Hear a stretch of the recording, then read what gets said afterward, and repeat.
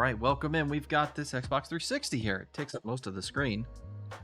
Look at this beautiful Xbox 360. We got sent this by our good friend Nyakubs. We're gonna see if we can't fix it for him. So let me show you what's wrong with it. The disc tray won't open.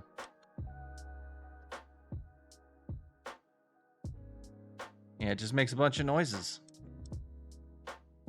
Hey, Wireball, welcome in. Observing like a cat, eh? We'll be watching you. That was really creepy. I'm sorry. Oh, wow. Okay, let me turn this thing off. I'm going to unplug it. Power cord here just so we can look at it. I'm going to take the hard drive off. If I can remember how they come off. Oh, there we go. All right, so what are we going to do about this? I suspect it's probably something with the motor having there's a little O-ring, a little rubber ring that pushes that turns some gears. Gears, get it? And pushes the tray out.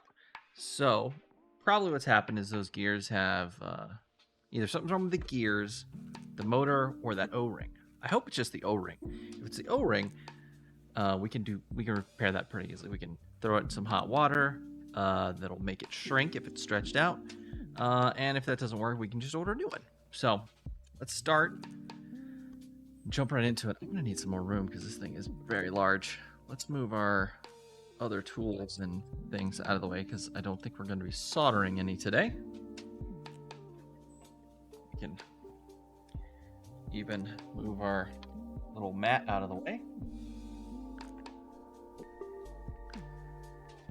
And we can just focus on the Xbox here. All right, let's get to it. I've never taken an Xbox 360 apart. Never actually worked with one ever. So this is going to be fun. Let's see, looks like there's a lot of plastic. A lot of plastic hooks and clips. So we're gonna need our trusty spudgers. And probably gonna need this fun guy and this little metal spudger. So let's start. Looks like there's a little clip here. Let's see if I can get in under there and pop. Oh yeah, there we go. This is already starting to come up. Be very gentle with these plastic pieces. We don't want to harm the plastic in any way.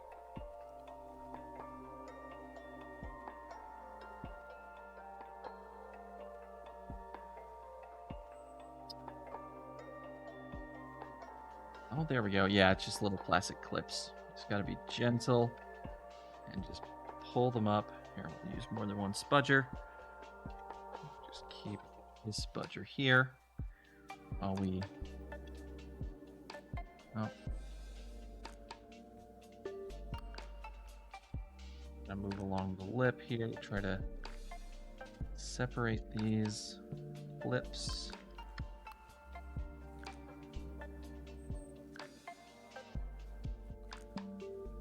Again, we want to be forceful enough to get it off, but not so forceful to break anything.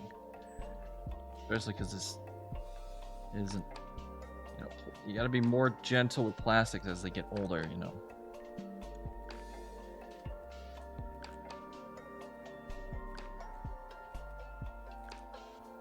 Oh.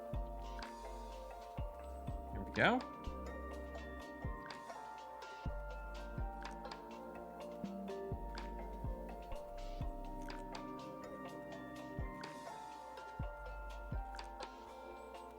Let's see.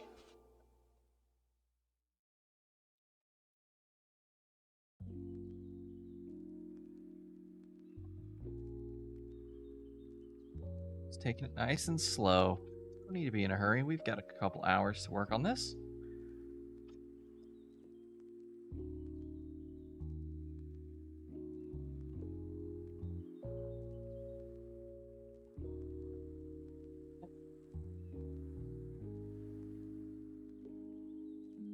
Might be worth our time to come in from the other angle.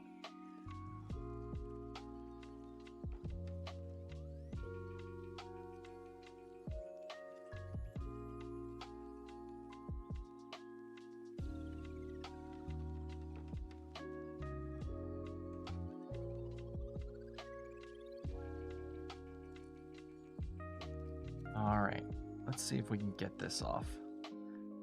But again, we're going slow and gentle.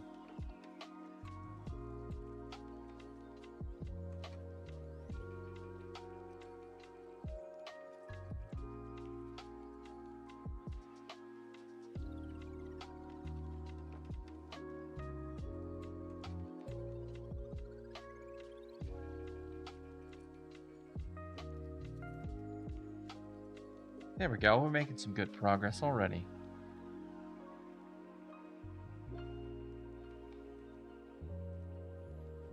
This end is giving me some resistance. I'm a little afraid of it.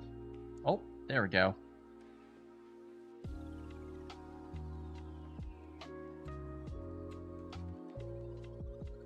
Almost got it. There we go. Got this nice little grill off. Let's see. I got some dust in there. Okay, let's see a clip here to start pulling the front panel off. Right here. So, let's start by pulling that up a little. And I'm assuming that means there's, aha! More snaps along the front bezel. Oh, that came off very easily. Remember always what I said, chat.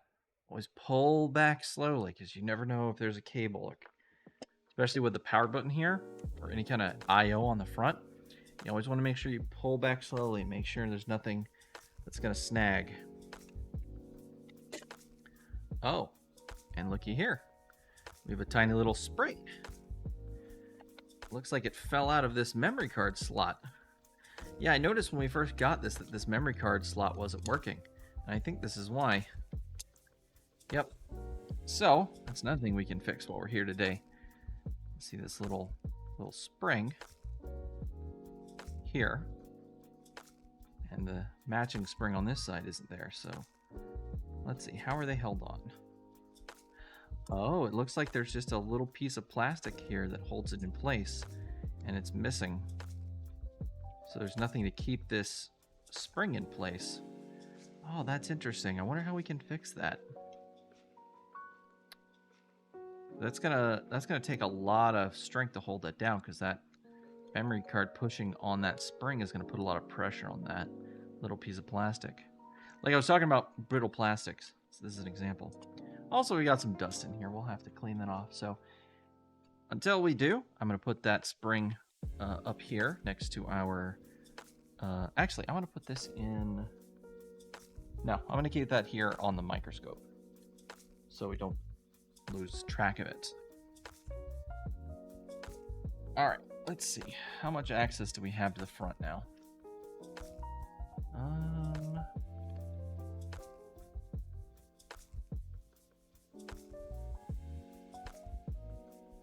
Still not in, so it looks like we got some more plastic clips to get through. All right, looks like those lift up here. Let's start working on those. Slip that under there. Slip this one under this one.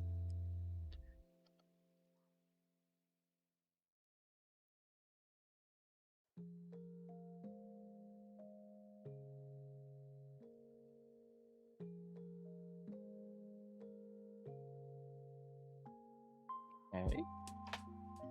Do anything?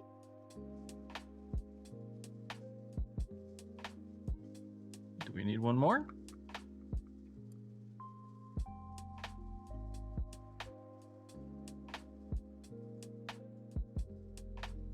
Aha!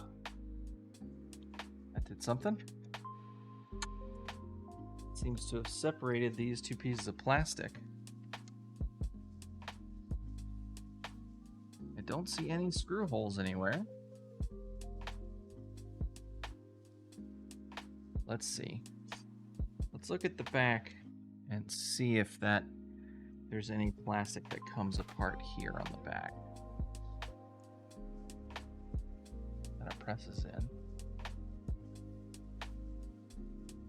There's no visible screws anywhere. I can't feel any screw holes under any of the stickers, which is nice. Thank you, Microsoft, for doing that. I really hate when manufacturers put stickers behind, or screws behind stickers, because then you have to destroy the sticker, and it's so they can know if you opened it or not. Which, by the way, in the United States of America, they cannot deny you a warranty repair because you opened up your product.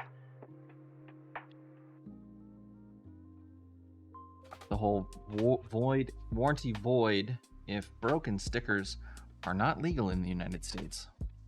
Maybe legal in other countries. I think in the UK it's legal. I'm not sure about that. That's just a fun bit of information.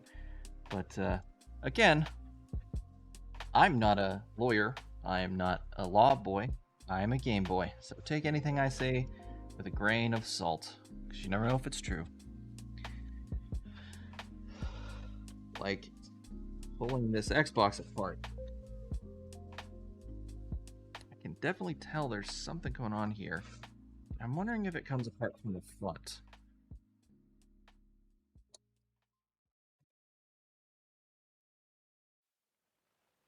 Again, gentle. Always want to be gentle when we work on these things. Never rush it. Always be slow, gentle, methodical. Now, there's something here that's grabbing this, so I wonder if there's a screw hidden under this foot. So a lot of times manufacturers will hide screws under these little feet. So let's peel one of these feet back.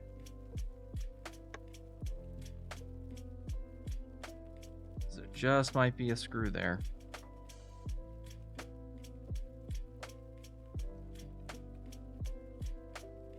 Just peel this off.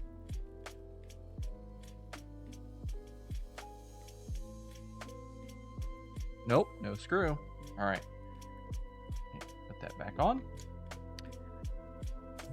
Why is it caught at this particular spot?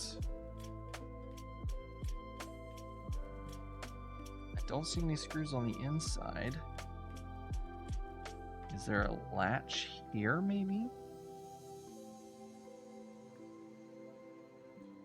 People who have taken Xboxes apart before are probably screaming at their monitors right now, like, what are you doing, you fool? You skipped 3 steps. This is why we go slow. We don't know what we're doing. We're just probing. Oh. To make sure that we don't break anything. The most important thing is not to make it worse. You're trying to fix something. Never be forceful.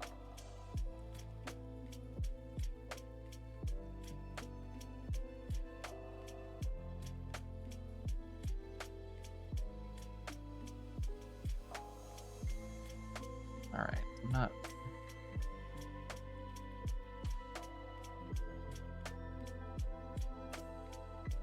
This is starting to come up a little.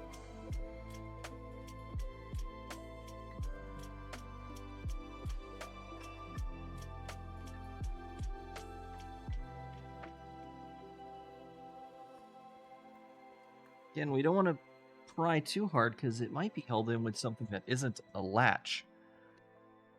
If that's the case, then it'll break if we try to force it out.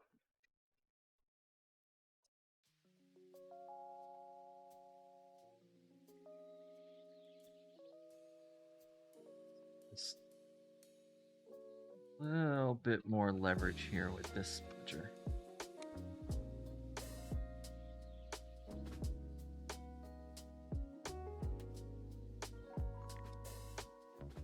Just one. And even this spudger is made of really soft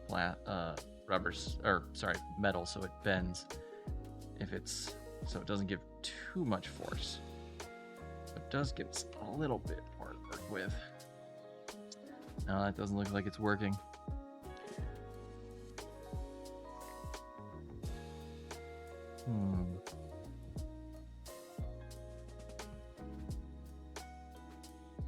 Uh-oh.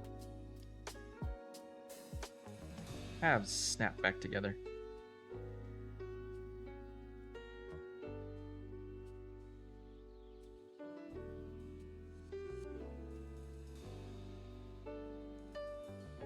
Oh!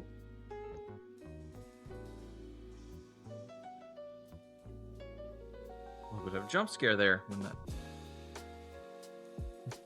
Sometimes even when you are gently pulling, things do tend to go like that, so...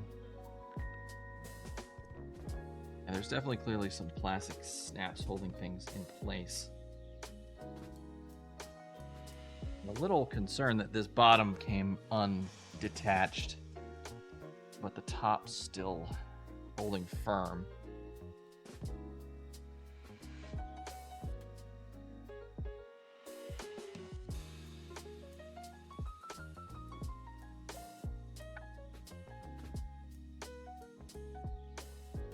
Afraid something's not working the way it should.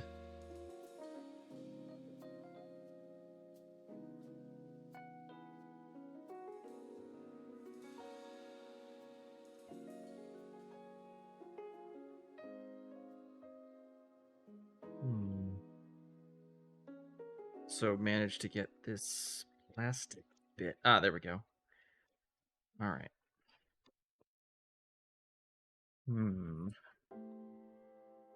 Let's think about this, chat, before we go any further.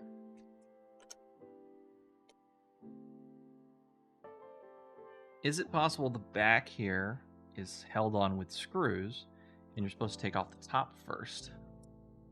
That could be. That would be logical. So maybe we're starting on the wrong side. The top piece doesn't want to move at all. It's like solid.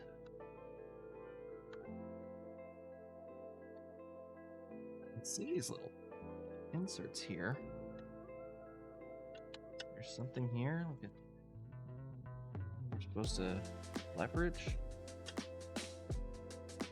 Or is that for our benefit to leverage this off on the front?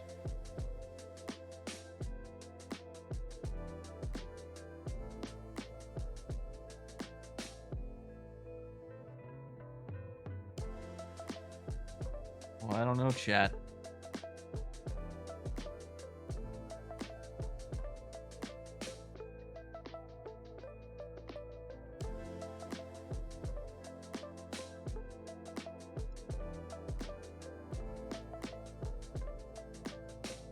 That's on there real solid. I'm so scared to pull that any harder than I'm already pulling on it.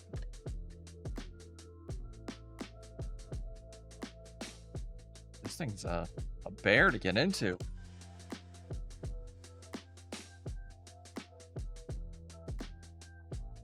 Might have to go look up a tutorial on how to do this, chat. I definitely don't want to break it. I feel like figuring out how to open it is half the fun.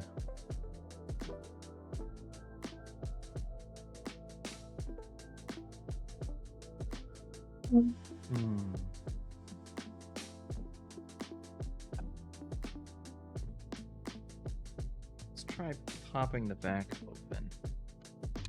Getting a little foothold in there, a little purchase. See if we can do anything back here. No? Is there anything we missed back here? Any secrets to be revealed?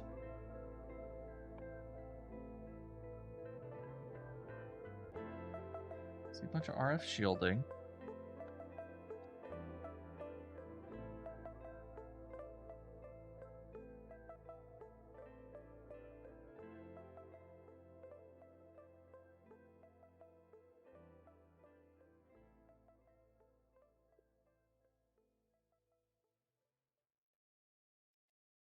Those back there so they don't come back at us.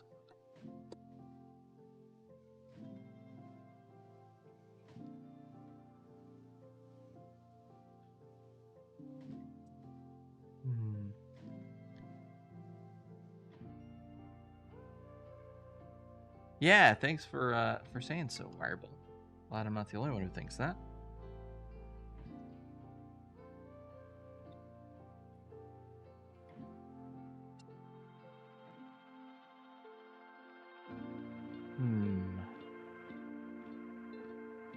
That's on there solid.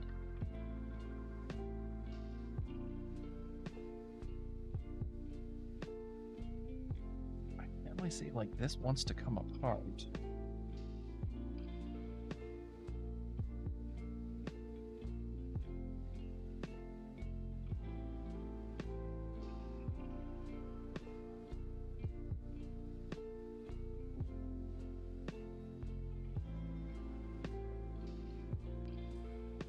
I mean, it wouldn't be unheard of if it was literally just gotta give it a little oomph. I just don't want to do it and be wrong. All right, I'm gonna look this up, chat. Hold on one second.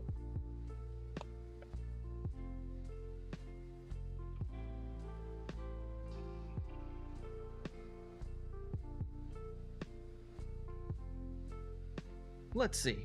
Got my phone. Let's see. Xbox 360 disassembly.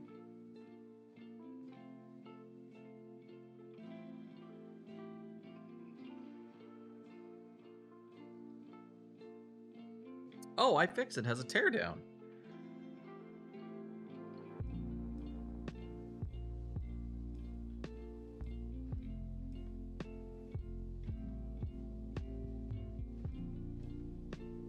Oh, I've got dust all over my shirt. Oh, that's an Xbox One teardown. Oh.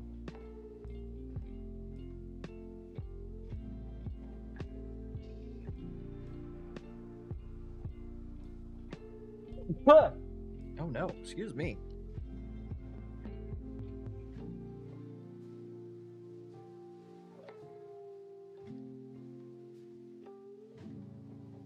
Okay, remove the faceplate. Step 5, remove the top bezel. Make sure the console is standing up. Red cells mark location of tabs, like this one. Pull off the grill. Use a small round object to insert into the holes. And then pull on the grill, freeing it partially. Don't need to do this to all 6 tabs.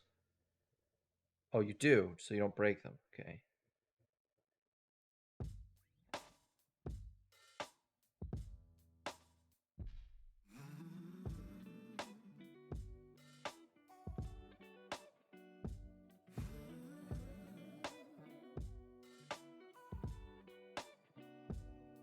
Okay, so apparently there are some little tabs that you have to undo to continue. Now, which side was it? Double check. I think it was here. You gotta get something to stick in those little holes.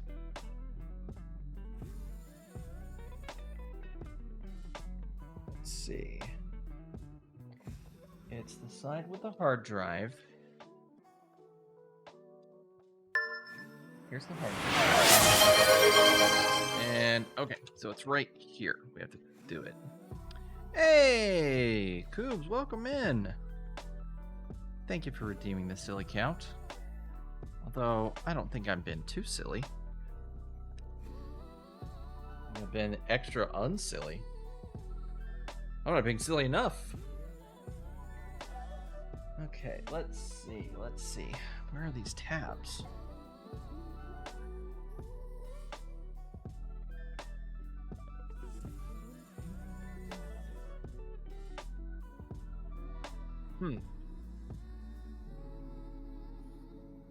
Oh, that's for the top bezel. We already got the... Have we got the top bezel off?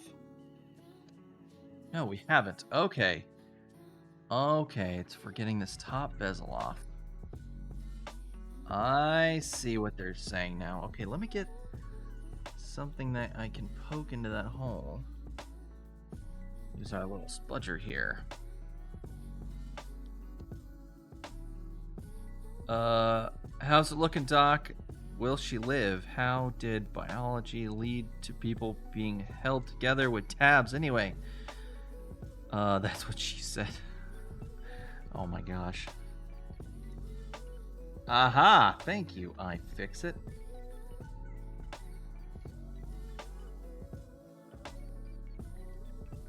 Aha! That came off. Let's put that in there. Come back. Ah.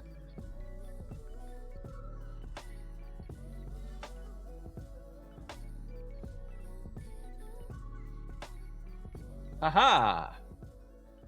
And we didn't break any of the tabs. Look at that. Nice. Clean. Alright, that still leaves us with how do we get the actual shell apart?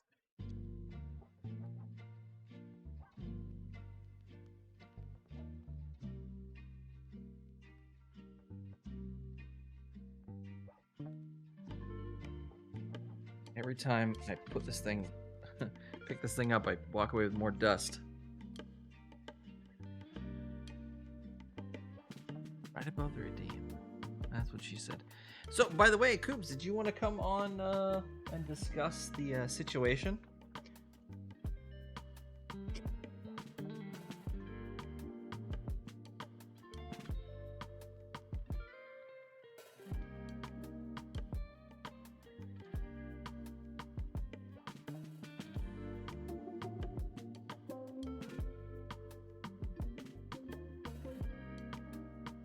Well, apparently we can just pull the top half of the case right off after we get that bit off.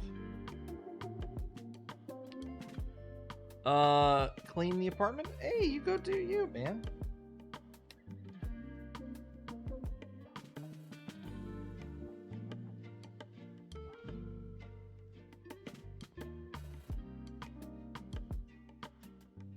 So yeah, once we release these little tabs, we should be able to just pull it apart. Oh, thank you for the hydrate. Let me go get my water. That's a great idea.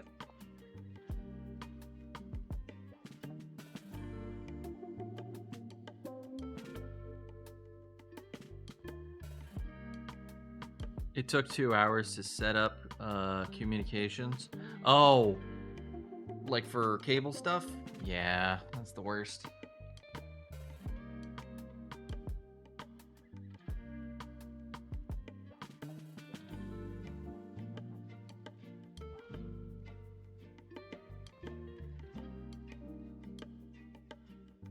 Oh no, my nose is running.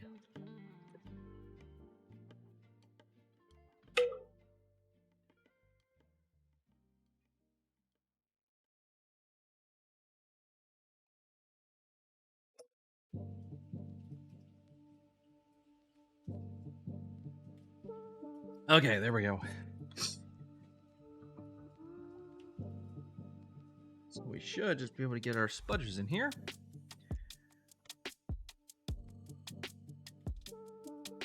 And this all should come apart. Only stuff not available anymore. Oh yeah, we don't talk about that around here. Because oh,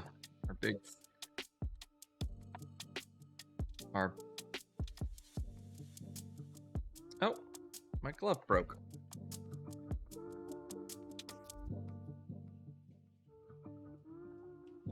Excuse me.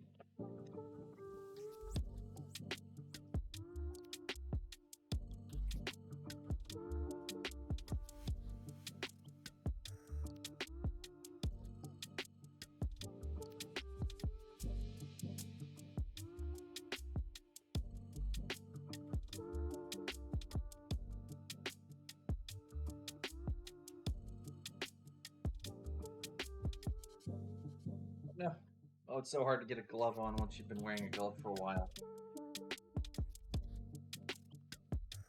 Because your hands get a little sweaty, and then it's so hard to get the glove to go on.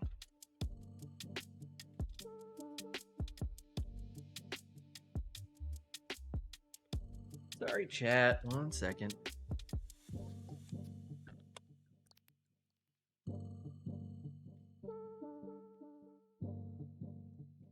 This one's stored for 6 years. Oh, hey, no problem. The dust that's coming off of this thing is probably from just general use.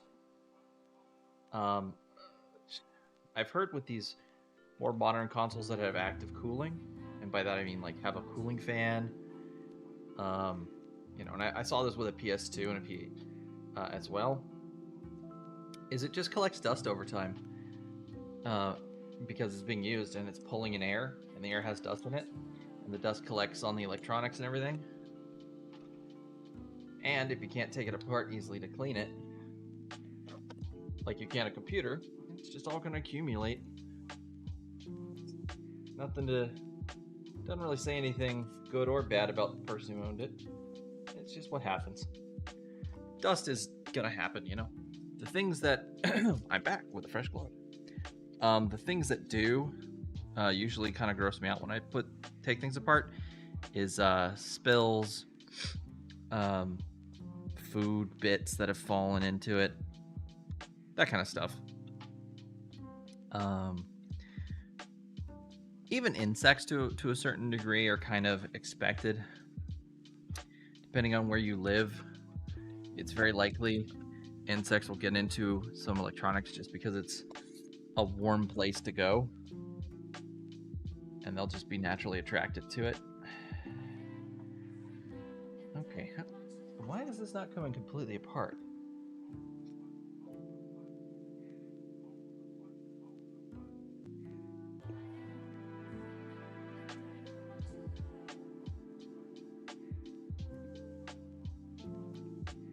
Remove the bottom half. The next step is hard, but I promise that the bottom half comes off using a small flathead screwdriver or pry these tabs apart.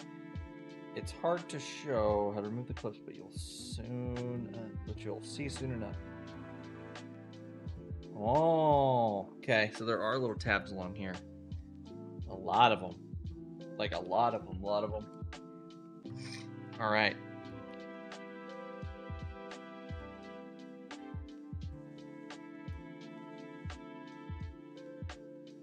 Yeah, electronics that aren't touched by humans and that get a lot of heat or produce heat are just prime for bugs to get in.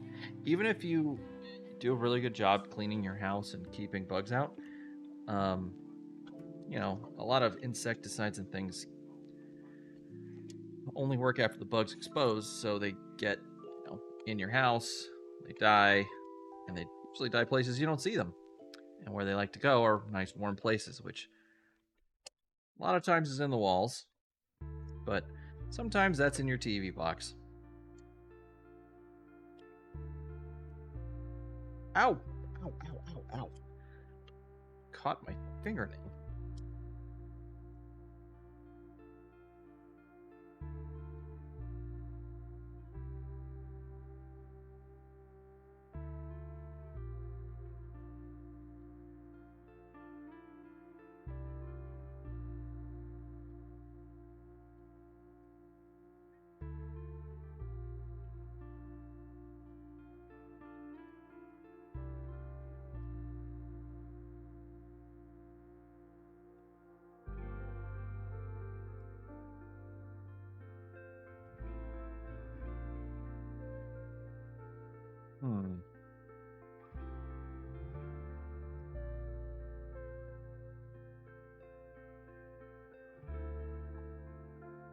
These clips are very strong.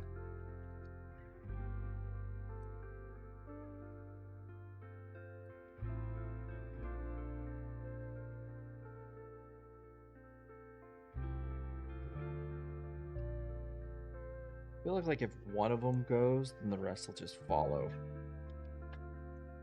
I can't get any purchase. Just so well held together.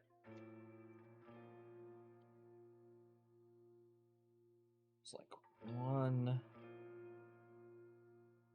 There's one here, 3 here, 1 here, which we've already detached, and 2 down here. Maybe we start down here with these 2. Since we got the one in the middle already.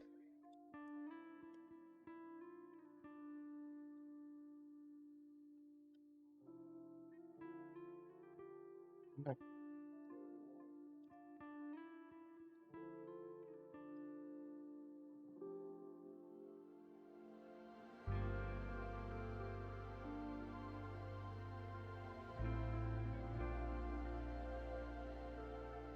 Oh, a live scorpion. Oh my gosh. How did you find a live scorpion at work? That's incredible.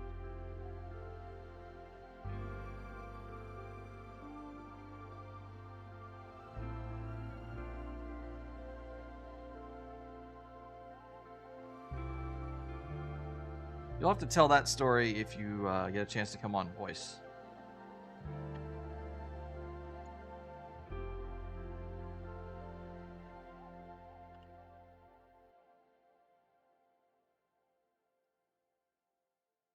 Ah, no. One of my wires.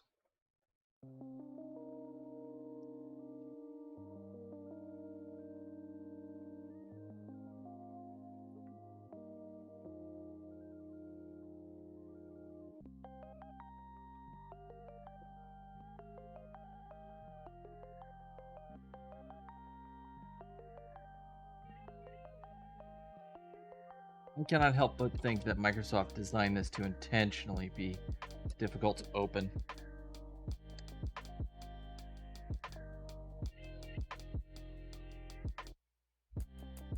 Oh, no. A scorpion joined you in the shower? Oh, no. I would lose the will to live.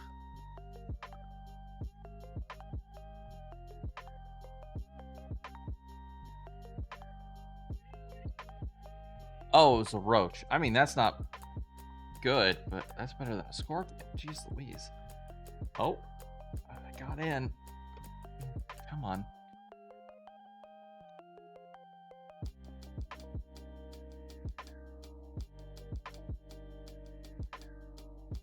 This spudger's a lot more rigid. This one's... Oh, I heard a snap. Like a good snap, like a clip snap.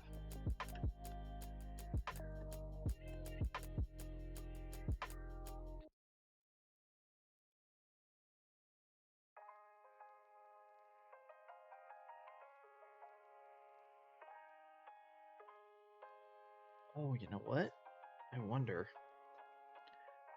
These little holes here.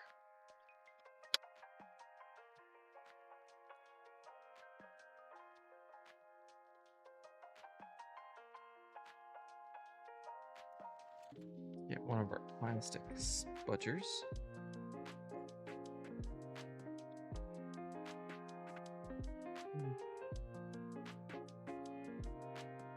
Ha!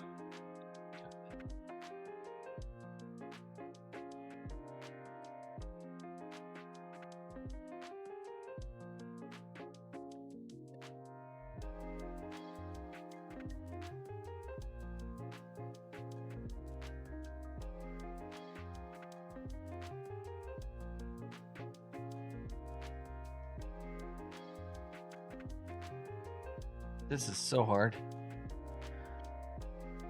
Scorps aren't in the wild around my parts. I mean, the roaches go inside though.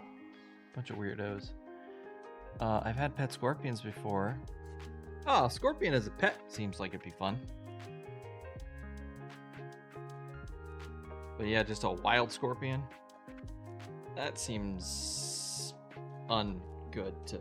Okay, that's not...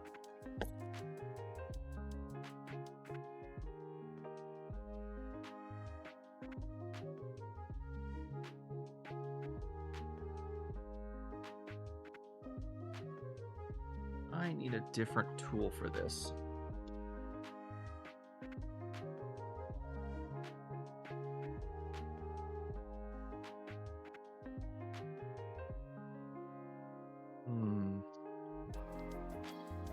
these little dowels.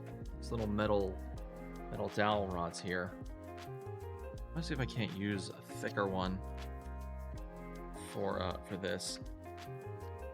So what these are actually for model making. When you need to stiffen a joint, you can run one of these into the model. But what I'm hoping to do is use it to press in.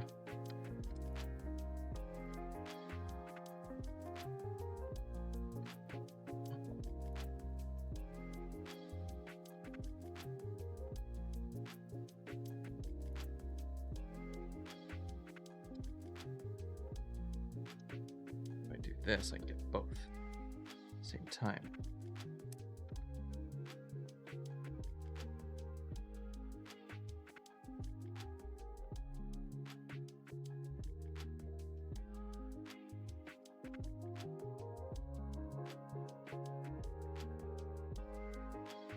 No. This poor wire's so mangled now.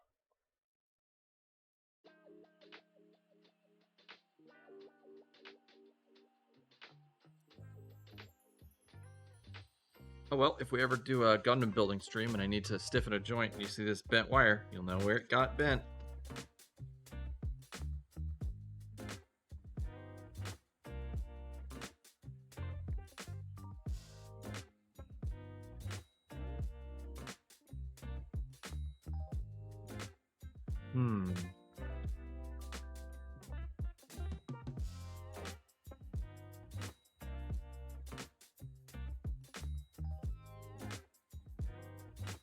This is really painful to deal with.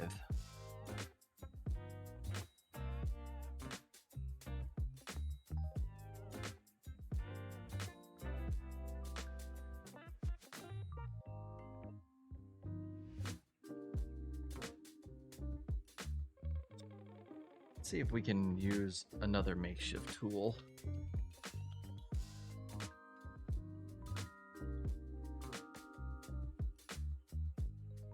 Use one of our many spare little screwdrivers that came with some of our repair kits. Ah, now it's too thick.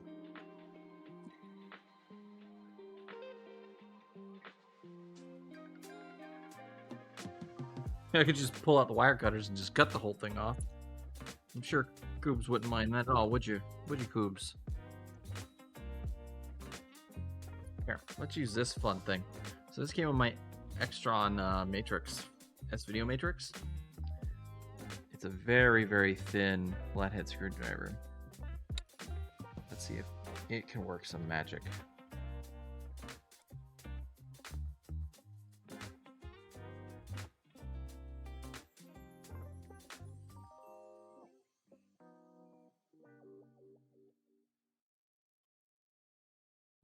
It did! Oh, wow. Nice. Let's see if we can... Oh. Aha!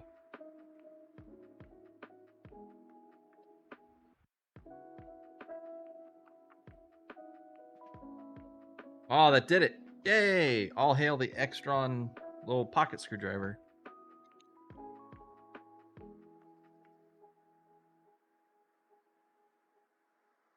Oh, yeah, Galaxy Sprout, I think we're gonna play Super Mario Brothers 2.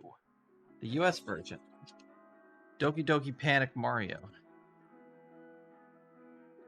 Look at that dust. Yeah, but that's just dust. Like I said, that can't be helped. I'll give this a good dusting and cleaning before we put it all back together.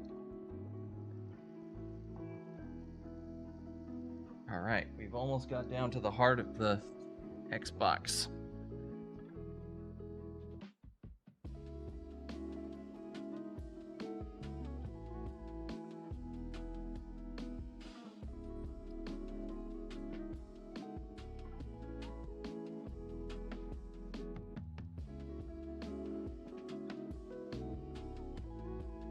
More adventures of being a little guy, that's right.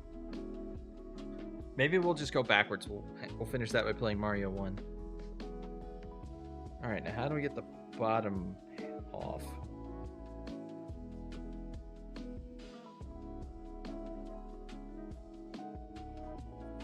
remove the ejection button assembly. Okay.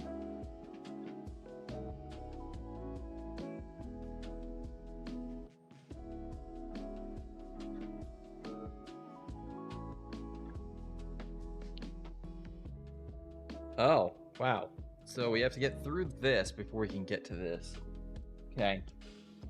But we have some screws to deal with. Let's see, which screws do we have to pull off? Let's see. Here, here, here, here, here. Okay, the silver ones. Hey, look at that. Microsoft colored them differently. Made them easier to identify. That was nice of them. I guess I figure once you get this deep, you must be one of their technicians. Let's get the right bit for this. Oh wait, those aren't the right bits. I need a hex head, but that's not...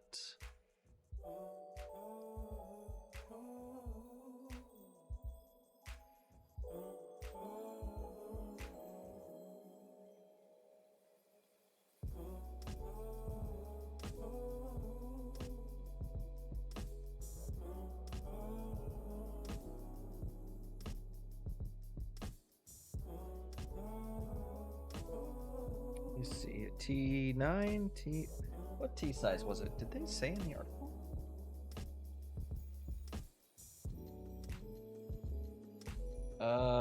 The 6 T10 screws, T10.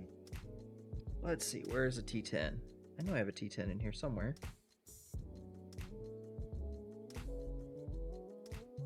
T20.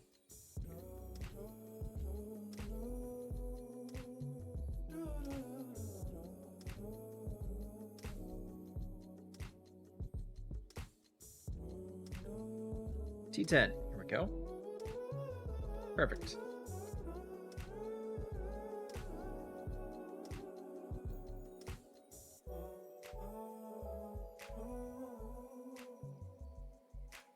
Here we go.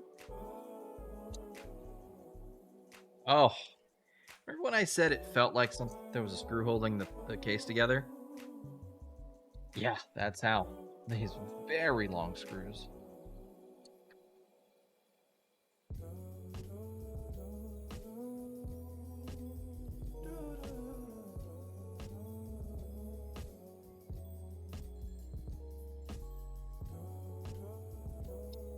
There we go.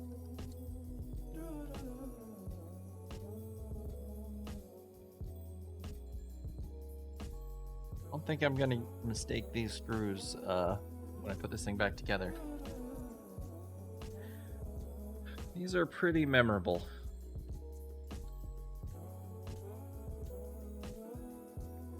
Dust bunnies. We have so many dust bunnies. Oh, that would make a great new emote. Little dust bunnies.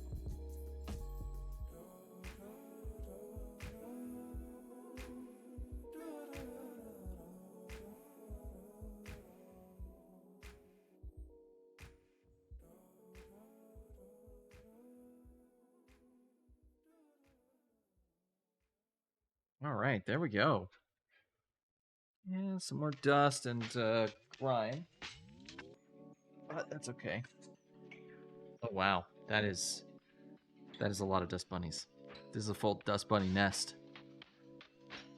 Now, just as I was saying, so notice where all the grime is. It isn't like fully spread out on the system. It's concentrated on where the air flows. So that's what you can tell. So it came in here, flew through here, out here, brought some air in this way, came across the CD drive. And so you can see it's not necessarily that it was not in a clean environment, but it was just used, and there's no other there's no way to get in here to clean this, so it just collects over the years.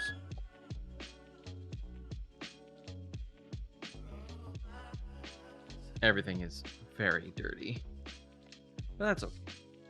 Oh, I didn't take out the ejection mechanism.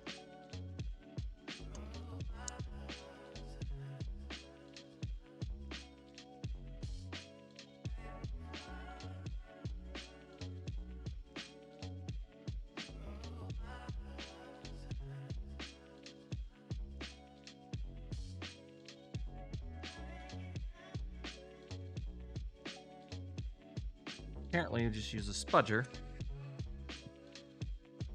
Let me get that right off. Well, there it goes.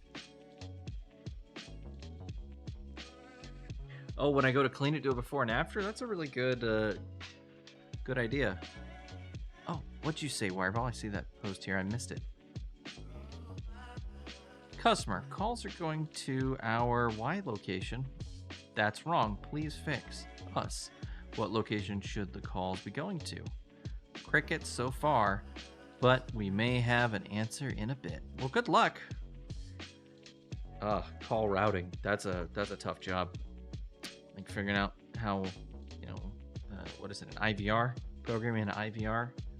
Making sure calls get routed to the correct call centers and things. All right. Oh, we have our drive. Does it lift out? Oh, it might just lift out. Oh, looks like we got a little bit of tape here holding it together.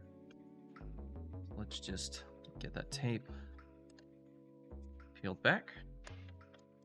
And we'll replace this tape when we put it back together with the... It's like just a piece of aluminum tape, so I actually have aluminum tape, so we can just throw this away. And I'll replace it with a new piece of aluminum tape.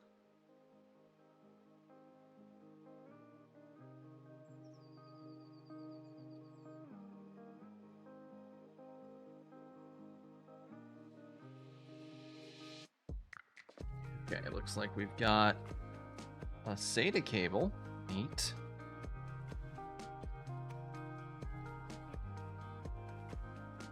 Come on, disconnect.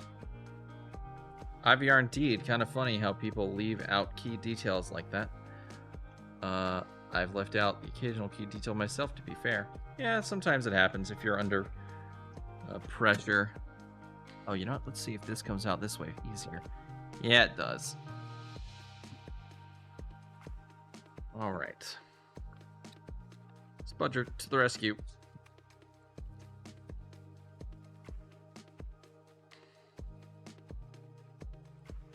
Oh, that's really in there. Oh my god, I'm just getting coated in dust.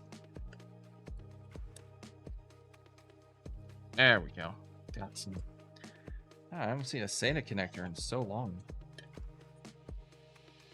Ooh, buddy. Yeah, we're gonna need to clean this off camera. Question of the day. Pretty much stuff with animals, as if they are hurt or upset or losing a pet, of course, pretty much my weakness. Yeah, mine's father stuff. Anything to do with fathers just tears me apart. All right. Take the main unit. You over here. Oh boy. Let me clean up real quick. Let me get paper towel.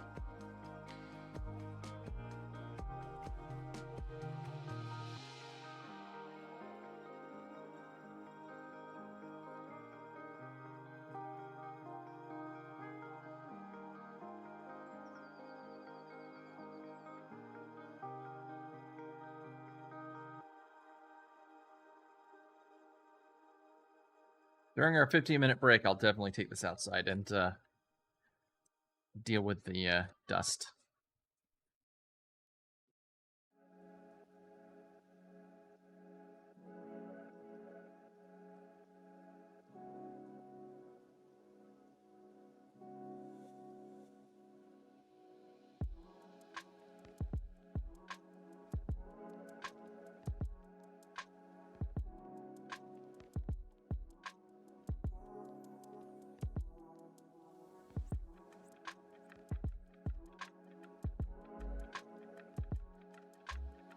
So much dust and grime. Really goes to show, and really makes me appreciate designs that make maintenance easy to do. It's like, how is a person supposed to get into their Xbox 360 and do that maintenance and, clean that dust out? You saw how hard it was for me to do that, and I take things apart all the time. Just a normal consumer, they would never be able to do that.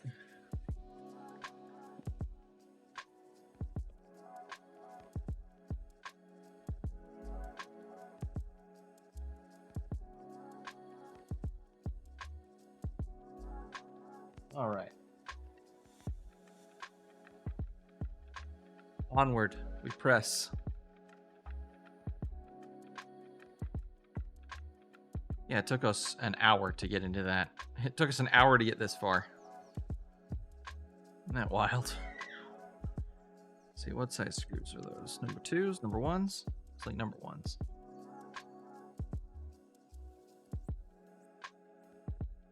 Yep. Oh no, they're not. Oh wait, they are number 1. I skipped to 0.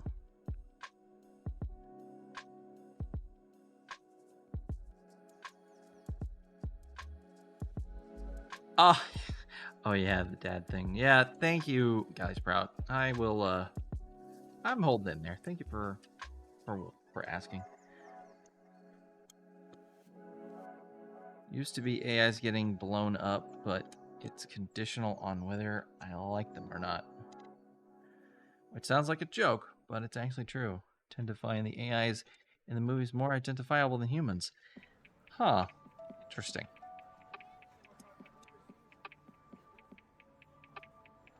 I mean, that's probably the intention of the filmmaker, to make the AI more, or to make the AI identifiable, especially in those kinds of movies. I think it's almost intentional to make the AI more identifiable than the humans. Oh, hey, here's another one of those warranty void if broken stickers that I was talking about. Oh, you're never going to see that with the way the camera, with the lighting and stuff. But we broke it, because it don't matter. It's like the top comes off here.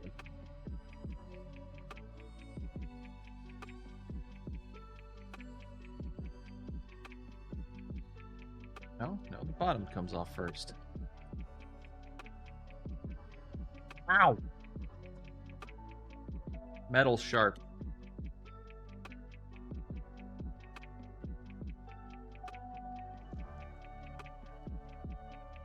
That's funny.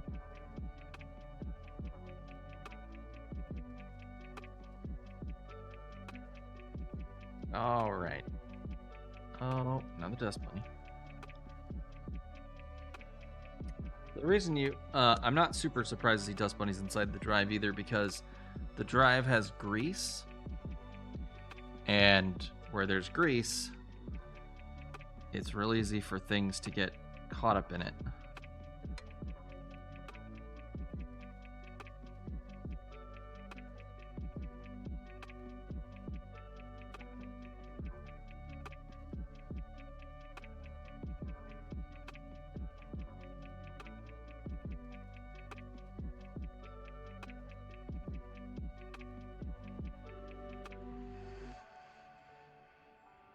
Let's see.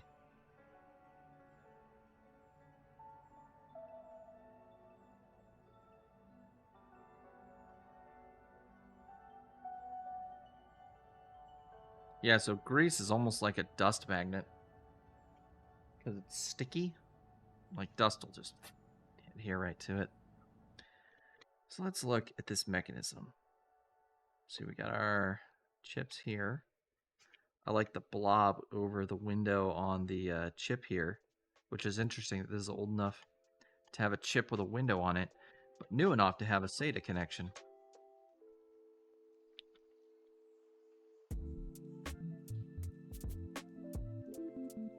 Looks like this is a direct drive. I don't think it's using a motor to, sorry, I don't think the motor in this one is using an O-ring, unless the O-ring's between here and here. It could still be the case.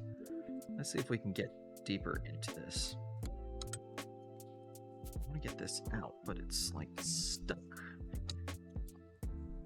Which is really tightly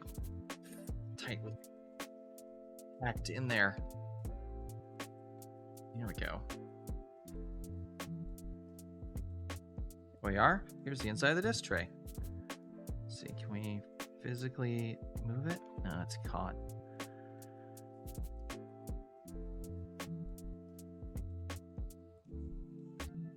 Let's see.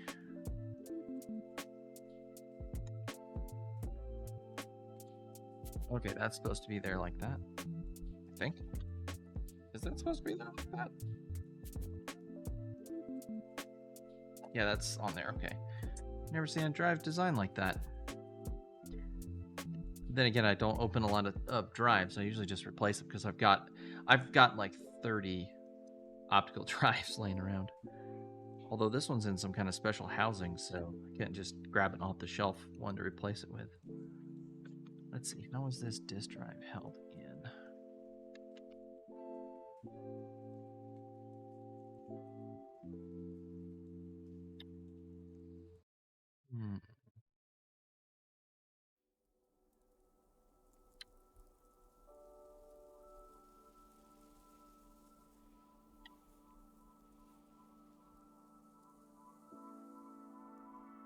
These bolts are holding on the carriage.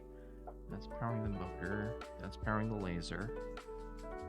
That's powering the motor for the disk drive, or for the disk spinning mechanism. Here's another motor.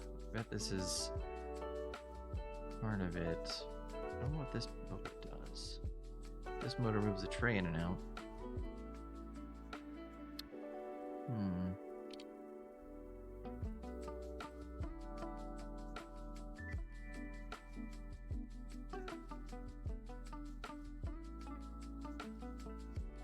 Gotta get this out of here somehow.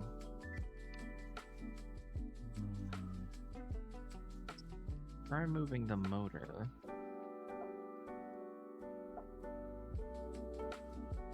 Looks like that. The laser moves freely.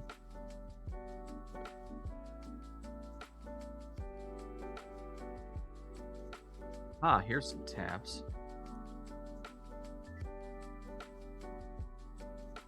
A lot of these drives, when I have opened them up, like a computer like drive, a lot of times they'll have like a release. Oh, maybe it's pushed down. No?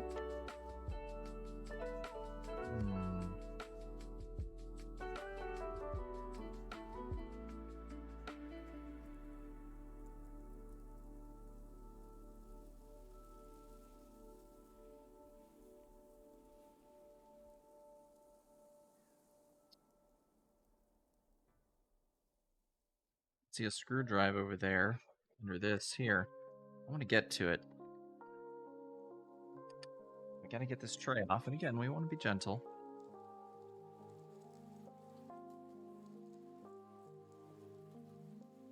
Well, let's just start taking things apart then. Where we can see that we have access, we should enter.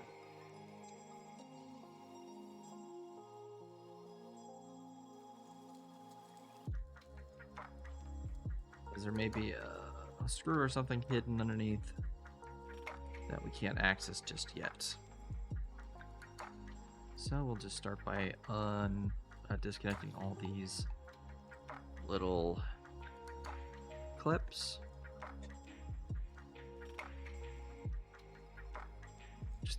There we go. Put our number 1 back. Let's get a number 00. That's good to point. Pets tend to get me too. Yeah, I mean, animal cruelty is just, or animals getting hurt is always a tear jerker. Nope, gonna need a 000.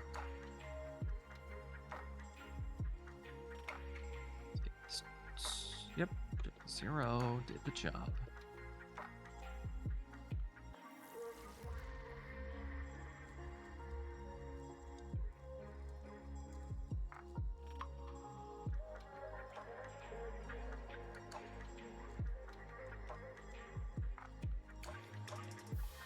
Did I miss a screw? Is that all of them?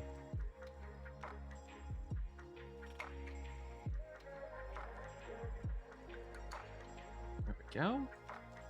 Gently move the control board out of the way. Caps look good. It's got a little crystal. a spudger to move this clip out of the way. Alright, got that free. See, there's some more clips here, probably for something we can't access yet.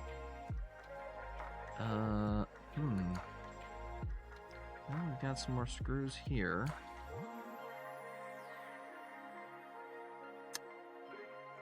Let's see.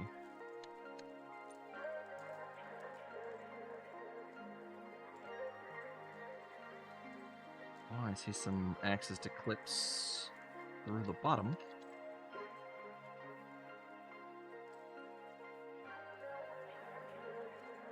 Might be able to...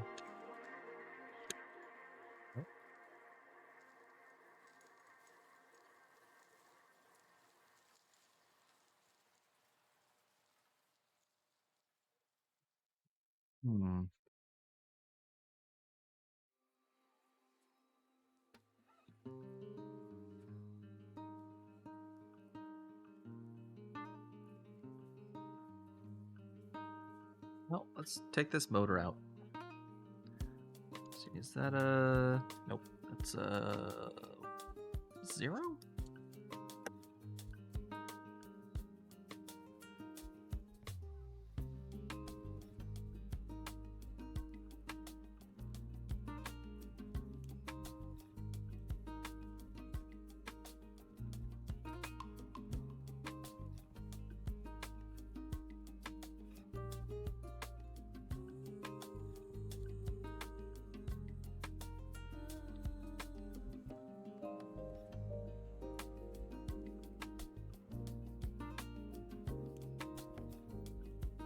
It was separate.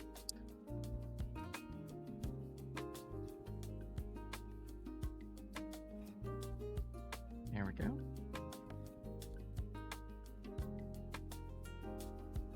Spudger. Oh, you don't want to come out, do you?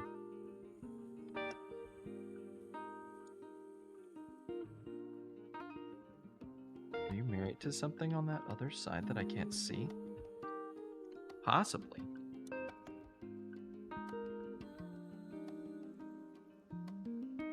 Get this out of the way. Uh-oh, little rubber piece. Can't lose that. We need to figure out where that goes.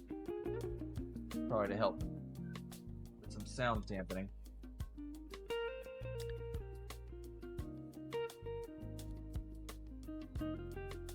My parental units have been avoiding getting another car since it's too painful when they... Instead, they're subsidizing the neighbors to feed and take care of the resident cat on the Galaplexes. Well, that's a strange story.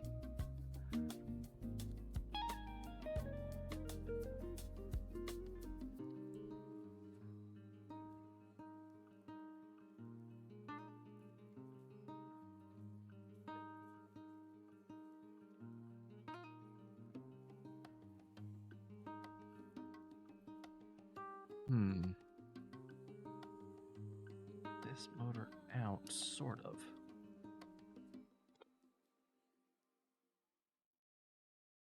Oh, is this the motor that moves that carriage?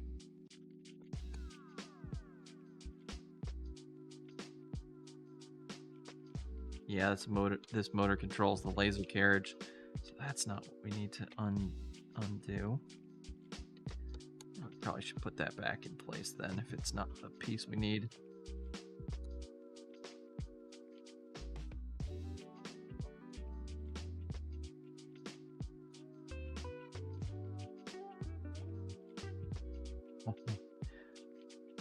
Sorry, y'all. Let's not talk about parents right now, if you don't mind. That's okay.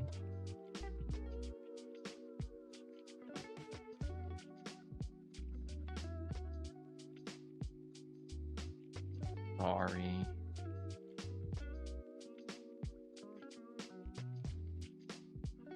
Don't mean to be a downer.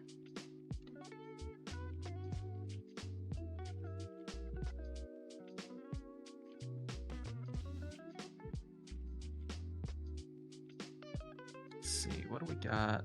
What do we got?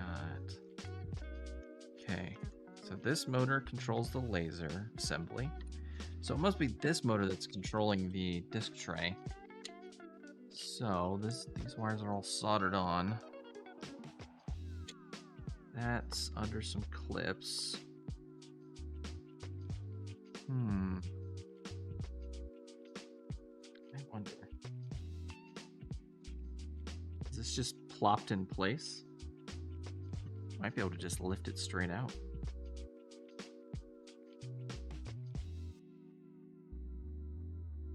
Just give it a gentle... Could also be glued in place. Don't want to move it around too much if that's the case.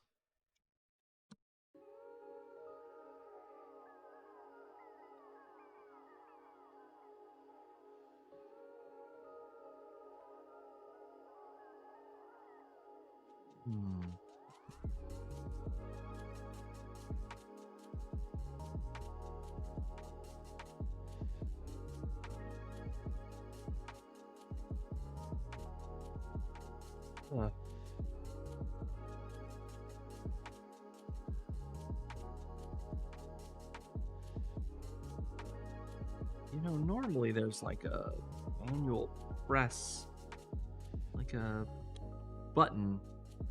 You can jam a screwdriver down that could push the tray out. I don't see any mechanism like that for this design. That's usually what I've done, is there's like a little hole in the front, you press, and it pulls the whole tray out. Once you get the tray started, the motor will let go and let the tray come out. Maybe that's part of our problem. Maybe the tray itself is actually like the motor's goobered. Pull our faceplate off. See if we have anything behind the faceplate that can help us.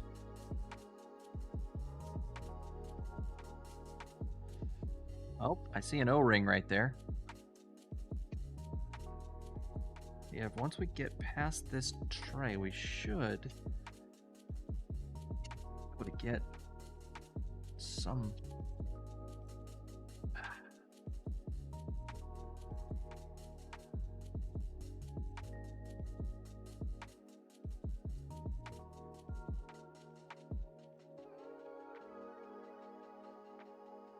For a while, every single optical drive I got was failing to eject after 6 months to a year. Eventually, I figured out that the talcum foot powder was salicylic acid. It was used and acid. Foot powder with the salicylic acid I was using was attacking the rubber parts. Yeah, that could happen. Rubber, oil, anything.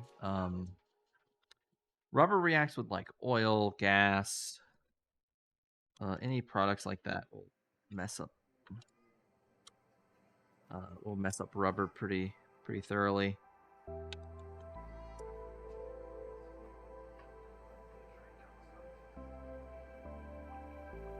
Well, let's try lifting the whole tray out. What are those? Well, those are very small hex heads. Let's try a... What is this, T27? Oh, TR7. It's too big. Let's see, a TR8. One thing I will say about iFixit, they put the labels for all the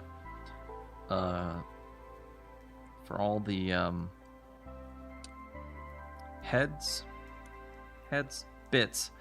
They carved it into the surrounding foam, but after a while it gets really hard to read. Let's see if I have some way I can maybe I'll take all the bits out and get some silver leaf or something and try to like rub it into the little impressions. Make it easier to read.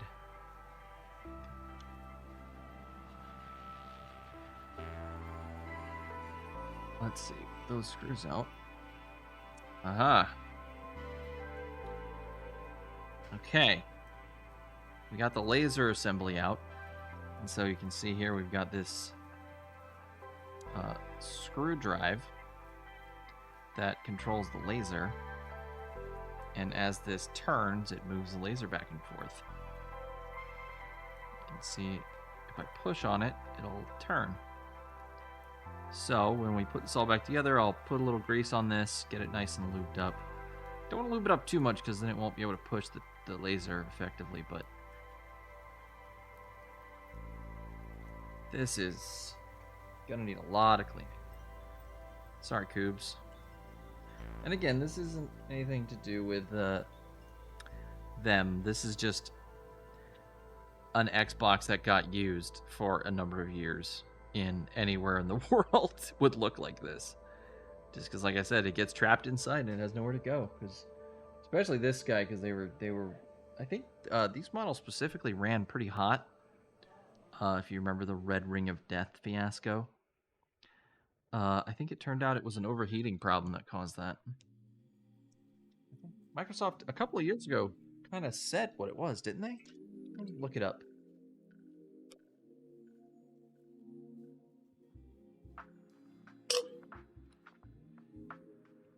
Get a little hydration in there. All right, set this assembly to the side. Dust bunnies are flying through the air. All right, now we're just down to this.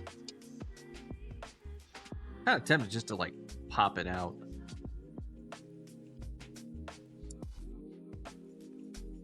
Just kind of separate it from the carriage.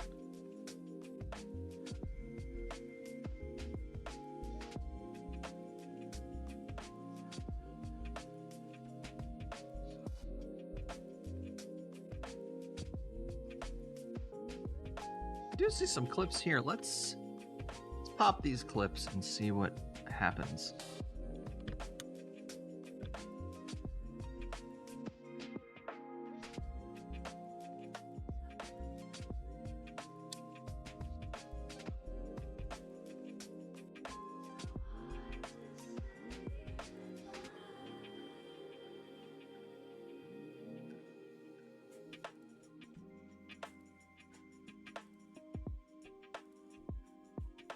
That didn't do anything.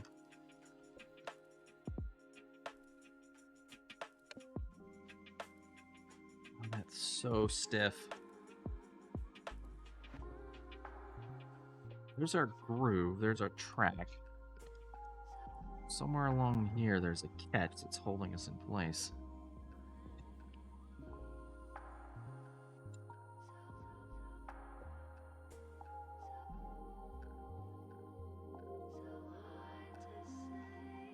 Oh. Oh. This mechanism looks interesting. I just noticed this hinges.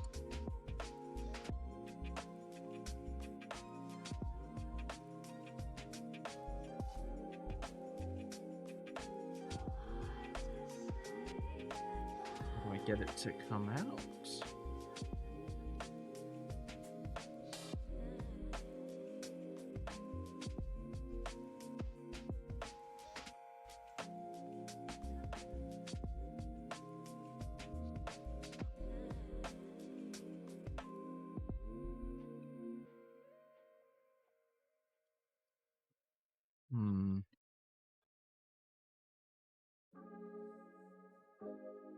I see a track in here.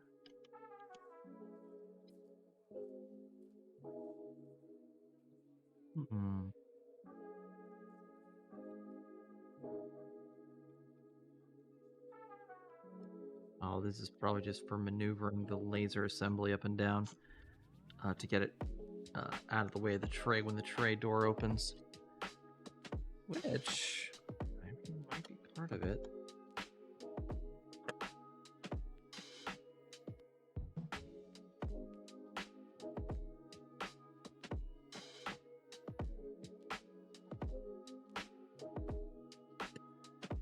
Try pulling the motor out one more time.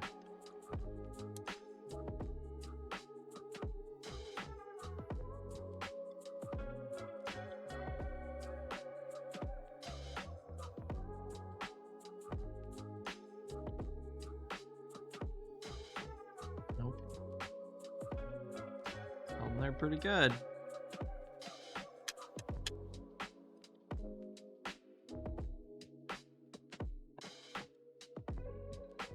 Got a gear under here, clearly. Gear here, motor.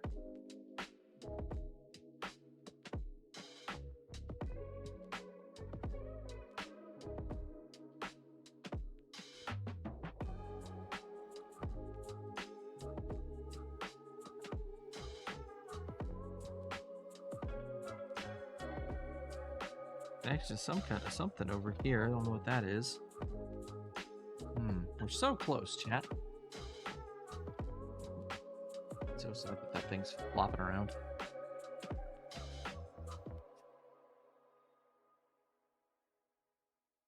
I'm just looking to see if there's any more mechanisms we're missing that we could...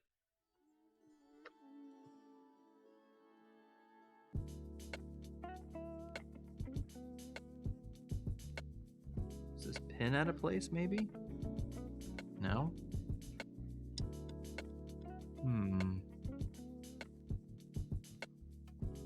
Any thoughts, chat? Any ideas?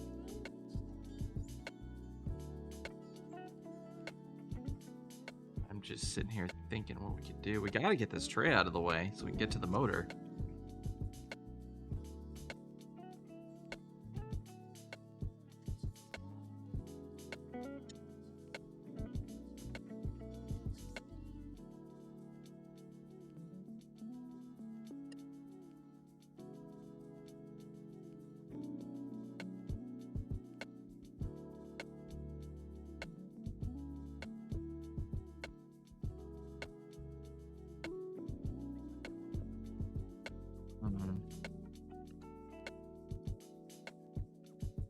Piece of debris that was right here.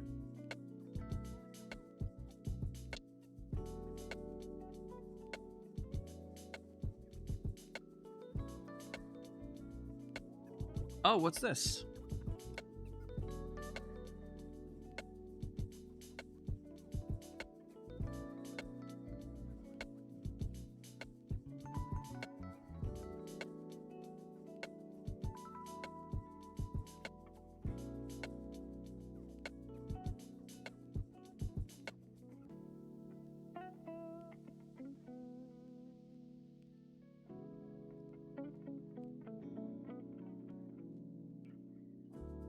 So I noticed there's a little mechanism here. And it almost looks like it slides. Oh! It does, look at that. So this mechanism, when it slides, it moves the tray around. Aha! I don't know if you can see that, but this tray moves up and down. So...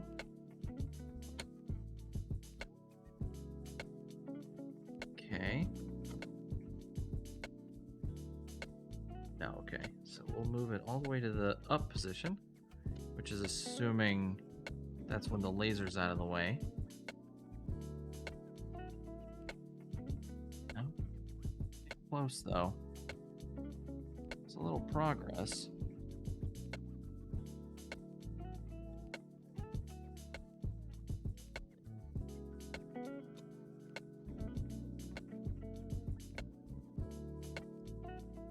Little push. Little pull.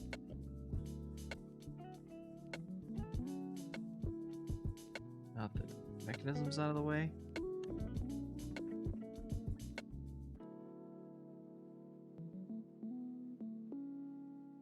What's this white piece right here?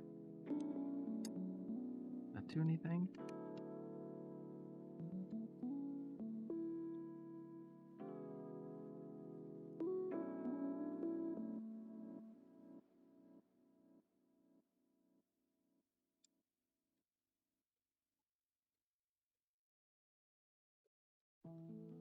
Aha!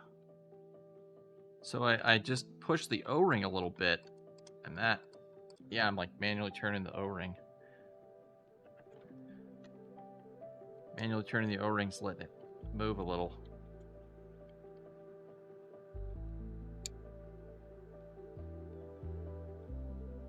There we go. It's still jammed up though. Something's definitely not right. Maybe there's some like physical obstacle, like hindering its movement.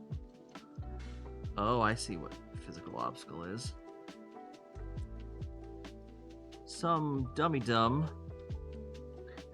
pushed some tabs out without knowing what they did. There we go. Freed it. Haha, success, chat. We got this to open up for us. Here we go. Now we can see the tray mechanism in action.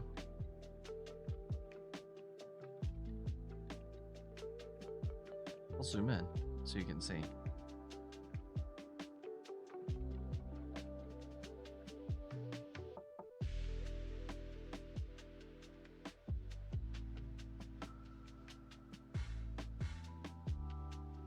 See if we can get this all the way out.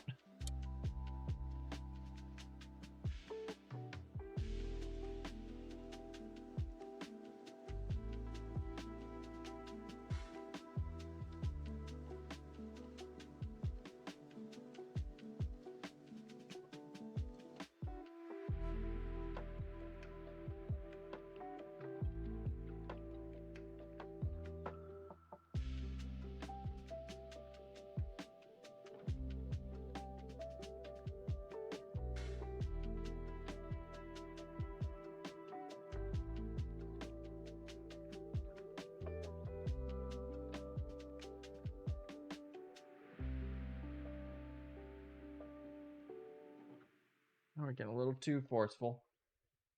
Let's dial it back a bit. Find our patience again. But I can definitely see this O-ring still got some good elasticity in it, so it's not the O-ring.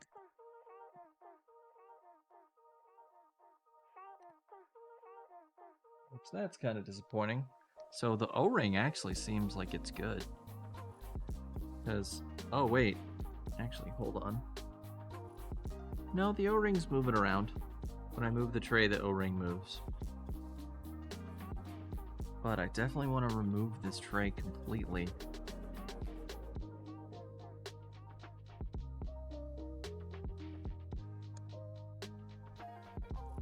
There we go. Yep, that was what holding it in. There we go. We'll have to give that a good cleaning.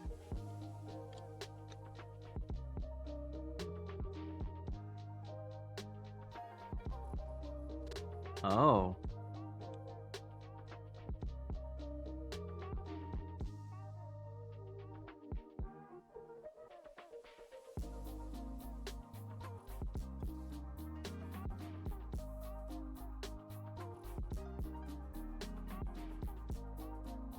When I said I removed some tabs, I probably shouldn't have. Yeah, I think that was these. Some kind of electrical contacts, probably to let the machine know when the door is open or closed. I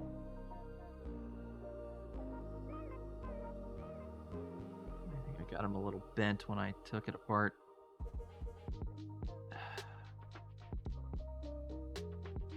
Make sure these aren't in the way.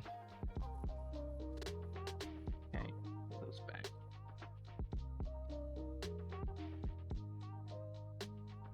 With those look good. Oh, so many dust bunnies, chat. That's just dust bunny central.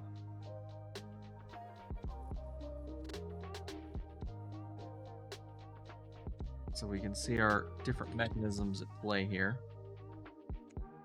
Let's see this mechanism. Just connect to this gear here. Lowers the laser assembly tray and raises it. Let's see if you can see that on camera. See it moving.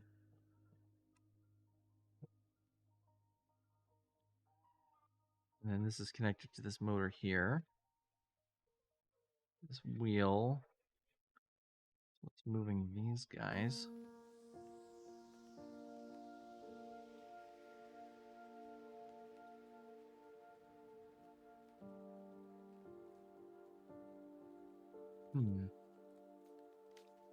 So we're down to the brass tacks of the mechanism. So we've either got a problem with one of these gears, which the fact that I can move this around and everything mechanically seems to operate. So I don't think it's one of the gears. Or it's something with this O-ring, but the O-ring seems like it's still got a lot of life in it, a lot of elasticity. But it could be dirty. It's a little stiff. I might throw that in a little hot water anyways, just to clean it. And it could just be that the mechanisms are gunked up, but it also could be the motor. It could be bad.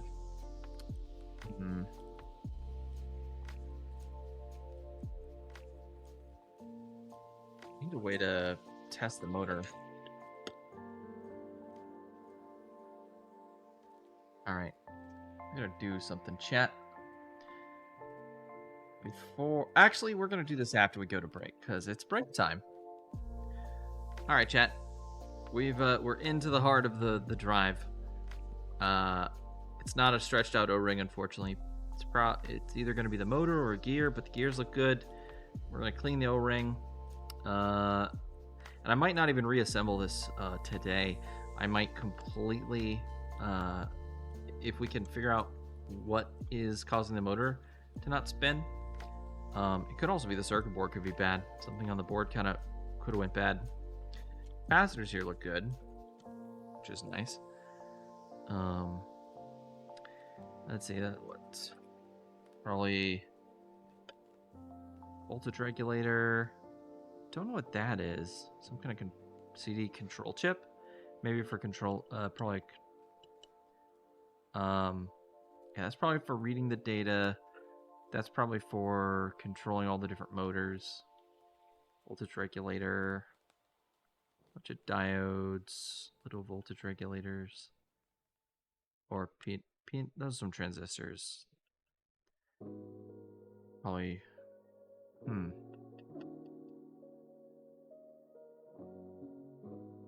But if it's a problem with either of these chips, we're just boned. There's no recovery. What's that? Oh, it's a little bank of resistors and capacitors. Wow, this thing's covered in tiny little components. And fuses, too. Well, that's a ton of fuses. Well, 0 ohm resistors. All these right here. A couple over here. So one of those fuses could be bad. We can check those with a multimeter when we get back. But let's go to a break, get a nice snack. Hug a loved one, text a friend. All that fun stuff. Cuddle a pet. And I'll see you all back here in 15 minutes, okay? And we'll get to the bottom of this. We'll get this all fixed up for Coops. Talk to you in a bit, everyone. See you in 15.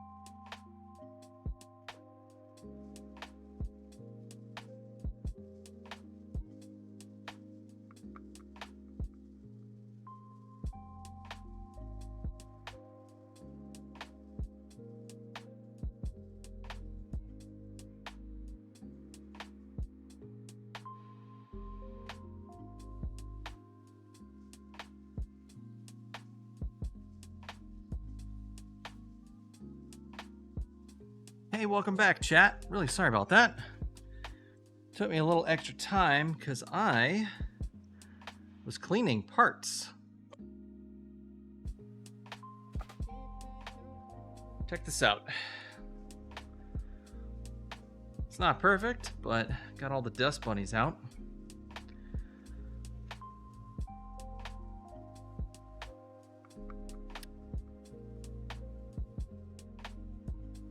Upon investigation, we've decided that it was probably human error. The calls menus all look right, but the two sites have very similar names. Appears to have been a misdial. Oh, how awesome. But yeah, welcome back, chat. I decided to go ahead and clean all the mechanisms. I took all this stuff outside on the break and made the executive decision to be a little late come back from break so we can have it all clean now so we can reassemble it.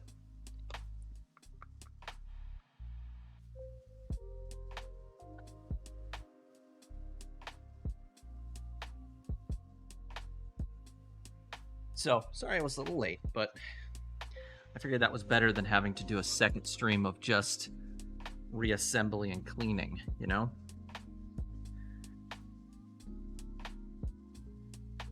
Hope you can forgive me, chat. I thought this would go much smoother for all of you. Now, of course, I just hit it with the electric duster. So you can see, like, this part still has dust on the surface. But we'll hit that with some... just a little TLC. Now it's completely clean. Ish. Not perfect.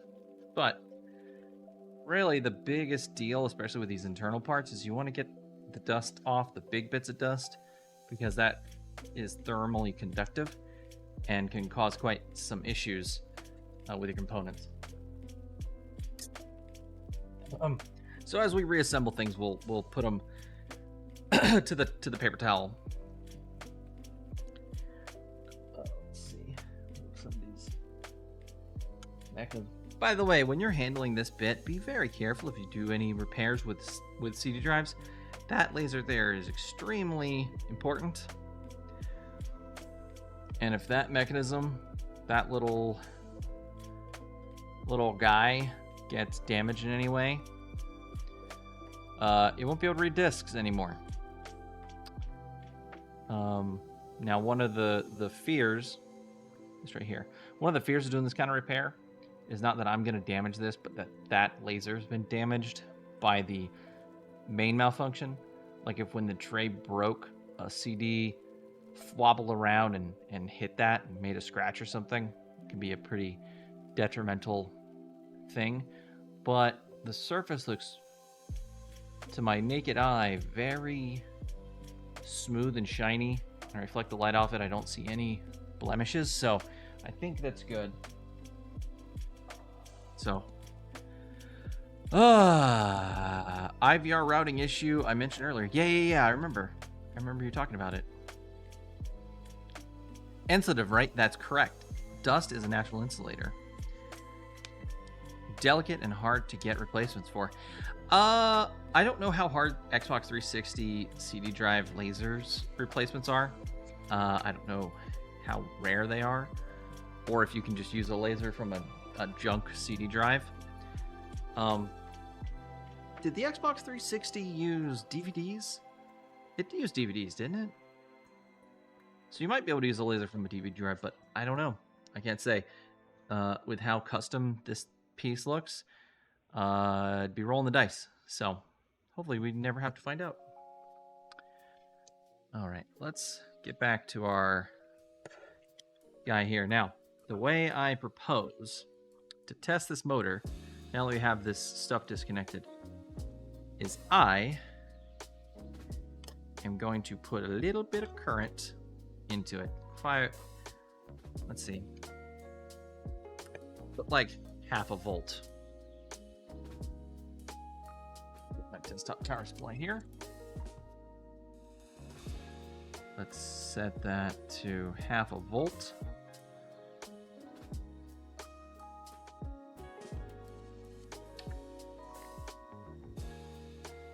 Okay.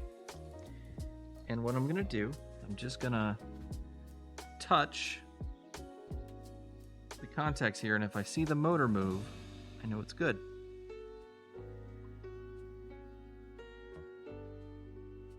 Oh yeah, look, the motor's moving. Okay, so we know the motor moves. That's good. And I used 0.5 volt because it's an electric motor, and really if you undervolt it, it's just gonna move slower. So, you know, putting too much voltage into it could damage it, but too little for such a short period of time, at least. Just a decent way to test it. All right, let's make sure this gets back in place.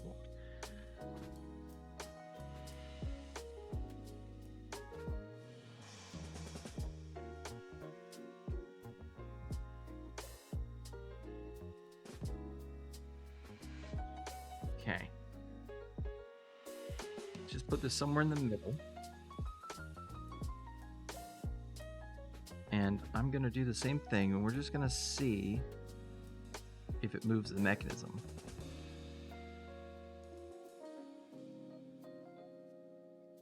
Half a volt might be too low. Let's do a full 1 volt.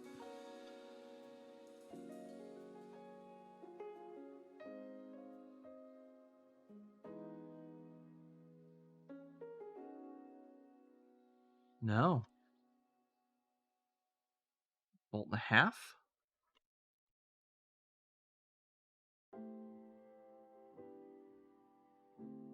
There it goes. Okay.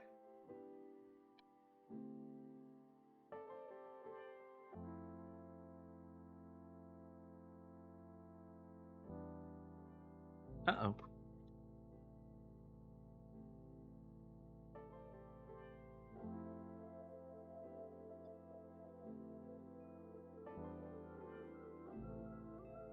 Yep. Okay, so the motor's working.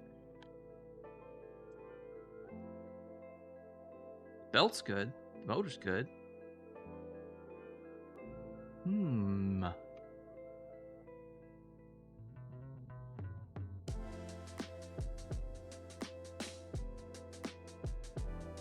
Maybe it was just gunked up, chat.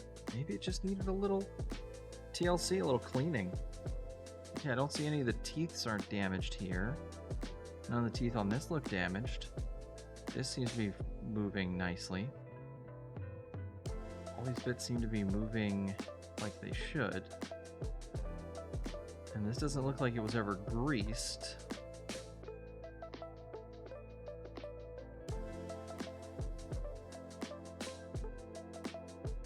And that wheel down there seems to be moving fine. Just move it all the way through just to make sure it gets everywhere it needs to go. Everything seems to be working.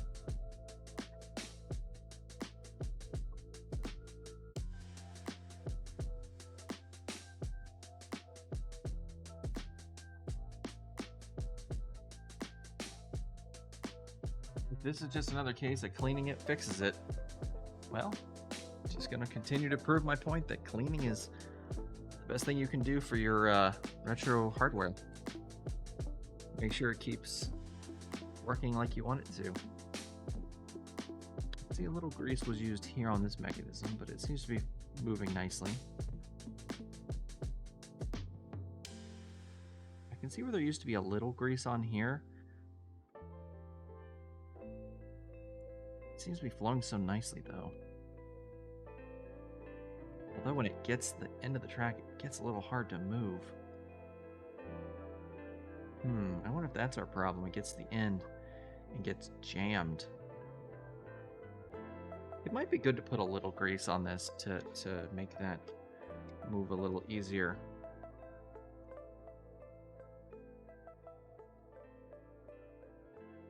I think so. Let's do that.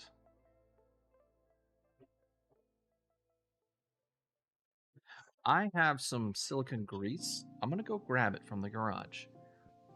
It'll take me a minute or two, because I gotta find it, but I'll get back. We'll just add a tiny touch of it in a couple spots to to lubricate things to make sure they move nicely. And I'll be right back. Don't go anywhere.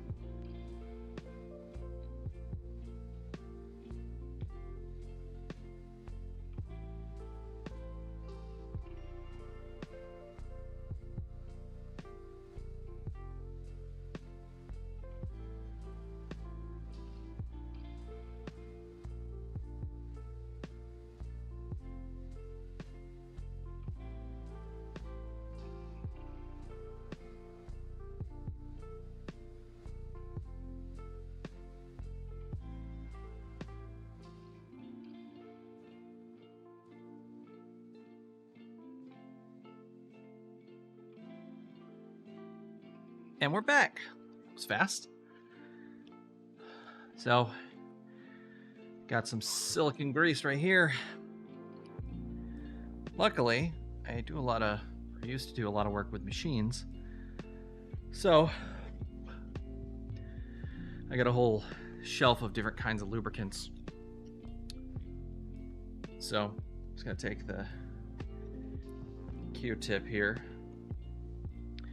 cut the end off, and we'll use this to scoop up a little grease and apply it where we want it.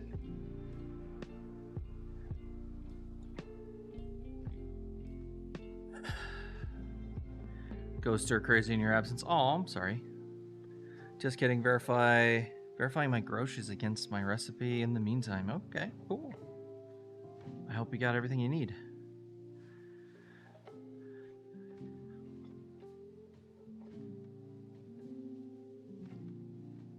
Grease right there.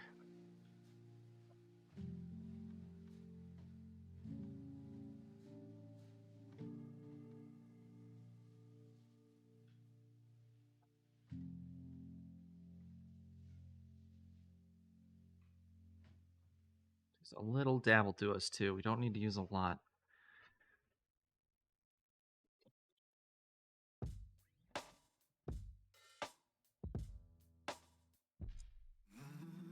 Just put a little on the start of the track too. It'll travel to the other locations. Just well, actually, we'll just put a little.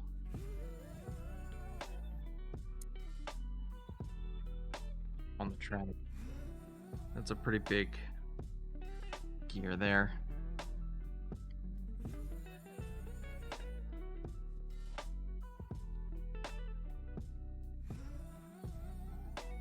Again, we don't need a ton because it didn't really have much to begin with.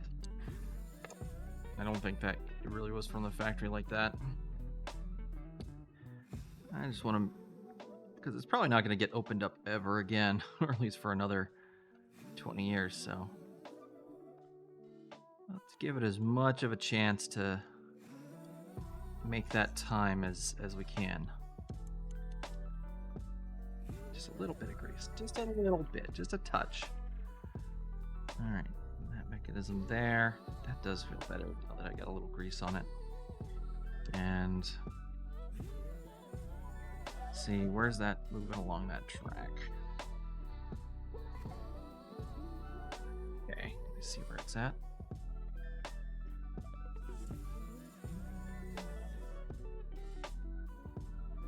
Okay.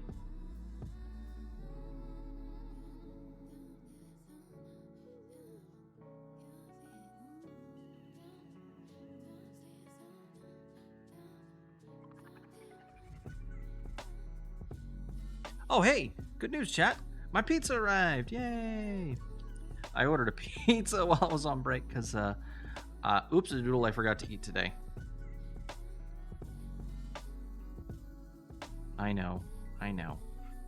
I'm a big dummy dumb. I had a bagel and some coffee in the morning. Does that count as eating?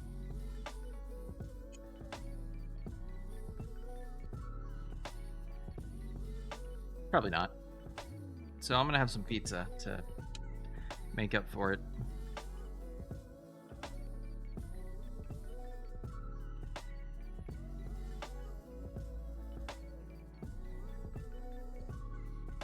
Forgetting to eat on my repair day seems to be a theme. It's because it's Saturday. It's a Saturday thing. I tend to forget to eat on Saturdays because I throw my whole schedule off usually.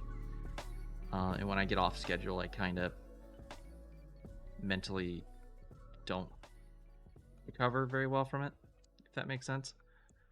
Oh, that moves much better. Hopefully. Let's see, how loose does that feel? Oh, it's still got a good elasticity. I think we're good. Alright, let's start putting it back together.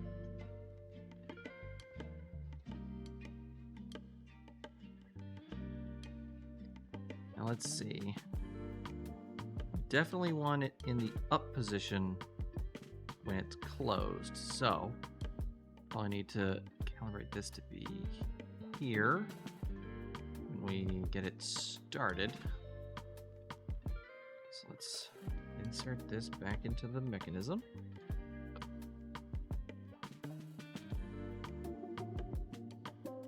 It's all lined up nice and... Oh, maybe it needs to be all the way down. Oh.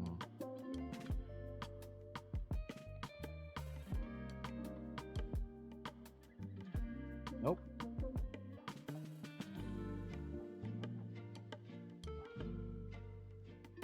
Interesting.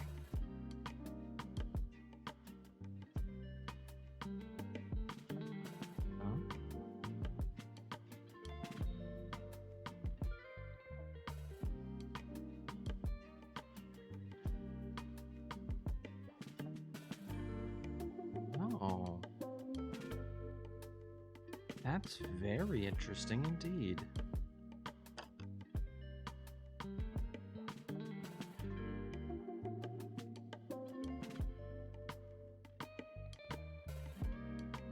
When it went all the way in, this didn't rise all the way up.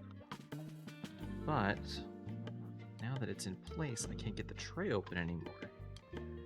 It's like it locks it when it gets fully closed. That is interesting.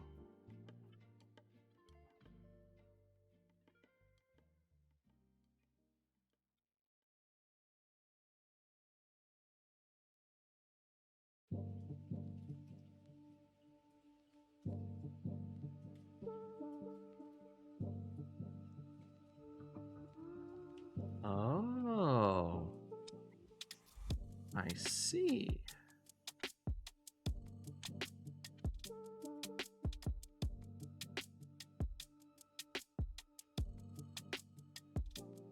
Okay, so that's the start position. And so this gets moved down. And when it's all the way down, the tray gets freed to come out. Interesting. Very cool. That's a neat mechanism.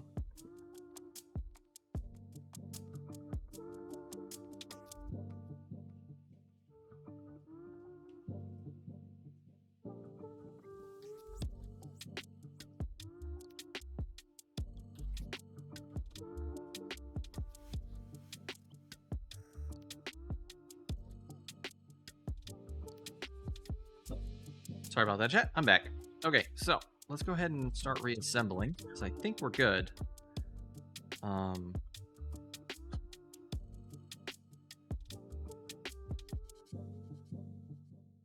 Hopefully a good cleaning and greasing up the mechanisms will get us back in business. Let's go Go ahead and insert our disk tray. Get it screwed into place.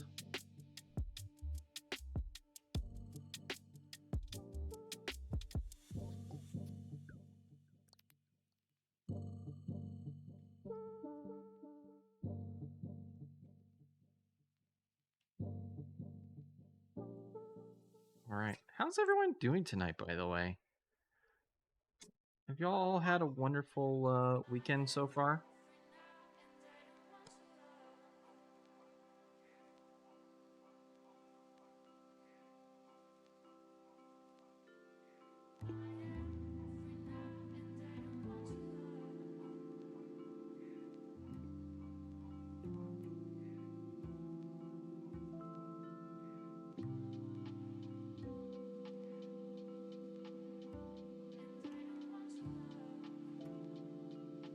My weekend was filled with mischief and fun.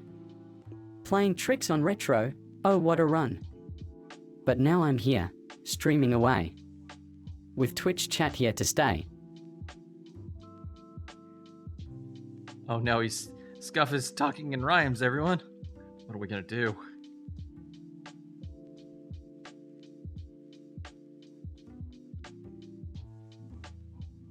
Scuff, why are you speaking in rhymes?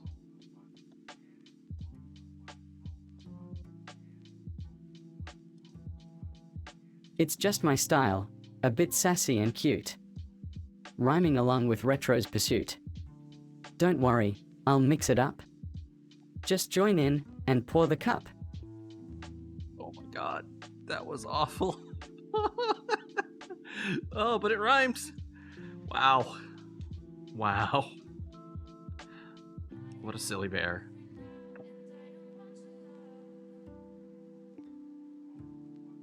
What do you guys think about Scuff's rhymes?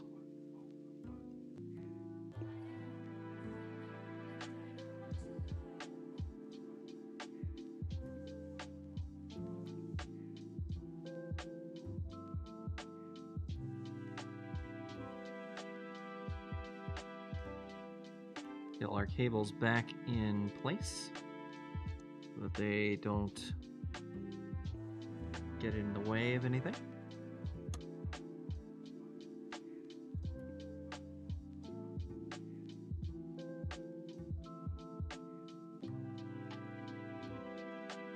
Stuff them down in this little crevice that was made for them. There we go. Oh, get down there, guys. Get to your nice little home.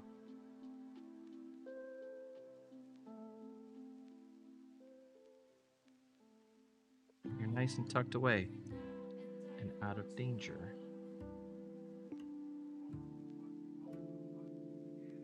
You'll recover eventually from the rhyming wireball. I don't think it was that bad.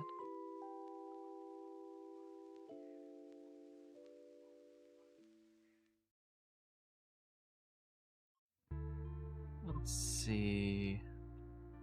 A 00? Are these a 0? Or 000? Yeah, those are the 000s. I see you there, Wireball. Okay. Now, we've done all what we can mechanically to fix this. If there's anything left wrong with the drive, it's probably one of these chips. I could check these fuses.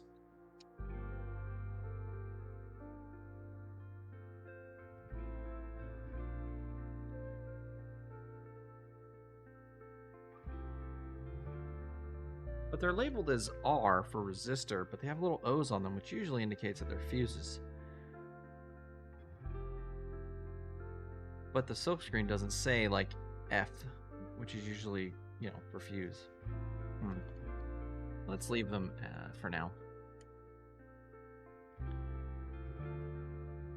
Let's see how much we have to assemble in order to get this to a testable state. Hopefully we just have to plug in the power. Because most of the stuff that we had to put together was just the plastic shell. Or, sorry, most of what we had to deal was the plastic shell.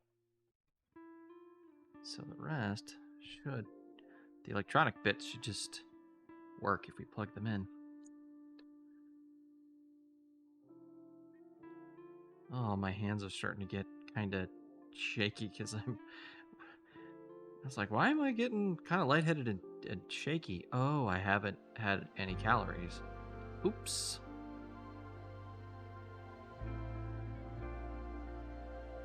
Did I get that in all the way?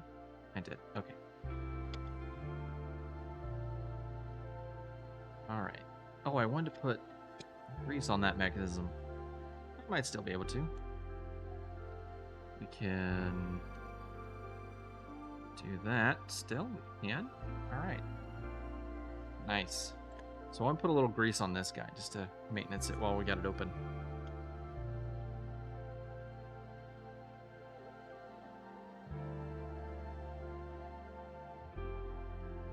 Just a little. Just a wee bit. You see, it's still got some of the original grease from the factory. But let's just put a little more on there. Alright. We'll go 2. So you don't want to go overboard with your lubrication, because it can mess things up. Alright. Where was this? This little rubber piece. It was clearly pressed up against something with a very specific shape. I'm gonna make sure we identify that thing and put it back on it. I want to say it was this here. Fits. Oh, it's like this. This isn't actually. You know how I said this probably has a little window on this chip? No, it's a little rubber thing like this. It's for sound dampening and making sure that the circuit board doesn't touch the metal.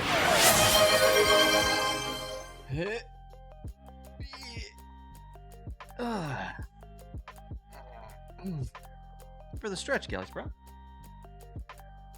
I'm going to take this opportunity to get some water too.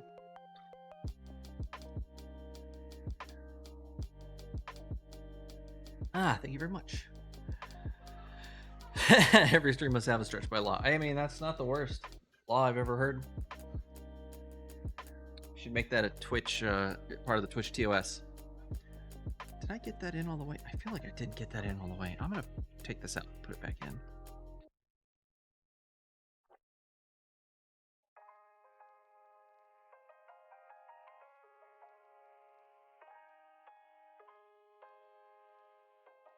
Okay, that's in all the way. There we go. Haha. Alright, so we got this all back together. As I fly, as that flies off.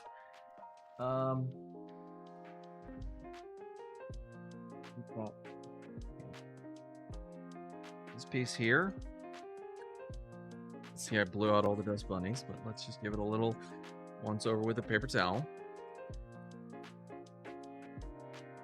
Yeah, it looks brand new, basically. Like I said, I would not feel bad if this was my drive and it got this dirty. Because again, this is literally just because it's a closed system. This is why you don't design electronics like this. Well, at least this is why I would design electronics like this. I would want them to be easily repairable. Because I care about them lasting a long time.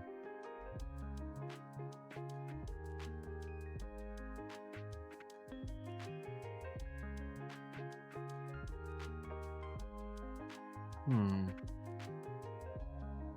2, 3.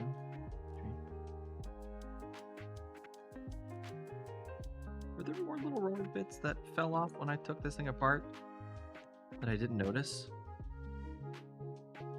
Because I see like a little pattern here of where I think little pads were, but maybe not. Maybe it was where these holes are.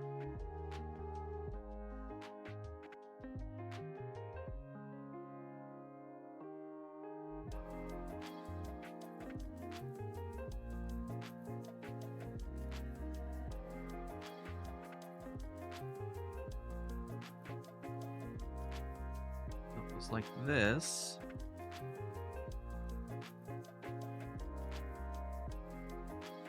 Like that. Which means if I flipped it over, it would be this half of the component. I wonder if Koobs is still around. Hey Koobs, are you out there still? Every system must have a strict by law. So, who is your fave to play in Doki Doki Mario? Ooh, that's a good question. Probably Princess Toadstool, because I like the floatability. Or at least I imagine that's going to be my favorite. I've only watched people play it. I've never played it myself. So we're going to find out. But looking at the gameplay, seeing other people play it, I think because I like maneuverability, it'll be Peach.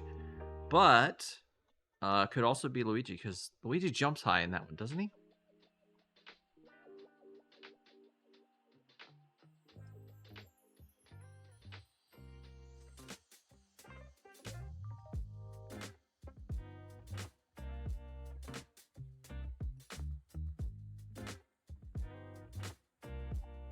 Peach is a sensible pick. As is tradition, there was one error in my grocery delivery, but a minor one. Well, that's good, Wireball. Thought it was just a minor error.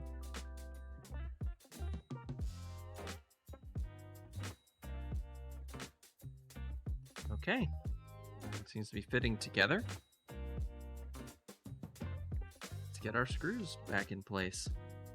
And if I remember, those were a 1? Yes. As a kid, I liked Luigi because his legs wiggle when he jumps, and I mean, that has significant value, I assure you. Hey, wiggle is, I mean, who don't like to wiggle? Wiggling is fun.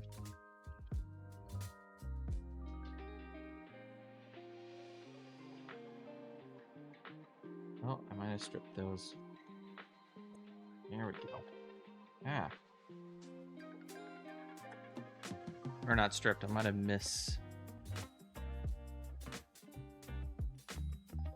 aligned the... This is very hard to get the threads lined up.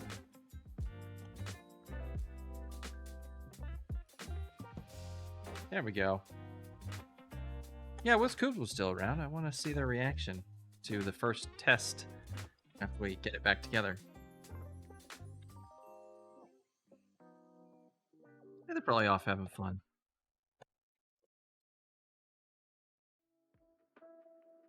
Oh, you're still not home? Oh, I'm so sorry. I thought you were home by now. I apologize. No rush. No rush. Got it. You're at the old... Okay, I see where the confusion came in. So sorry. But yeah, don't rush home. Take your time. Relax.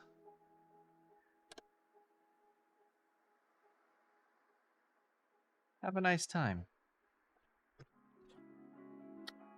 All right. One reassembled drive. One recently cleaned system.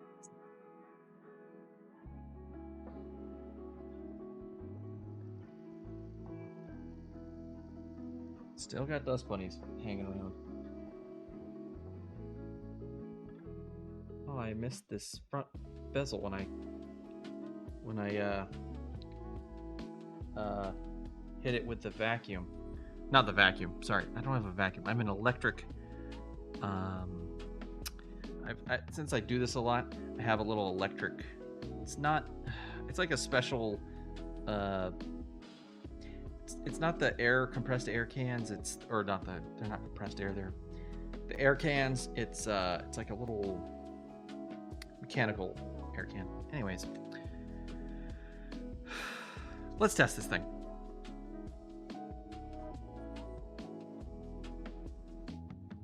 I'll give this a real nice deep clean after, but I just want to get this initial clean so it wouldn't be a gross for us to work on. Actually, let's plug that in after I've got this plugged in.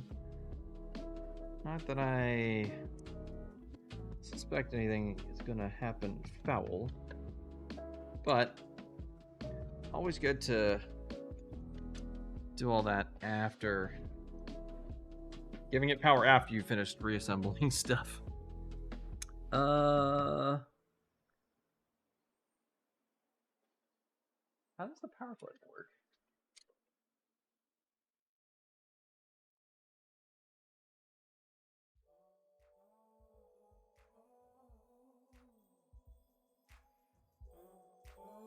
Is it just this little guy here?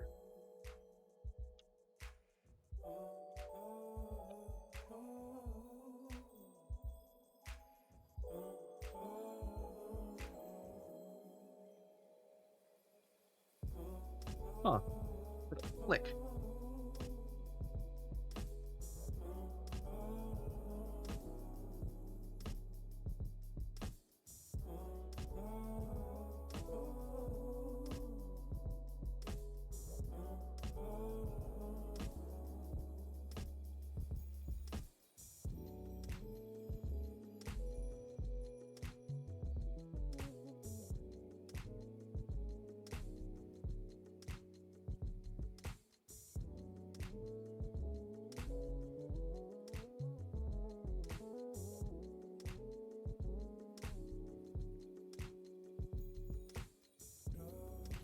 Keep moving. Ah! Hey, look at that, chat. It worked.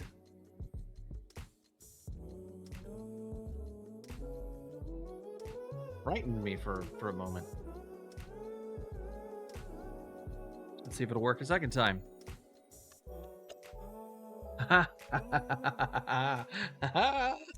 We did it. Yeah, we fixed it.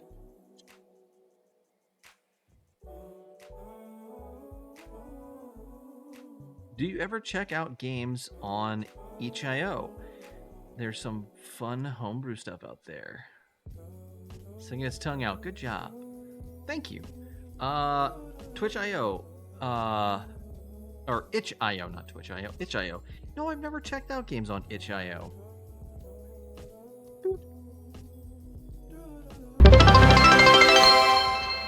Aw. Thank you for the bits, Wireball. That's so kind of you.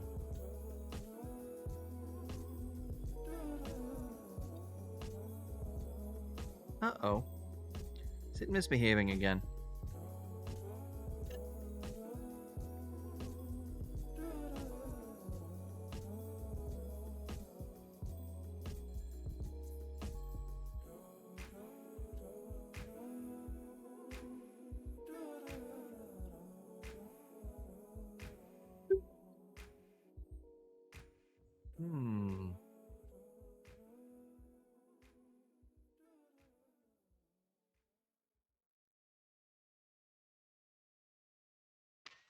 Look up Bubble Frog and Carpet Shark. I'll try to remember that. Aww. Doesn't seem to be working anymore. Worked twice and then never again. I can hear the mechanism moving around in there. So what that's telling me... Oh! I was hitting the wrong button. I think I was sticking the little... the end of my pen to the wrong part of the system. Oh?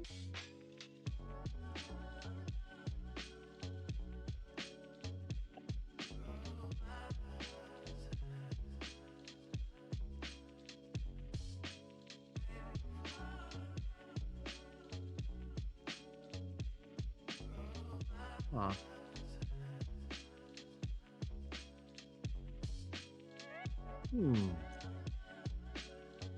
Without a video output, I don't really know what's happening. It might be something systems like trying to detect if there's a CD in there, so now it's kind of just hanging out waiting. Maybe I'm like trying to open and close it too often.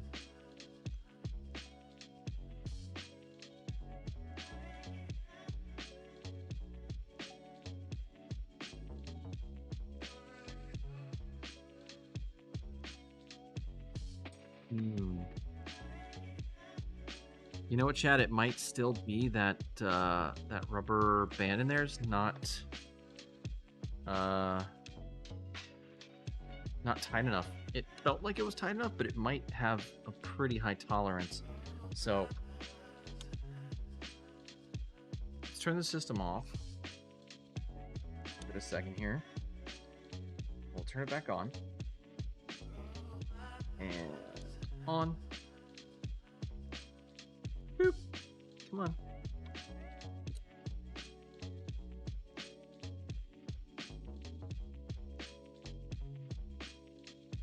Actually, Galley Shroud, if you could drop them in the suggestion chat on the Discord, that would be wonderful. That would actually be super helpful, because I know right after the stream, I'm going to make myself a note, because I have 3 times forgot today to do something, and I need to do it. So let me make an alarm.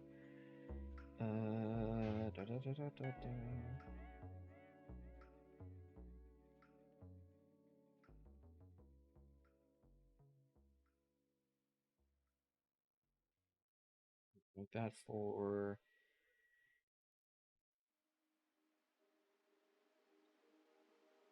now. All right, let's see. Let's hit the button. No, it thunk. Okay. Well, wait. Let's give it a second. You might be thinking.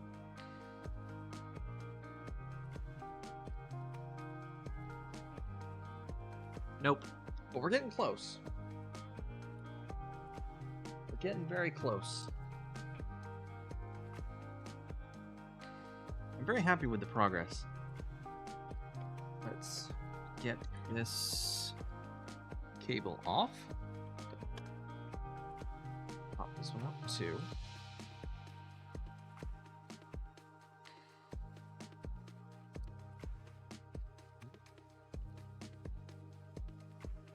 This side. This pen aside. Gonna take this lovely friend back apart.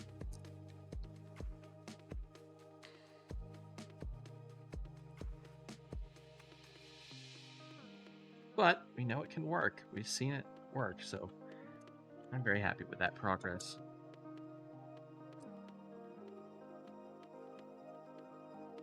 Because it's making a loud clanking noise, I think it's either the mechanism isn't engaging correctly,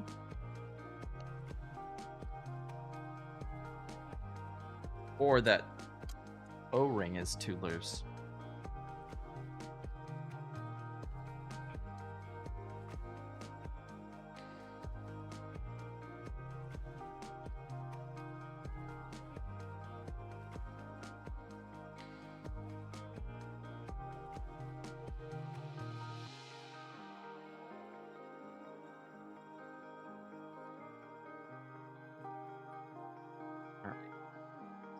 Back out of here.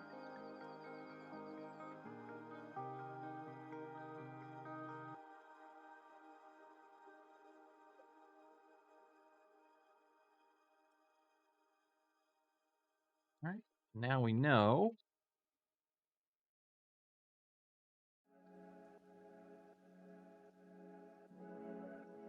Don't need to take the laser assembly out. Just do that to get to the mechanism.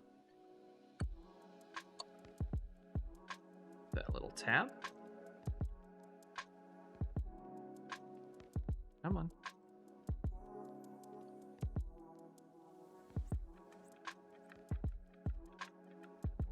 I think this is still getting stuck. Yeah, this is still causing problems.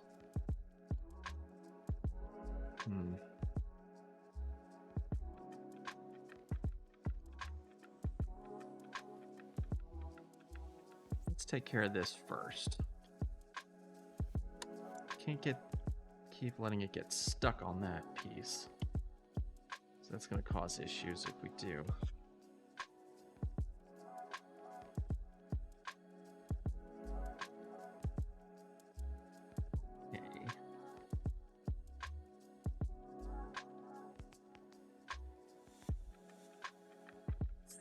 This is bent a little.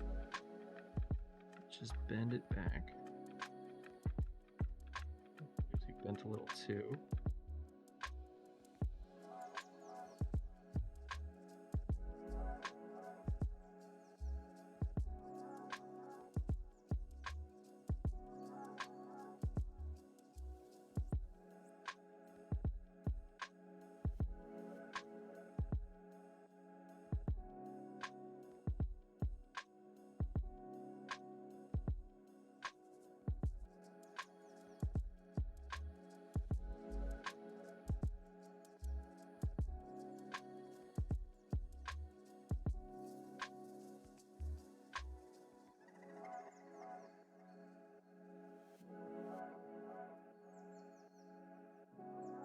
Okay. So that little piece of copper moved into position. Let's see if this goes in and out more fluidly.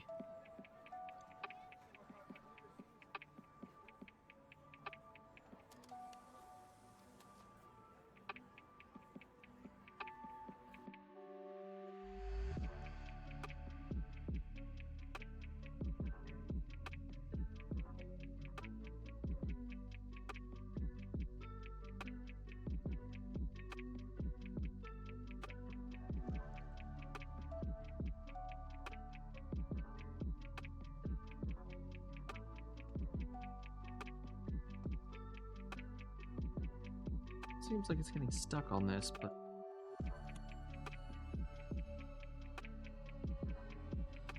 oh.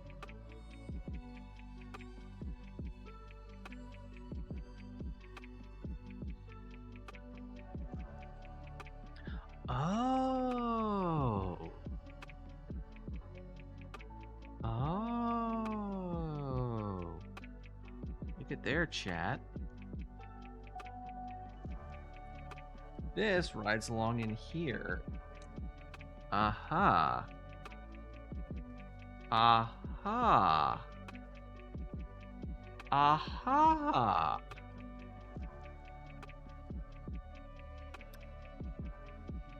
So this little peg right here feeds into here and rides along this, which controls that tray mechanism. So gonna add a little grease to that track so things run smoothly along it.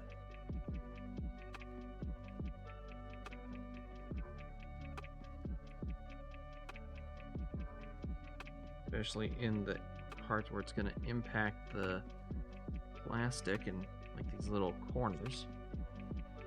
Let's get in there and get a little grease on that.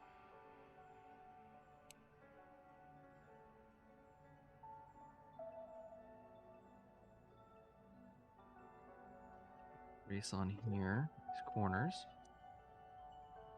Future emote of you with your tools going, aha! Yeah, probably. That could be arranged, maybe. Okay, and we could put a little dab on this guy too.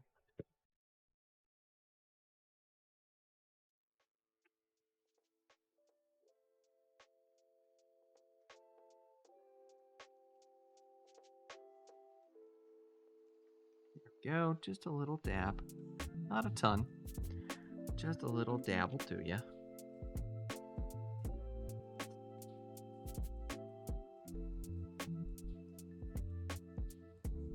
All right, let's take this little guy here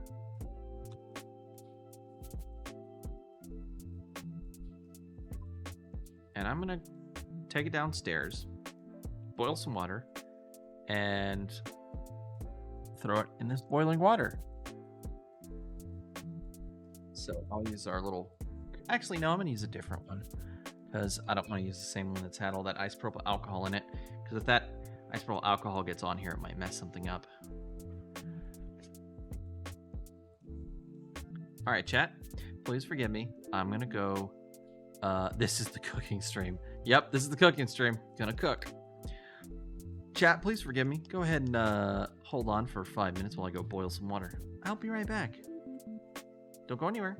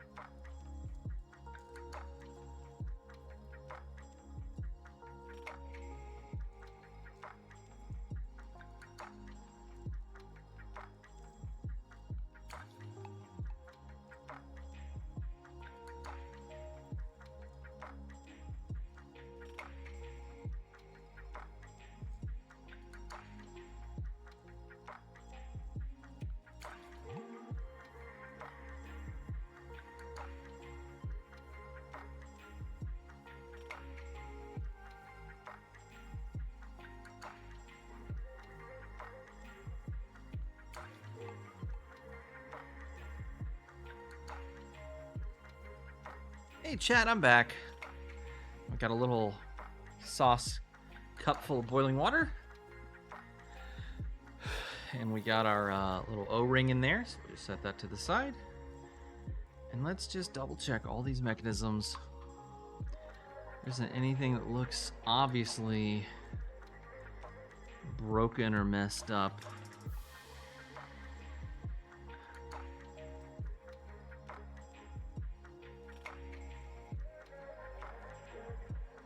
Don't drink it. No, I definitely won't drink it. What's under these two screws? I'm gonna take them off. This looks like another 000. Yep.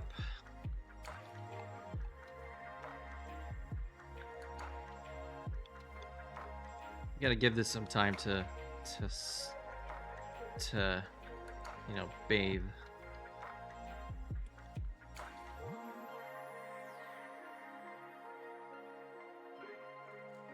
What's this?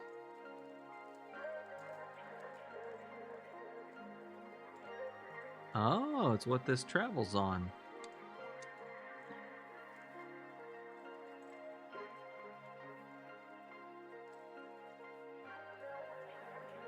It's removable now.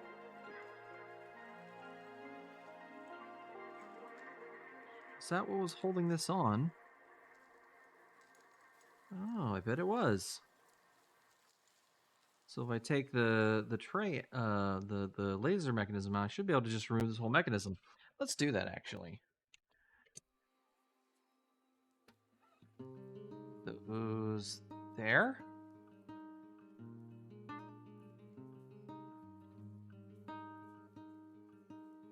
Running low on time, but I think we're close. We're very close. All right, get our number 3 out of here. Or our triple. Let's see, what did I say was that hex? R8? TR7? It's so hard to read what that says. I think the R means it has a little hole in the middle. Because T is torques, I thought. And the number obviously is the size. Oh, I skipped a step. I gotta get this guy off.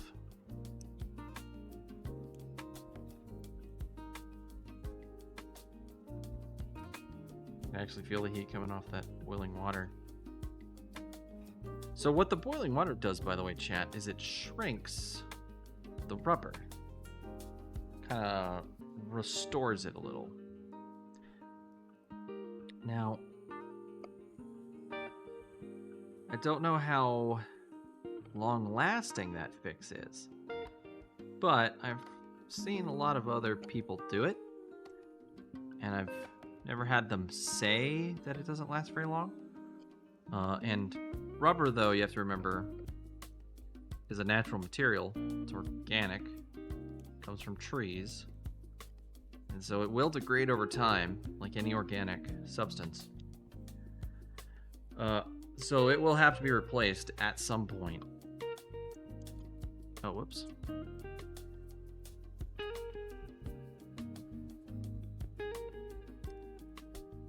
Oh, wait, no. That was the correct one. But here's what things we can do to put a little life back into it. I'm not exactly sure what's happening on the molecular level when you boil rubber. If there's any material scientists in the chat, let me know. Or if you're on YouTube, post it in the comments. I'm actually super curious.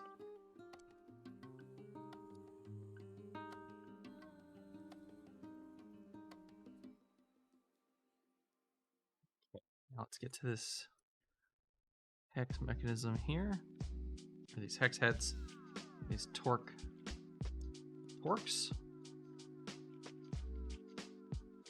Whatever these guys are. Little spiky hexagons.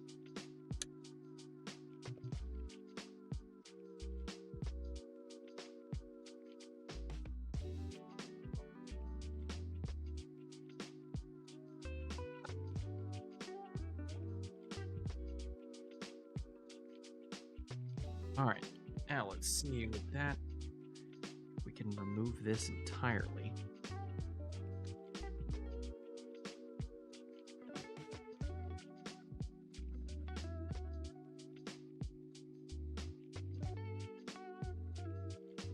Aha! Oh,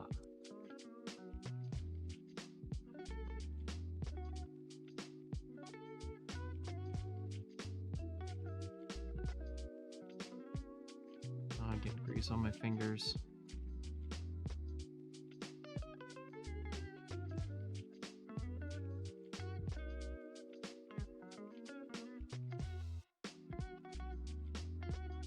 They're still buried somehow. What is holding these together, I wonder?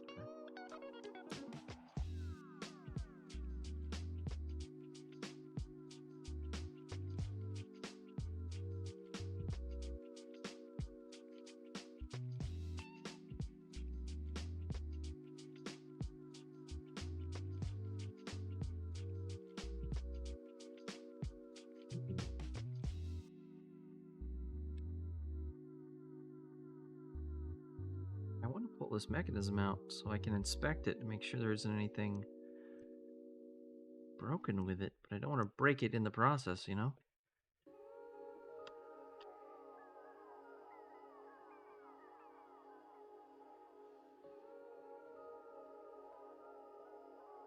It does feel like it's moving a lot freer than it was earlier.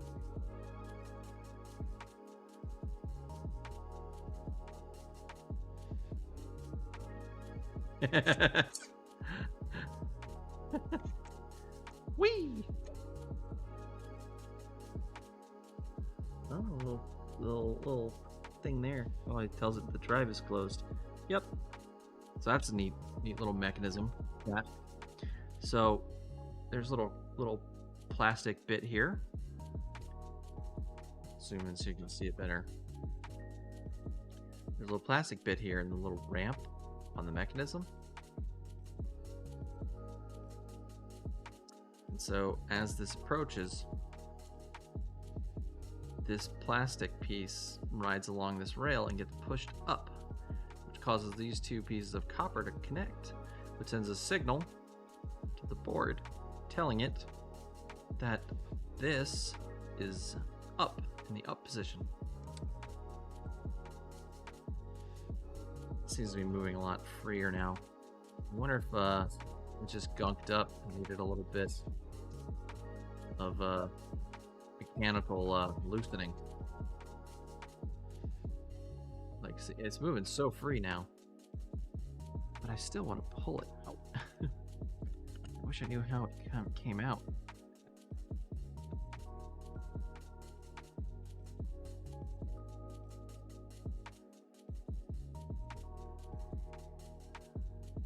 It might require taking these gears off, which we might do.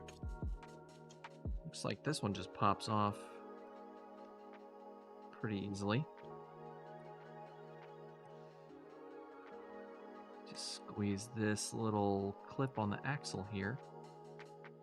Looks like that's all that's holding it on.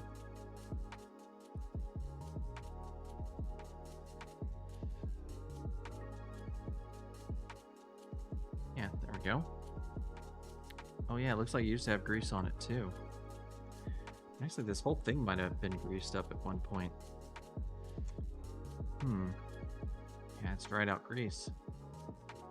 Well, that's part of our problem. It needs grease on this wheel here. Drop the motor out too. Oops. Wrong bit. How are we doing on time? Oh, it's 10:30.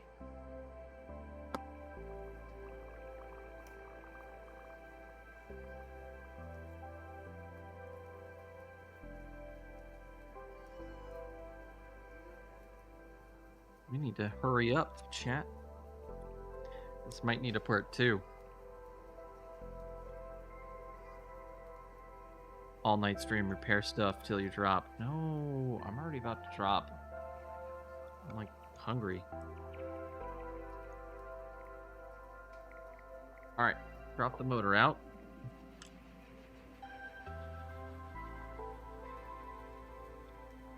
Let's see, did that disconnect anything?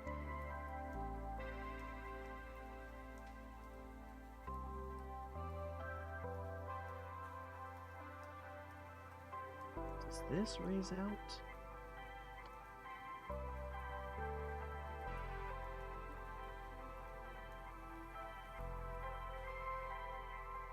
No, that's... It's be free completely from this assembly before it'll come out. So it's like the last part to come out. Let's see, this comes up to the top though. And this needs to be connected more than one location. Oh, I see there's little ridges there. Someday maybe it'll open. No, we gotta... I think it's this. Just gotta get it over this little bump.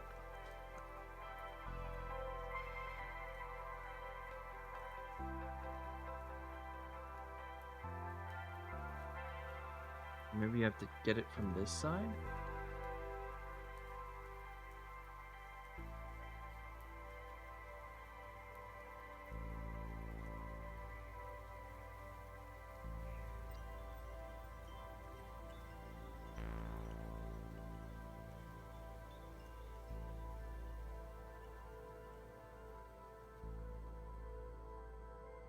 Does that rotate? Nope. There's like a little plastic ridge here.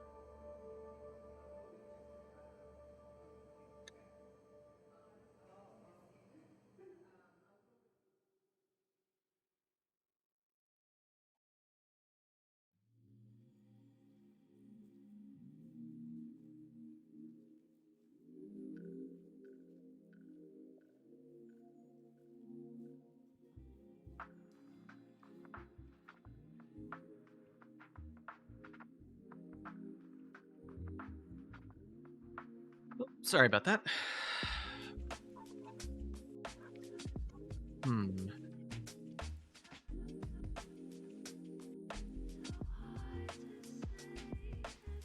What if...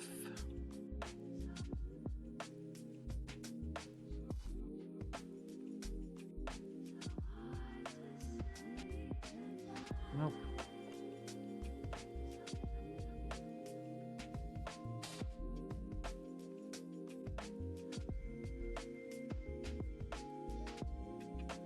Someday I'll open the GameCube.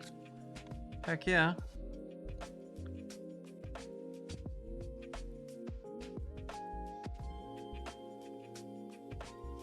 Nope.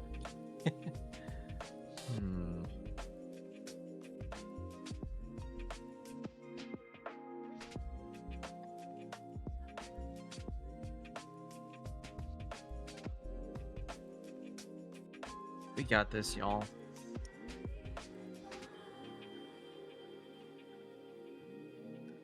That's the rail. Is there any, like, position where it, like, clearly has an opening? Oh, but it's riding so nice on this rail now. It was not nearly as... Oh, see, there it is. It's stuck again. It's like right there, it gets stuck. There's a little... Yeah, right there. Right there in the track, it's getting stuck. So I want to take it apart so I can see what's sticking to.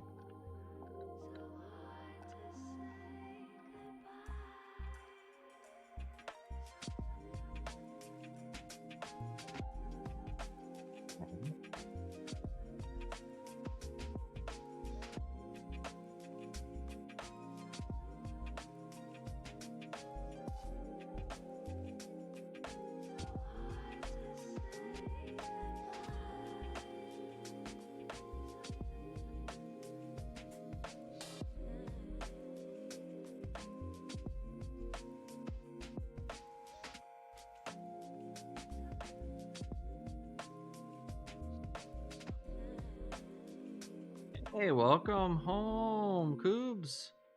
Hope things went well clearing out the old apartment. We're still going if you want to jump in. If not, that's fine. We will be ending shortly.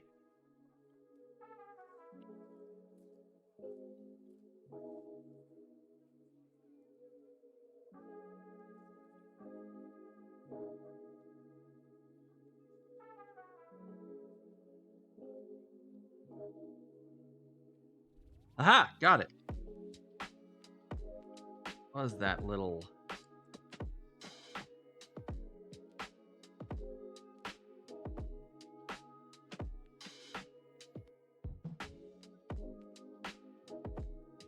Come on.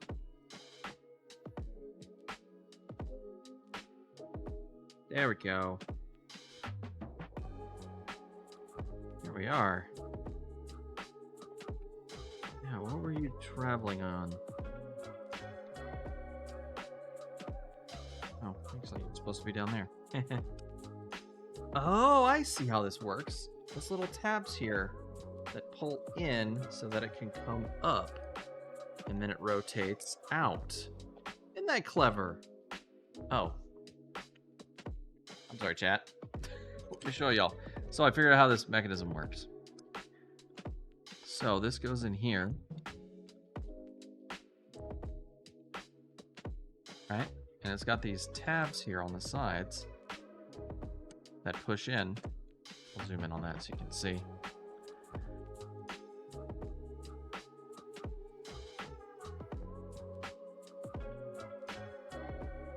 The fix you had as a kid was to push a paperclip under the DD and in the fail-safe hole thing in the shell, took wiggle through. Happened to the heat here. Constantly used to warp. Okay, so there's this little clip here. See? And they just come out on either side. And it lifts up.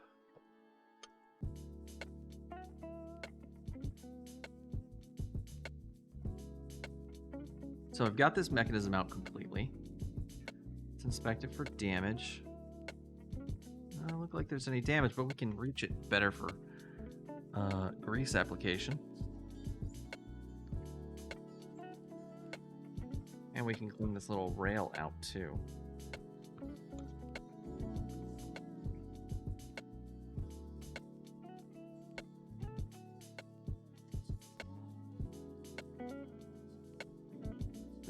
That's just plastic on plastic there. Let's make sure that's well lubricated.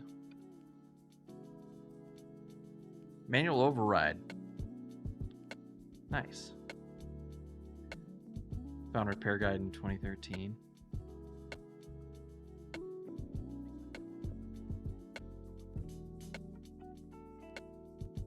Okay.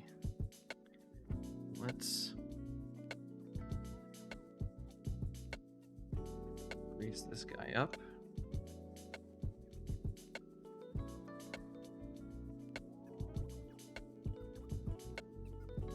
Basically, anywhere there's plastic on plastic, I want to put a little grease. Just precautionary.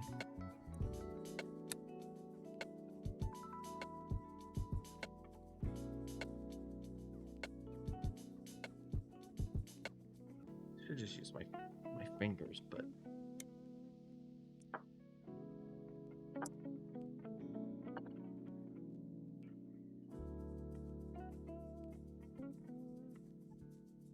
so being very conservative with this.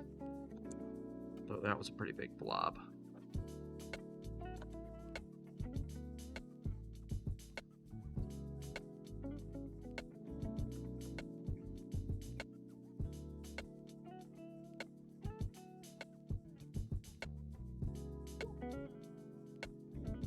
All right. That down on that. You over here for now. You need some grease.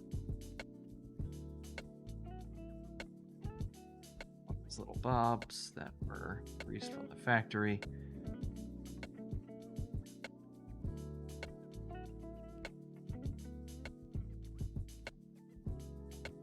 Be a little less conservative with these pieces because they're just kind of in the middle of nowhere.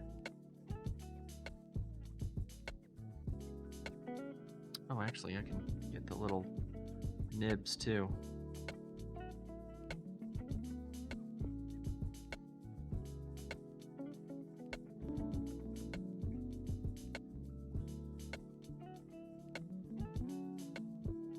By the way, Koobs, if you do try to get in and you can't get into the private channel on the Discord, let me know. I'll drag you in. I think you have permissions, though. If you're trying to get in.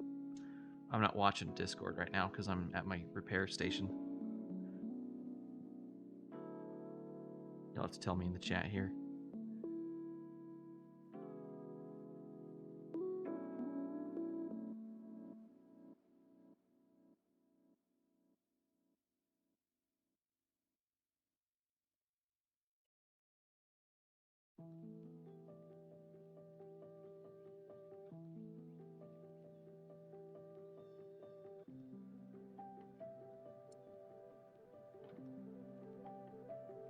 I'm just going to use this little hole here to get a little grease on this guy.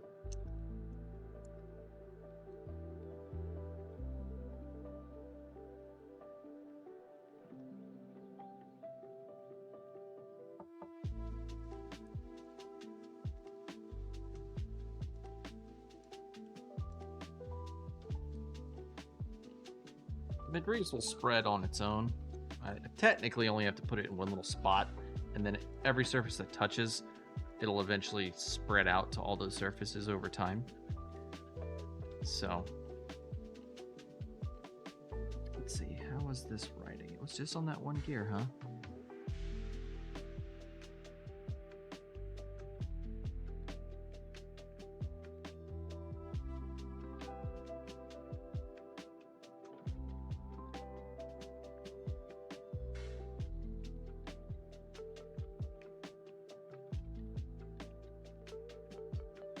Back together.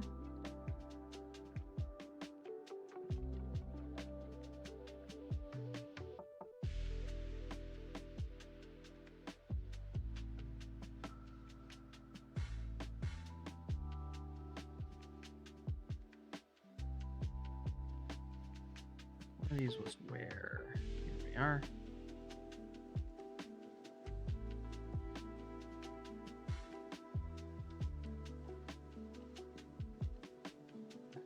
That.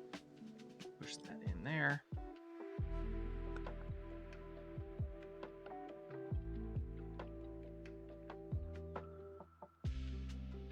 Snap it into place.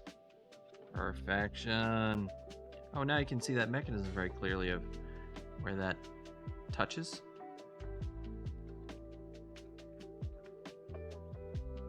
Those are all moving nicely. There's no more snagging, which is good. Oh, now it's snagged.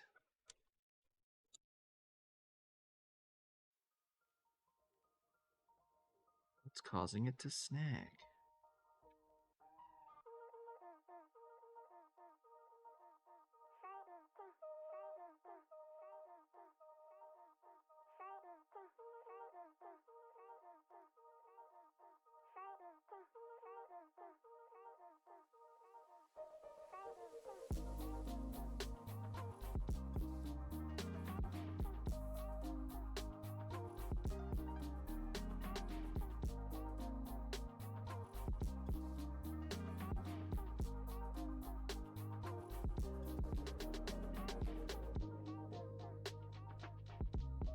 Okay, those look good.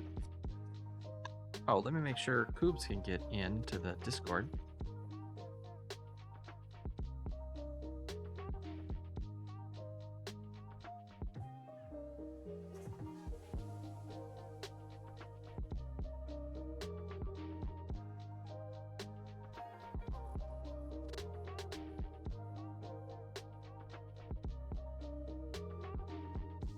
Greetings, friend. I have dragged you in. Are you there? Can you hear me? Hello?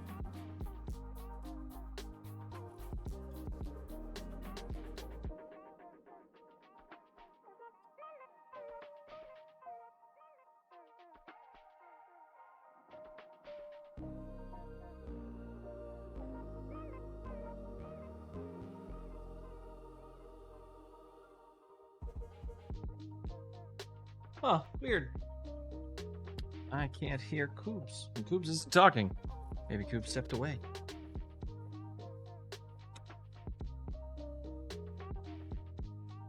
Alright, let's get some more grease on our mechanisms. We're in here. Get that greased up. Or this guy. And again, you can see it came from the factory with grease already on there, so I don't mind slathering it in. There we go. Work that in. Oh yeah, it's nice and loose. Okay.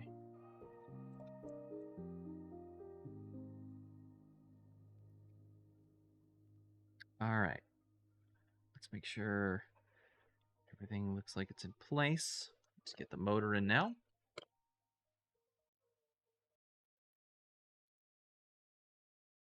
Wires out of the way.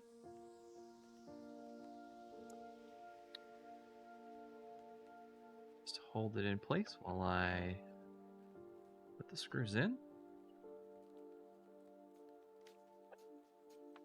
Go magnetic tip. Ah.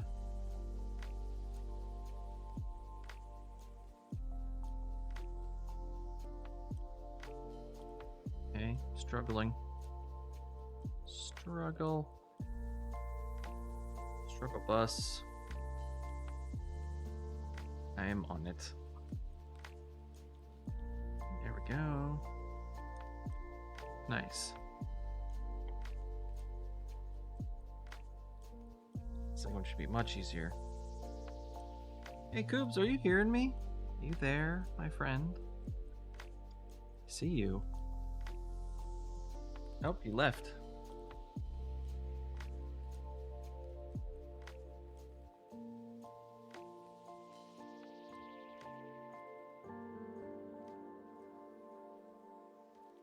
Hello? Hello? Hi. Can you hear me? I hear you. I hear you fine. Awesome. Perfect. Say pancake if you hear me. Yes, I can. But you didn't say pancake. How do I know? Pancake. Yay! Waffles are still better though. I just got a waffle maker recently. Did I tell you? Oh, did you? Yeah, I had a waffle on. I want to make waffle. I want to make waffles out of things that shouldn't be waffles. Oh no! Dare I ask? Like a breakfast counterpart to Willet sausage.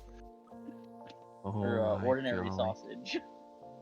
Listen, you throw like a bunch of tater tots and like egg and cheese in a waffle maker. It's probably really good. You know, maybe I should let you cook. I'm always cooking. Oh god, it's been forever since I've been on your channel. Yeah, welcome. Oh. Say hi, everyone, to Hi, chat. Koops. I missed your This is their beautiful faces. Xbox. Yeah. Oh, haha! I have. Yeah. Wait, did I land it right? Through my work. So backstory to this Xbox. I got this in like 2009 as a reward for like, oh fuck me, I just dropped my phone. Please not have broken it. Okay, we're not broken. We're good.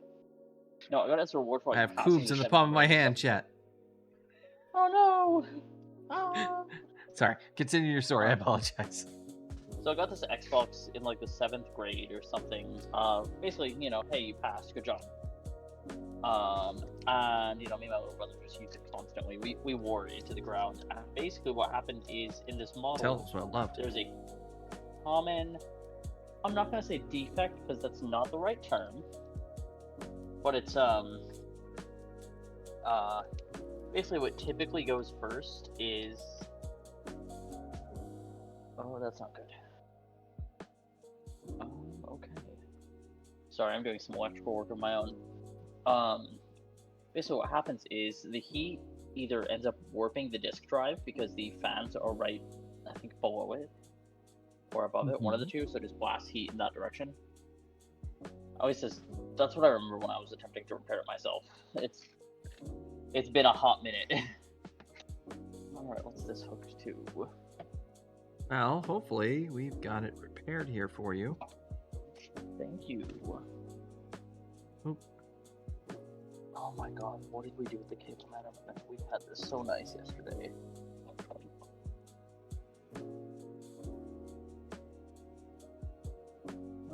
Okay, I think that's a good start. Yeah. Well, so what I've found so far is it was full of dust bunnies, which is okay. That's not your fault. That's just a Checks design out for the flaw. region that I live in. Yes. It's very much a design flaw. Okay.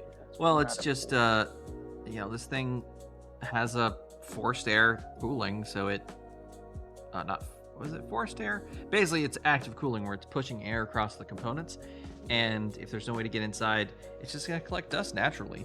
No matter what you do, it's just going to get dirty on the inside, and it's impossible to get inside to clean it, so it just keeps getting dirtier and dirtier the more you use it. And the more you use it, the dirtier it gets. Nothing you can do. And then, not to mention, it was literally kept in a storage unit for 4 months, and then another portion for 4 years. So it was it's been through it. Oh, thank God we did not cook our electrical setup here. Sorry, we had a very alarming issue yesterday. Oh no, what happened? So we have our our pet tanks, and one of them had a water mister, and we love our pets, so we do whatever we could. And I was trying to set it up on the rack, or my partner was, and right below the rack, because we have 4 different thermostats going into it. Our wiring setup is complex. But the whole jug just fell on the surge strip, and the worry was it fried the entire electrical circuit for every single one of my devices plugged in. Oh no. Alright, but they are all working. Oh, good. I was about to ask if there's anything I can do to help, but it looks like you're good. You're good. Although water damage in shorts is very hard to repair, just because usually chips get fried when that happens, and basically once the chips get fried, it's hard to replace some of those chips, especially if they're proprietary stuff. Absolutely. These are nice. You get lucky if they've built it pretty well. Maybe it'll just blow a fuse and you can replace the fuse on the board if you're lucky. But not everything is as well designed as that. Oh yeah, no. But these are just oh shoot, I gotta spray them with water. Sorry, I'm getting used to new daily chores for these. It's okay. Yeah, we're just putting things back together now that we've finished. I don't know if you were listening, but we took the drive apart. We have it completely disassembled, and took all the little parts out, tested the motor. Motor's working. Boiled the O-ring for hopefully give it some more life, so it'll be tighter. And we greased up all the little components and made sure they're all nice and well lubricated. We bent some, there was a little piece of copper that helps determine where the tray is positioned, and that was not seated perfectly, so I bent it a little bit to get it to be seated a bit better. And, just gave it a general cleaning because, it needed it. And now we put it back together once already, actually, and it worked kind of, and then stopped working. So we took it back apart and did a more thorough. That is the part that I saw on my way home. Oh, was the testing it and then it not working again? Working then not working? Yeah, and that's pretty much how it went with my DIY repairs. Not repairs, really, just fixes. Very, very strong differences between the two, chat.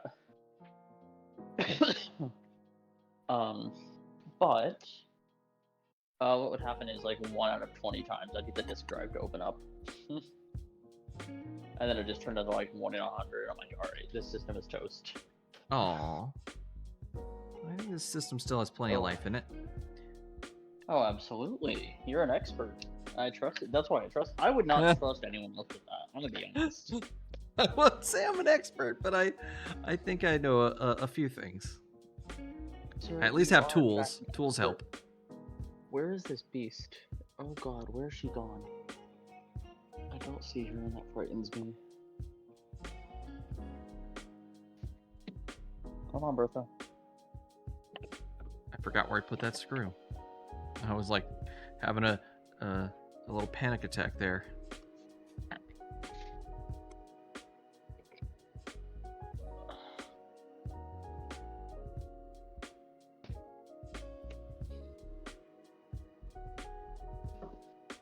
Retro quick fix my GameCube.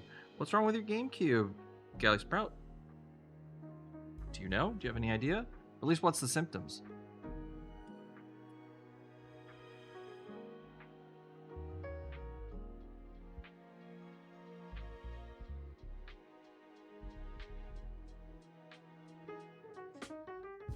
Yeah, no, I shipped it out just because like I work for a U.S. shipping company, so I could get things shipped pretty cheap. I need to find a way to get you a label with my discount to ship it back. Oh yeah, shipping it back. I totally didn't even think about that. Yeah, that might be that's gonna be an after stream discussion. Whenever you're comfortable, of course. Sure, I'll have to go get some pizza because I forgot to eat today. Yeah, no, I gotta cook dinner too. Still deciding on what to have. It could be bad and good today. Doesn't spin Yes. discs anymore. Last I checked, or simply wasn't reading them. It might not be spinning because it isn't detecting them, which means maybe it's the laser. We were just talking about lasers. What you might want to try, Galley Sprout, is if you can get like a disc laser cleaning kit. You can try cleaning the laser yourself because the GameCube laser is just kind of right there. You don't have to do anything to really get to it. So you might want to try cleaning the laser, and that might fix it.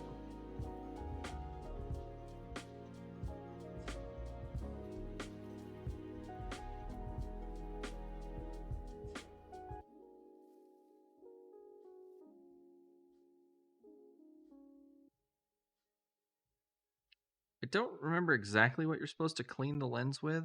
I think it depends on what the lens is made of.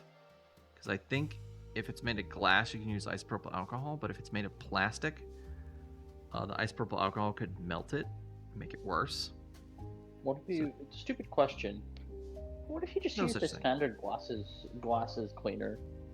I mean, because it's got to be pretty sensitive, right? 'Cause it's got to go around the eyes, and even if it's a smudge, it's not going to be the end of the world. Maybe, but eyeglass cleaner is designed to work on different kinds of glass and plastic, so maybe, but I would just double check to make sure what you're using is compatible with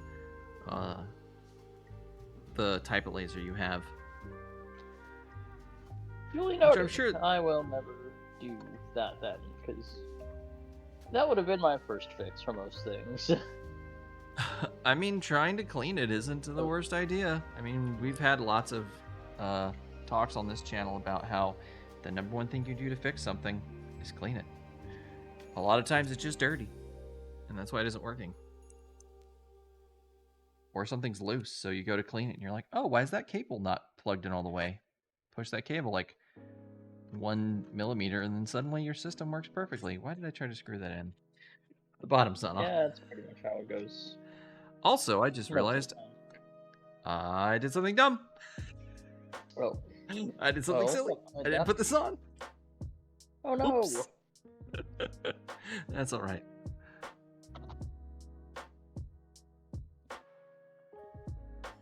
Easy fix. Just How many put on stream and mute it? That way I kind of view and keep up.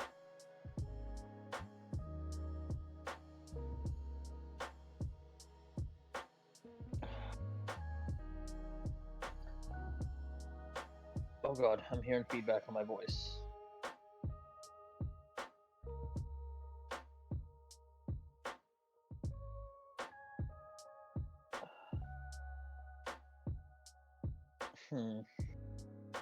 What's wrong?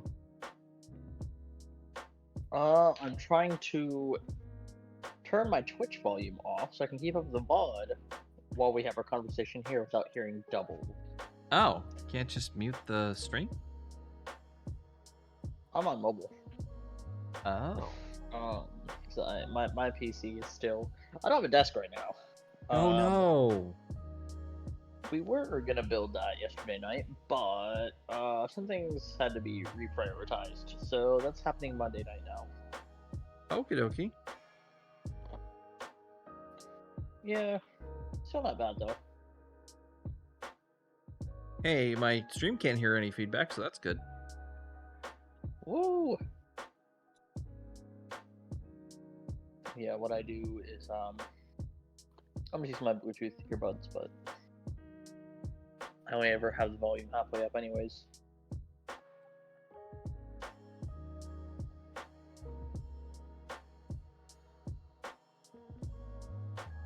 All right. Let's get this all back together, and we'll give it a test, and we'll see if it reliably opens and closes now.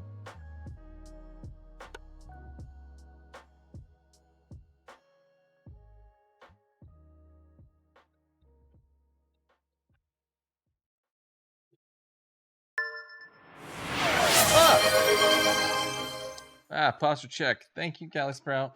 I will fix my bad posture. Thank you. I've been pelted with shrimp. Is shrimp your snack of choice? Oh no. It's a meme in our community. When you're playing a game, you go into a shrimp posture. Ah, yes. And yes, so, yes. and so I made an emote, an emoji in our channel of me as a shrimp. And when you redeem the posture check, it throws them at my face. Or shrimp, as we like to call them around here. Shrimp. Shrimp. Shrimp. Shrimps are yummy.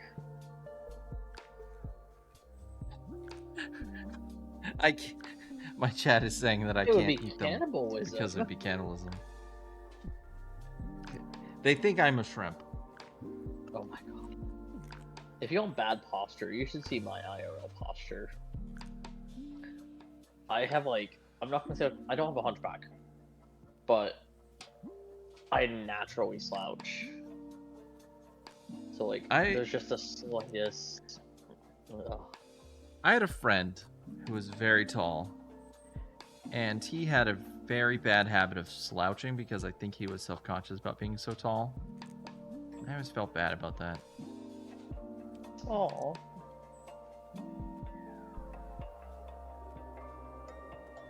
Alright, let's get this away. So I am loving how your shirt is like green screen. It's so cool. Yes. I'm glad you like it.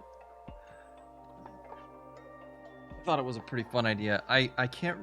There's a cooking VTuber who I stole the idea from, so I can't take full credit from it. I feel like... Gosh, she's like one of the, I think she... For Shoujo? Gosh, who is it? Oh, I can't remember. One of my other favorite YouTubers, that's a regular YouTuber, went on their stream, Pirate Software, very recently. I love Pirate Software.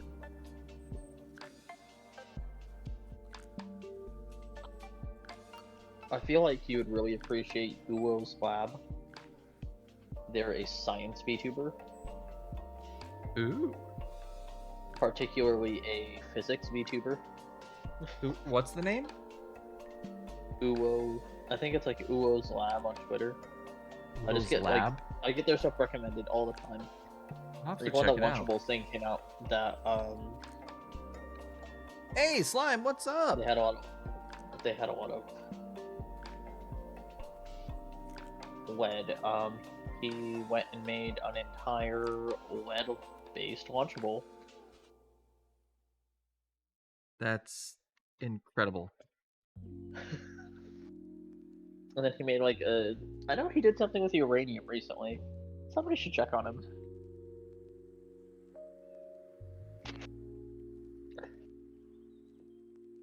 Okay, that's I'll the be a sound raw of the uranium. fans. All right, here's the moment of truth. All right, let's see if it works.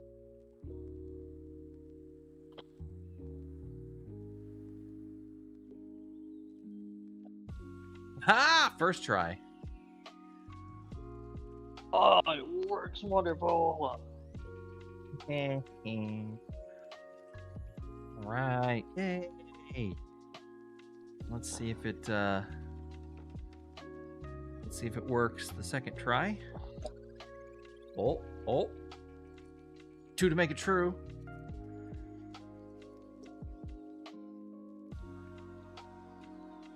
Three to make it real, I guess. What is that? It's 2 to make it true. What is 3? I don't know. Maybe that there isn't a saying. Oh. Yes. Chat, we did it. Chat is fixed. Thank you so much. You have fixed this.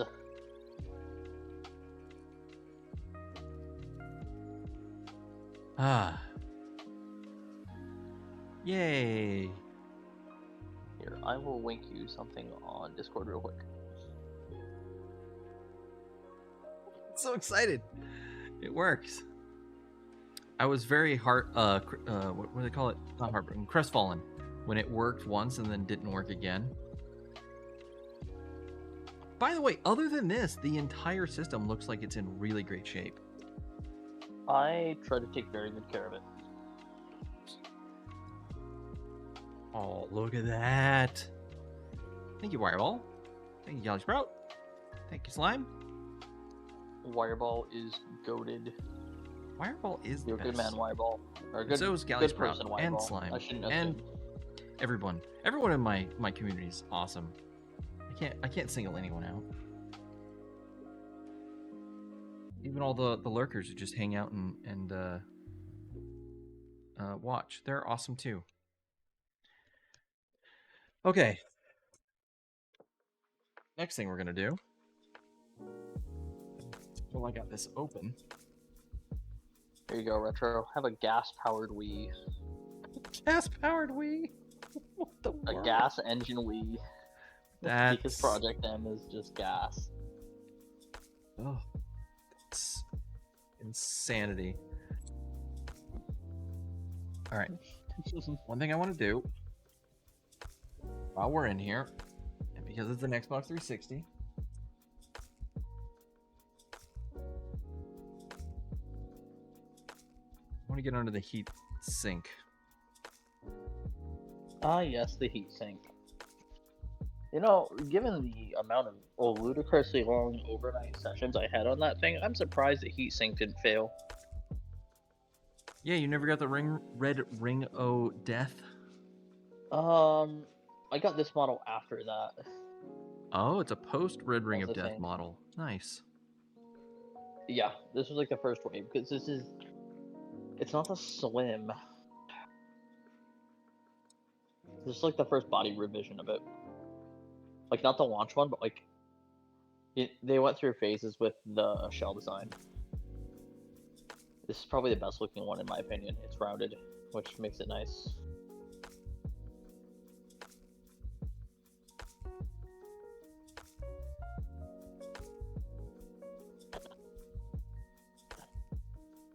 All right, let's...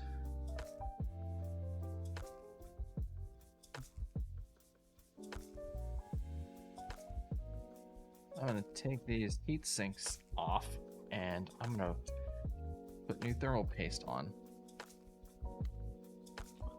Got a little Arctic silver.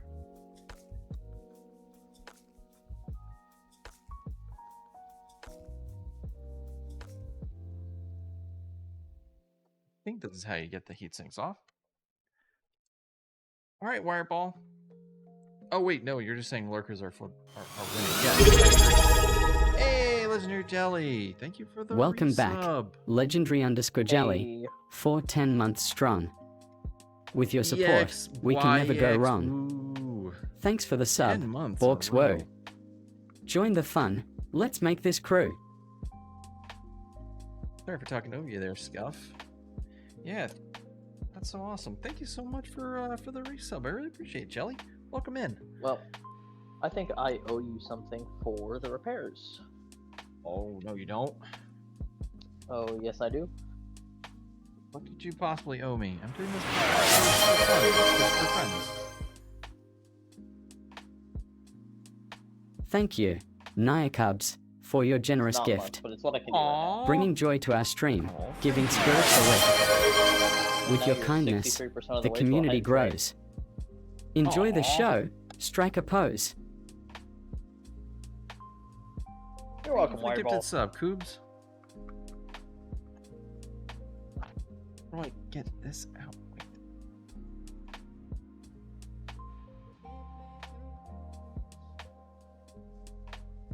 Ah, there we go.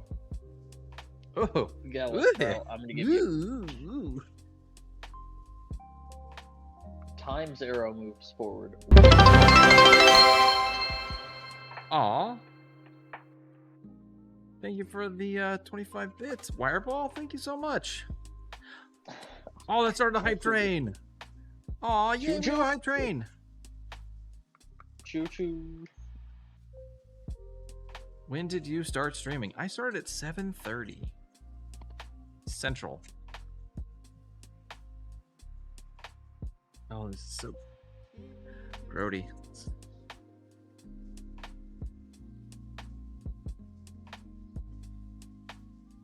Hype train. Who likes hype trains?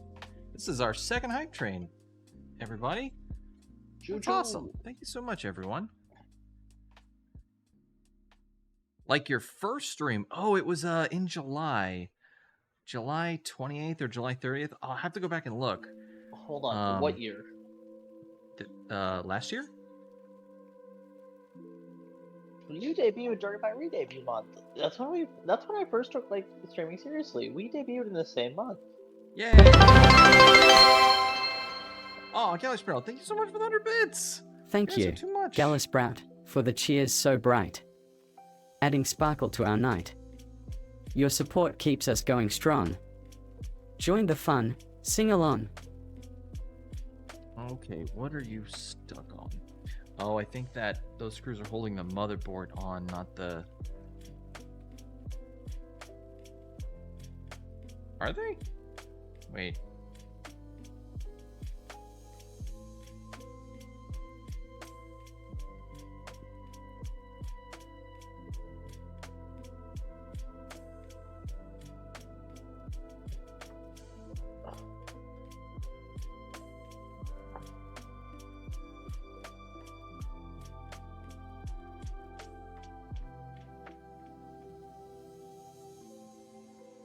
Don't want to just pry this off because it might hurt the chip underneath, but...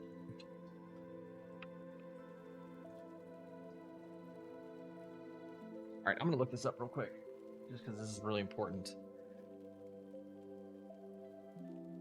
Let's see. Xbox 360. How to remove heat sink. iFixit has a repair guide. Man, I need to get iFixit to sponsor me.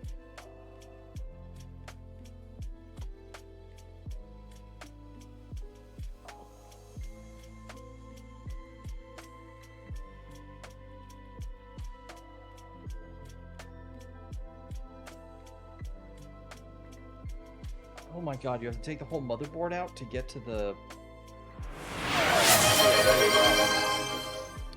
Well, we're already on it. Might as well finish it. Aw, thank Go, you for Jelly, the go. gifted Go, sub, Jelly, go. Jelly. Aw, you guys are way too kind. Level 2 hype train. Yay! We did it! Level 2. Choo choo. Have we had a level 2 hype train, chat? Was our last one level 2 or was it level 1? I don't remember. It was a while ago. But thank you all. Yay! So excited. I still don't understand how hype trains work. Neither do I thought I. we should take time to figure. As far as I understand, only people who contribute to the hype trains benefit from all the emotes Really? and receive the emotes. Yeah. So like, Interesting.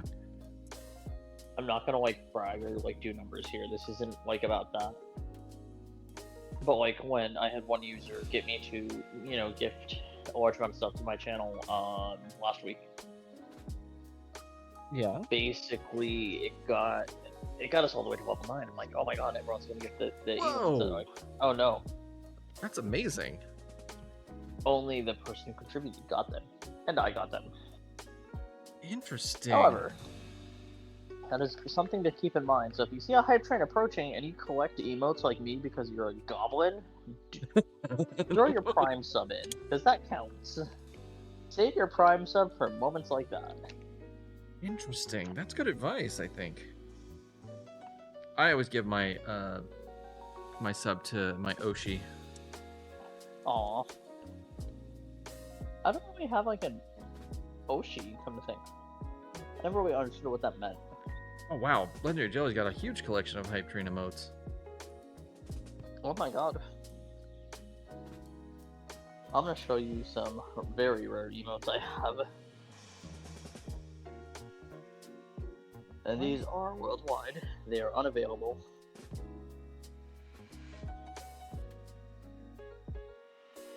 Every single one of these that I'm sending, aside from like, I have a lot of the Overwatch League ones from 2018 and 2019 seasons, and they're pretty good. Oh, I remember those.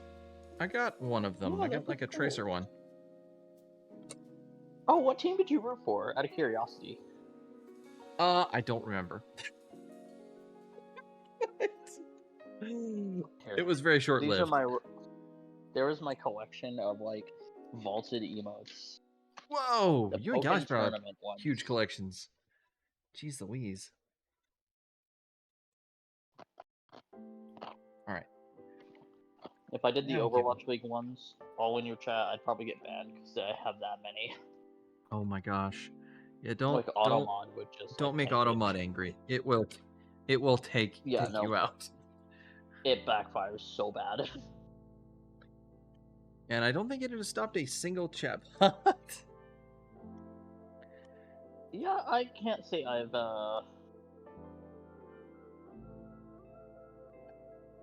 had a lot of success with it. yeah.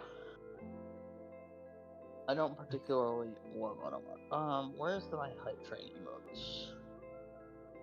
What? When did LeChonk become an emote? Excuse me?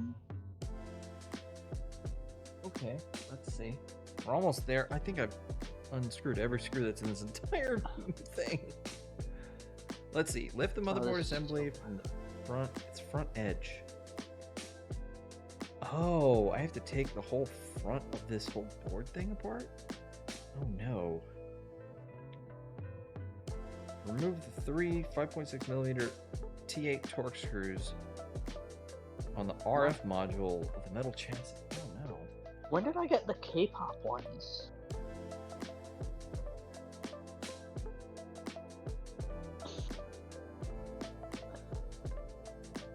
Here, I'll post my mains.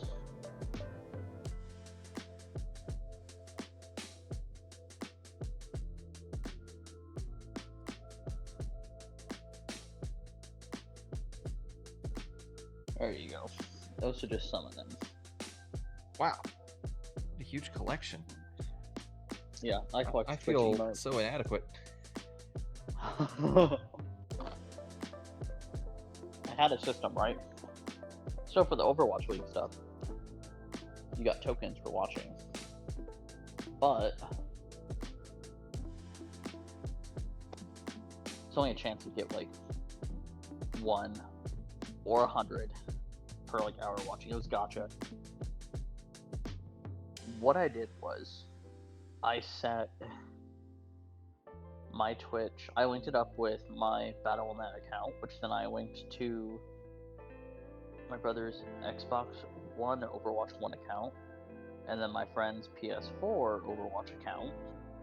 And what we did was we would farm the coins. Now, if I bought one of the Overwatch League skins on God, a pondering frog is my our level PC. 1 as our hype train reward. Sorry to interrupt your story. You too. You're all good. You're all good. So if I bought one on my PC, they would also get it. But they could take those same tokens and buy one on their system, and I would get it as well. Interesting. It was such a broken system. Did I miss a step? Hold on. Oh my gosh.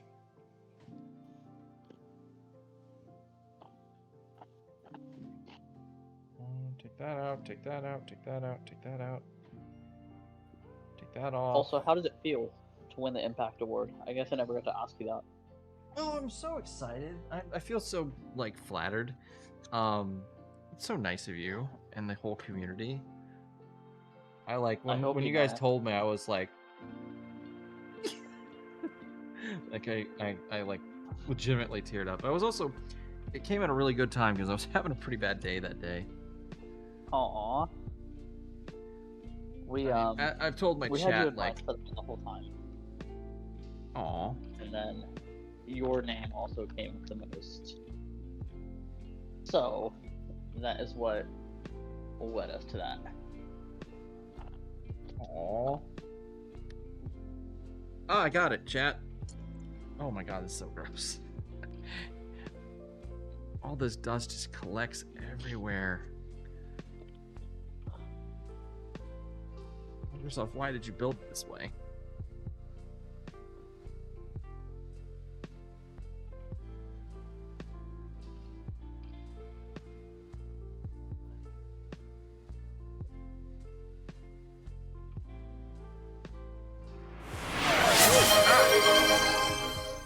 Yes, thank you for throwing things at me, Legendary Jelly. Oh, always throwing things. It's like your favorite thing, isn't it? I mean, I must admit, if I was in your position, that's what I would do, too. Oh my god, all this dust. It's coming off this thing.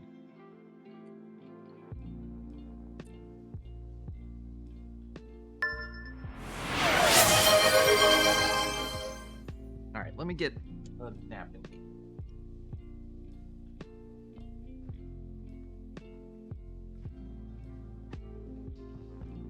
VTuber will do anything to avoid eating a proper meal. Yeah, I've got pizza waiting for me. And I'm just like, I'll keep working on this Xbox. I'll give you guys one. I'm supposed to be making dinner right now. You know what I'm snacking on instead? No, what? Oven-baked Parma crisps. I'm unfamiliar. Sounds delicious, though. Literally just baked piles of cheddar cheese. Oh, God. They're baked just enough that they're like cracker-like in consistency. They're delicious. Also really high in proteins.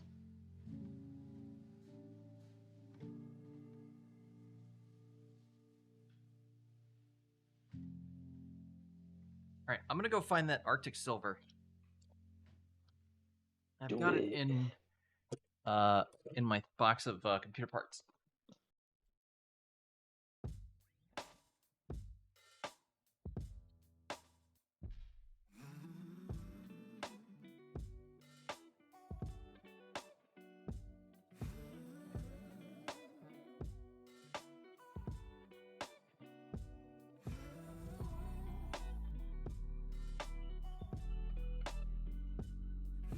There we go.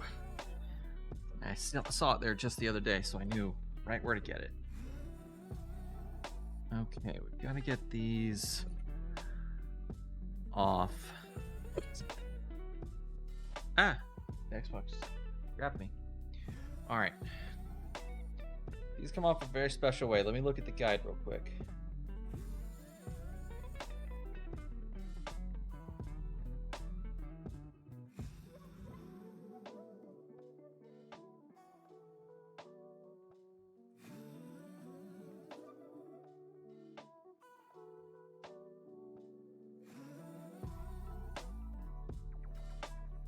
Oh boy.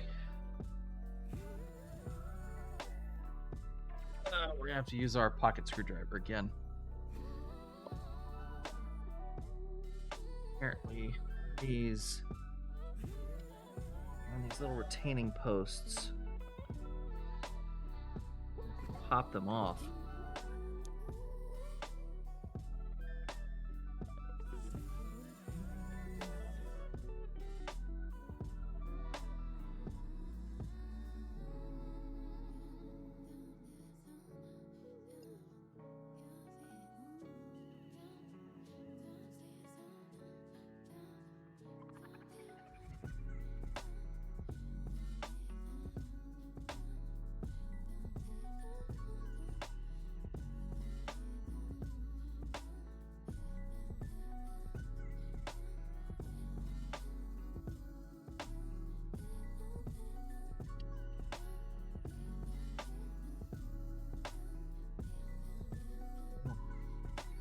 These little hard bits around the outside that keep snagging my shirt and gloves.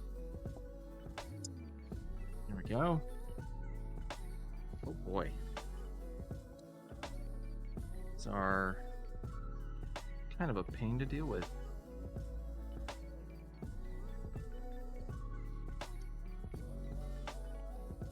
Huh. Interesting to see the inside of one of these things. Oh, the Xbox? Yeah.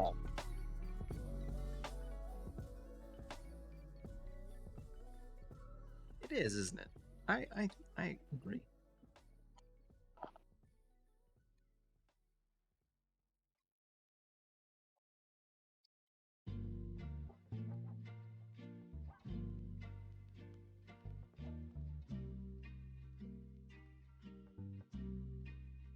Come on.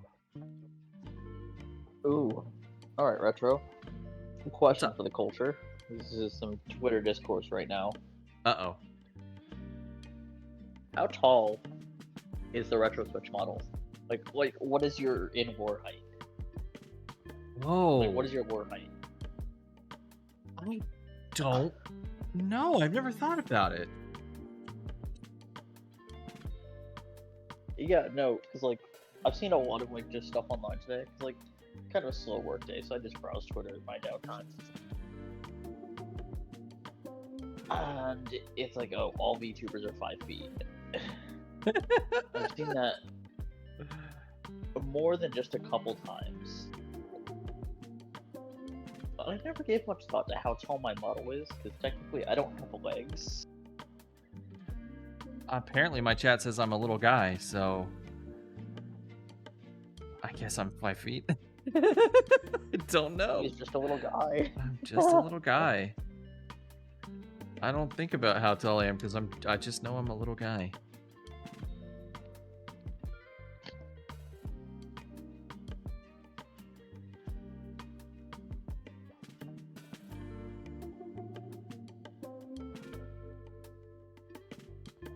Come on, I'll try to.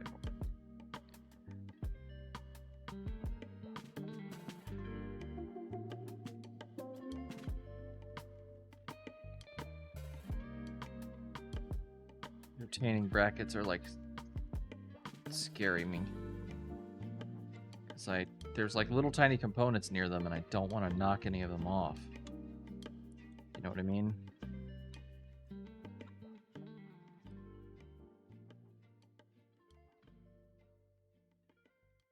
Gotta use a good bit of force to get them off. Okay, there we go. All right.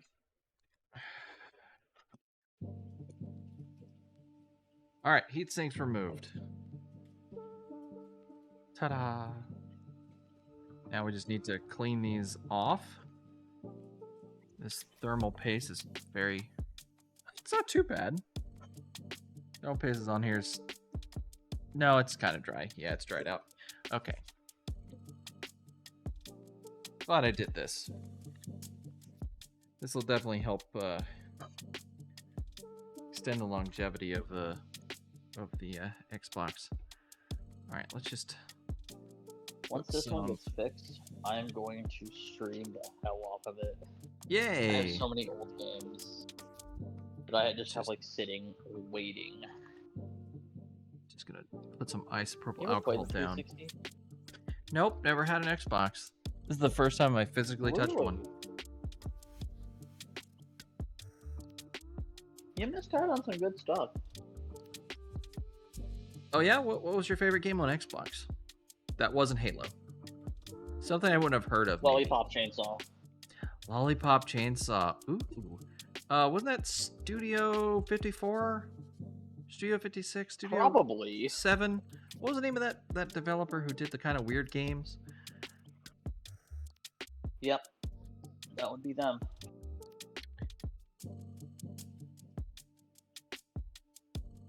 Physical copy go.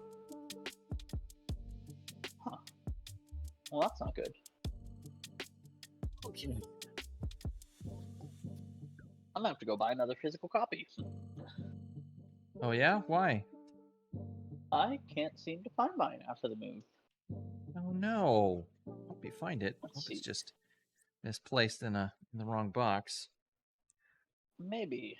I hope so, because I'm missing a couple other odds and ends.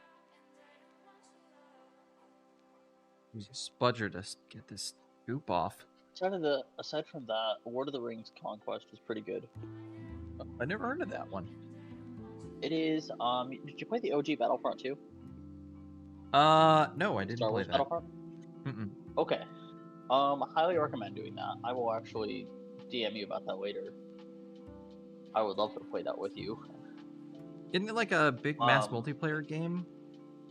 It is an arena shooter in the Star Wars universe. It's class based, so you've got like your shotgun class, your sniper class, all that. All that. Yeah, like Team Fortress. Yeah, but then you also had space battles, and Lord of the Rings Conquest is that, but in Lord of the Rings. It was like the precursor to Shadow of Mordor. That's neat. Yeah, got a lot of weird ones like that. SSX 2012 is also great if you like winter sports, but that is just like my one super macho thing that I enjoy. Like skiing and snowboarding? Snowboarding mostly. I have never been to do either. I never got to either, so I just live vicariously through video games. I live in a desert. Oh, that's right. You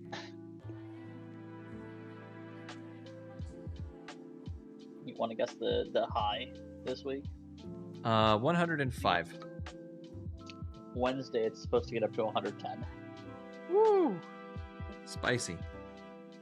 The air is got spicy. Well, it's not as bad as it was 2 years ago. There was one day where we got to 124 degrees.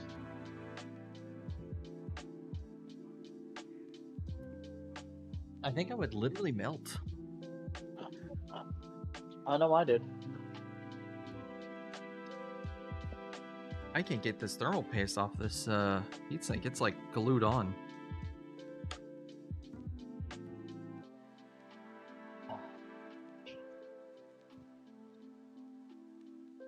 Bye, Wireball. Thank you for hanging out so long. Enjoy your lurking. And yeah, Galley Sprout, I am having a good time. I think if Kuz hadn't joined the chat, I probably would have dipped right at about 10:30. But now I get to hang out with Koobs and chat for a little bit. And do this extra little bit on stream. That's what I'm here for. I bring joy. Real question is what I'm gonna make for dinner. I'll go until my phone battery has to be charged, or you end stream.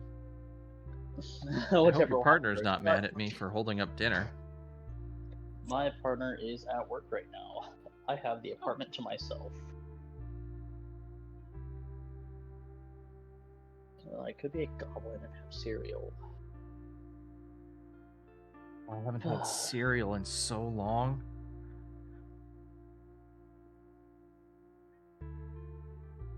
Those don't sound yummy. Can't get this off. I can't get this off. Eh.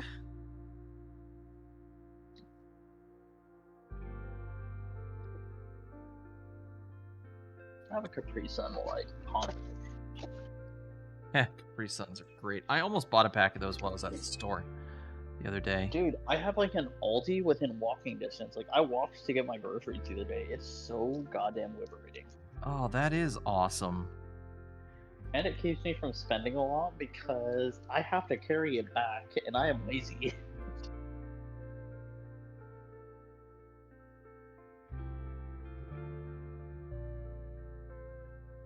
Now, I gotta tell you, chat, if you notice, I'm being very gentle.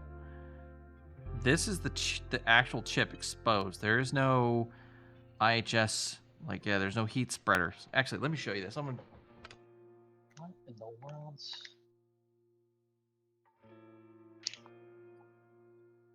Huh. What in the world?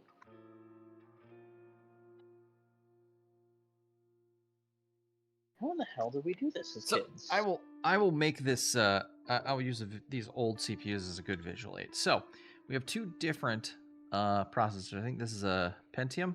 Yeah, this is a Pentium, an old dead Pentium, and this is a 46XX XS. So you can see this right here. This is the actual processor right here. This metal bit here in the middle. And normally when you buy a processor, and the multiple fans they keep you from. Yeah, that's true, Galley Sprout. I'm really happy y'all are here too to hang out and chat. That's also keeping me going for sure. But yeah, educational moment. So this here is the actual processor, the actual chip, the actual heart of the processor.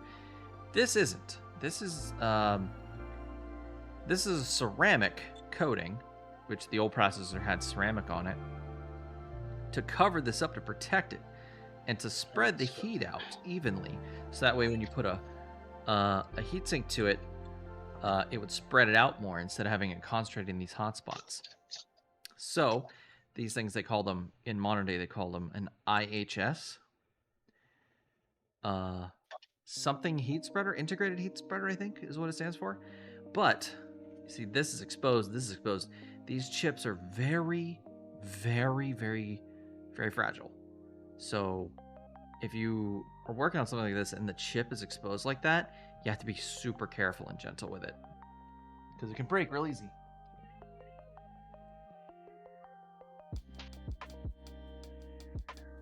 Hey, don't laugh at me, but...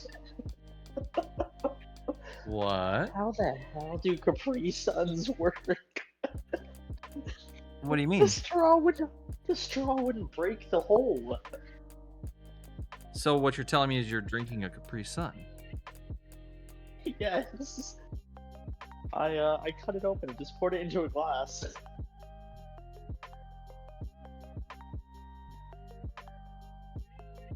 That does not hit the same. I have never thought of that. Huh. You just cut it open, pour it into a glass, huh? That's an option? That's something you can do? I would have never thought of that. So also, if you ever are reading anything online about computer enthusiasts and you hear someone say direct die cooling, that's what this is. This is direct die cooling. So now you know what direct die cooling is.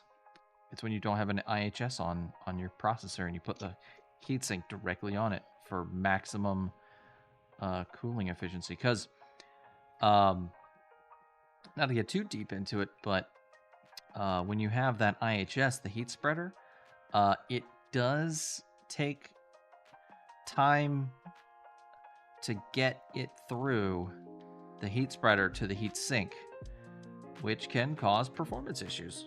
Or not performance issues, but it isn't the most thermally efficient way to get rid of the heat. So if you get rid of the IHS, the downside is the die is exposed, so the processor is more vulnerable. You have to be careful with it. But it's a lot more thermally efficient. And with an IHS on a processor, it makes it more robust, but slightly less thermally efficient to cool. So a lot of embedded systems and things like Xboxes, PlayStations, and the like have processors and chips that have exposed dies. That's what this is called, by the way, die.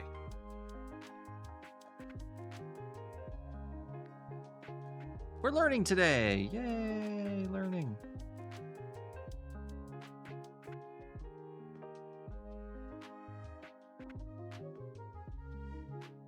Get a nice close-up of this exposed die on this Xbox 360. Oh, snap.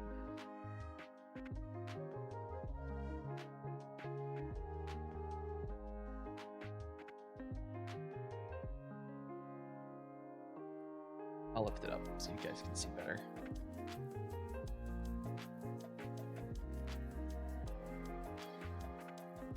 You know what's satisfying? What's satisfying? Getting wireless internet and still having roughly the same speeds as my fiber. Nice. Yeah, it's pretty good. That was one thing I was concerned about. I'm not too worried about it anymore.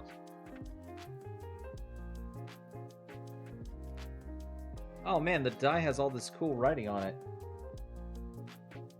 The big one says Xbox 360, Microsoft, GPU, AC23, AGS2X, T09445 GSD, AA Taiwan, P102600/NOX555, X820894-001. Super cool.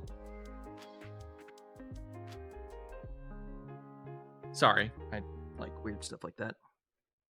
It's all good. It's all good.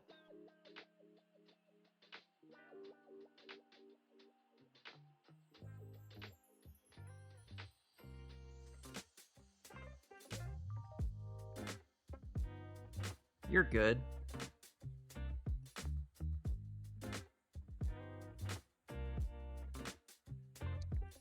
I'll see if I can get a picture of this. I'll post it to Discord. I just think it's neat.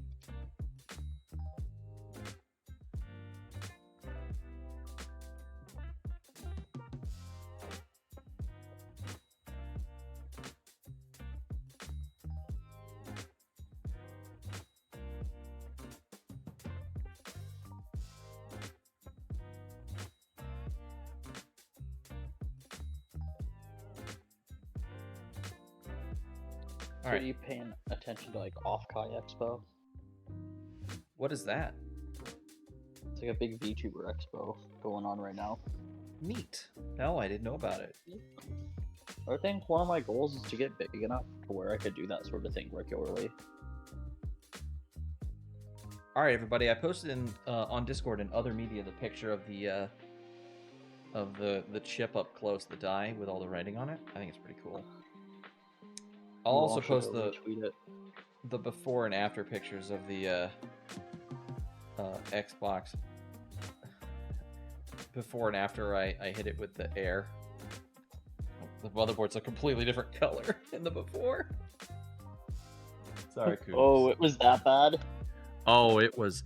There was a dust bunny the size of a quarter in there when I. It was bad.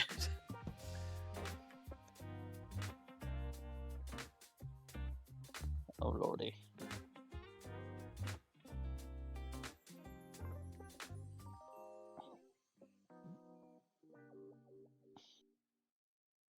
Where did you put it in your Discord out of curiosity?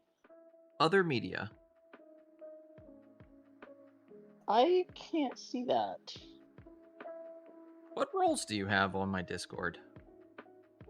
That's a good question. Galley Sprout, do you see other media?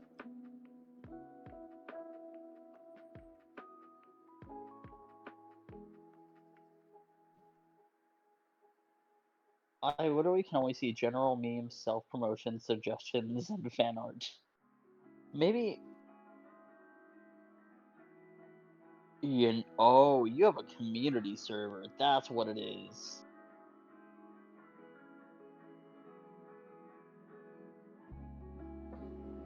Community servers are hard for me.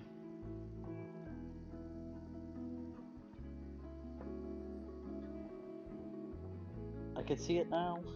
Oh my god. That's bad. That's really bad.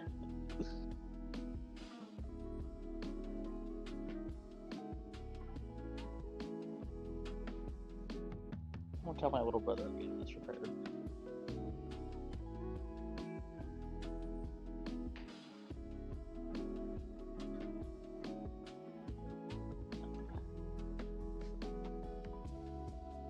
Yeah, Galley Sprout, I was asking what channels you can see. I gotta go fix my...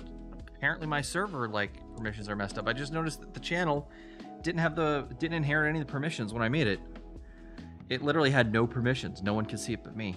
I've been posting stuff to that for, like, months, and no one was reacting to anything, and I was very sad. I was like, oh, no one wants to see what I've been posting. I do. So that's the thing with community servers, and it's the whole reason I don't do it on mine. You have to opt in to see other channels, but most people are accustomed to how Discord used to work before community channels, so they just don't use that feature. Other media? Yeah, other media. Like I went in and I can now see your schedule, other media, and video alerts.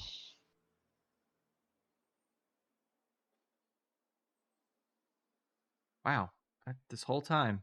I'll definitely have to go through and check. Thank you for bringing it to my attention. I'm glad I know about it now. It's all good. I thought I had this Discord thing all figured out. It turns out, no, I was a fool. A fool!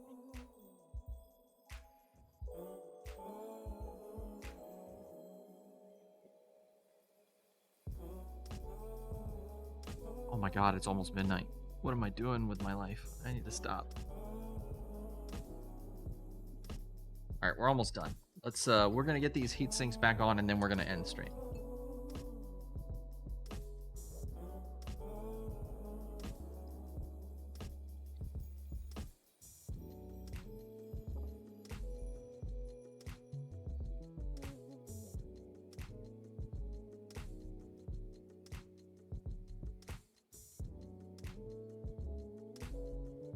Alright, get this goo just... It's bothering me that this old paste isn't coming off cleanly.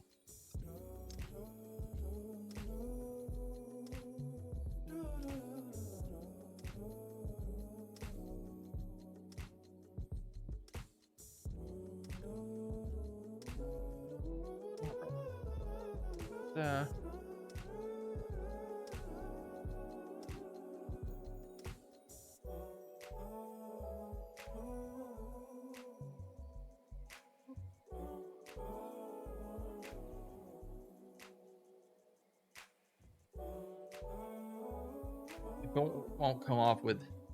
I'm pretty sure I could always see other media. That's weird. Yeah, I noticed no one had permissions. Maybe it was something... If you opt in, it gives you permission? I don't know. It could be. Galley Sprout, did I make you a mod on my Discord? Turns out Galley Sprout actually owns the Discord, and I didn't even realize it.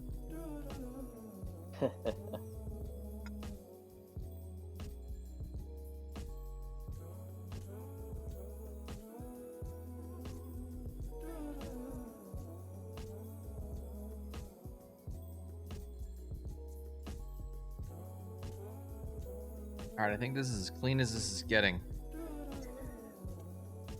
Let's use the patented tech tuber approved incorrect amount of thermal paste. Because everyone gets mad at how much thermal paste you use. It's either too much or not enough. So I'm just saying right now, that's the wrong amount. I didn't put the right amount on there.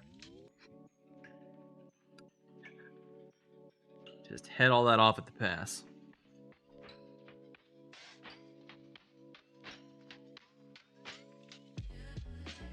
All right, this one went here. This one goes here.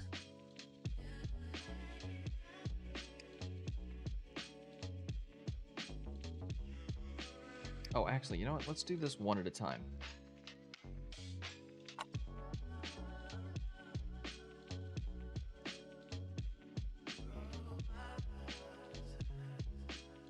Ah.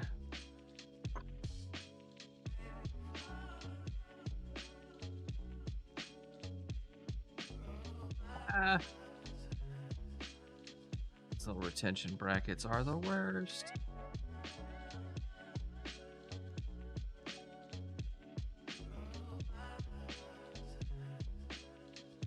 There's got to be a good reason Microsoft went with these brackets instead of just like screw-on brackets.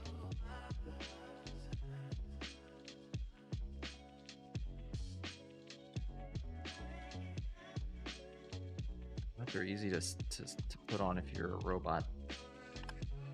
Any robots in the audience? Beep boop. Robot. I'll hear that. Coops is a robot, everyone. Yeah, I've been deceiving you. I'm not a cat VTuber. I am a robot VTuber, and I am not a underground cyberpunk warrior. I'm actually Big Corpo. No, not a big corpo. No.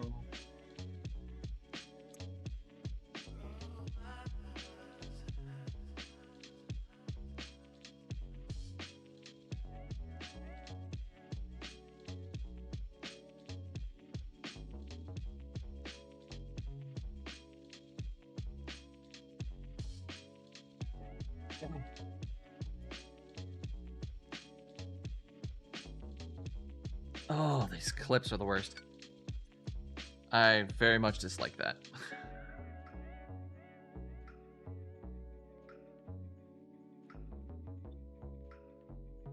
On the plus side, Coops, all the capacitors and everything and all the little components look great. Awesome. Yeah, everything looks I'll to be in good working order as far as the on-the-board components go. Okay, there we go. That was much easier. All right. Fresh thermal paste, good cleaning. And that's about gonna do it. I need to put this back in the shell and screw everything down just so I don't lose it. And then at some point I will clean this all up and get it all reassembled.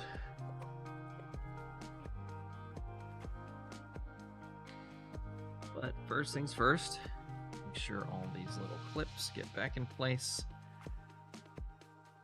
It is ludicrous just seeing how much it goes into one of those systems. Oh, I know, right?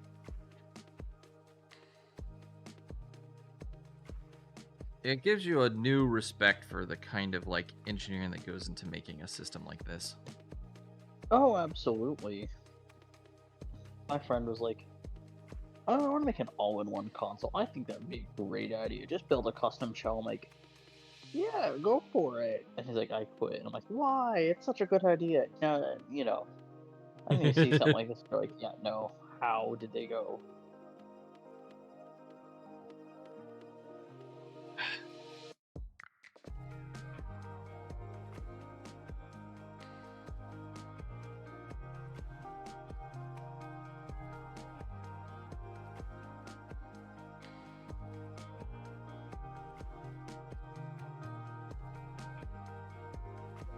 Let's put all this back together.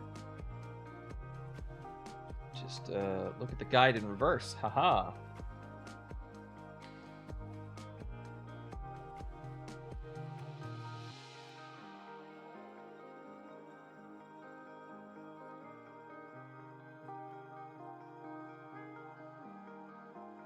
Sure we get all the right size screws back in the right locations, because if we put the wrong screw in the wrong location, It could, if it's too long, like it could break something. You always want to make sure you get the right screw in the right place. Pretty sure. Forbidden jam. What is the forbidden jam, Galley Sprout? Oh, the thermal paste? The thermal paste is the forbidden jelly. Yeah. There's legendary jelly and then the forbidden jelly.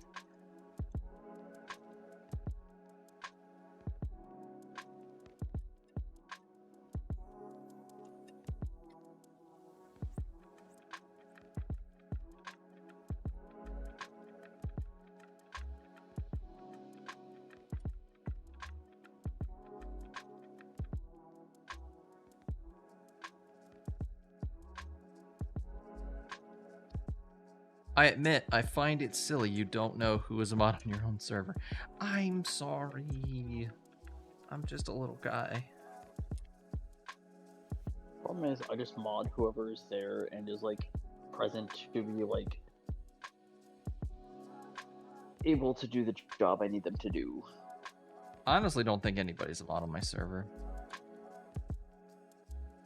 So like when I was setting up We Need Therapy, obviously you had the technical side of things pretty much down. Apparently not. Was home a lot to monitor things. AXA is doing security and doing a great job of it, by the way. Indeed, they are doing very well. Things are staying very nice in the server thanks to their efforts.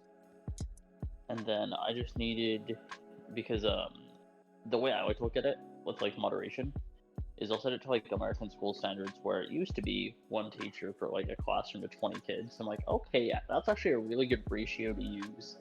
So for every 20 people we get in the Discord, we get another mod. You know what? Not the worst idea in the world. I tried to think outside the box. I hope I do a good job. I think you do a great job, Nyakubs. Why, thank you. I'm just good at networking, like ridiculously good. It's okay, just means you're silly. Yeah, thanks, Galley Sprout.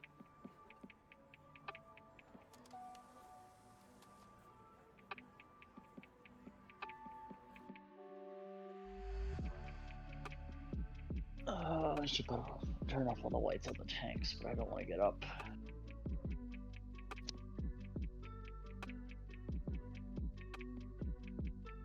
Is that bad for your animals? Ugh. Nah. It's just a day-night cycle. My partner left them on when they left, so I'll turn them off before bed.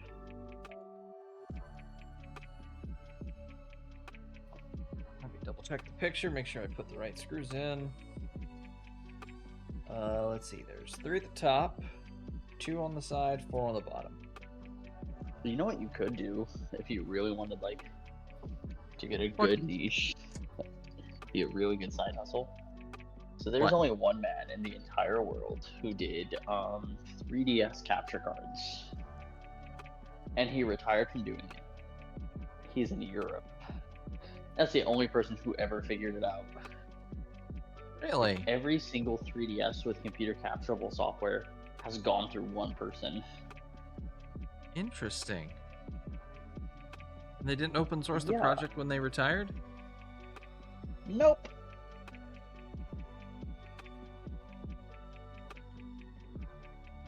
So I have no idea how it works, and it's something I've really been wanting to do, because I think the one library that is better than my Switch or Steam library is my 3DS one. Like, I have some bangers that nobody's ever played or bothered to play. Uh-oh. Like Dylan's Rolling Western. How many of you have heard of that game? Looks like one of these screws, the plastic, deteriorated around the post. Oh, I know which one this is. This is the one that was next to the power. Yeah, this one's not going to go back in.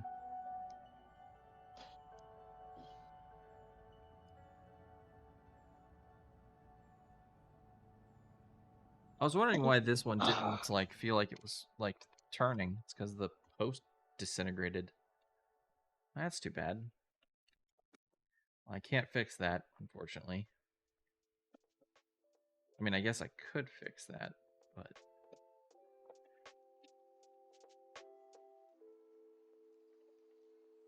Oh, let's not cross-thread this.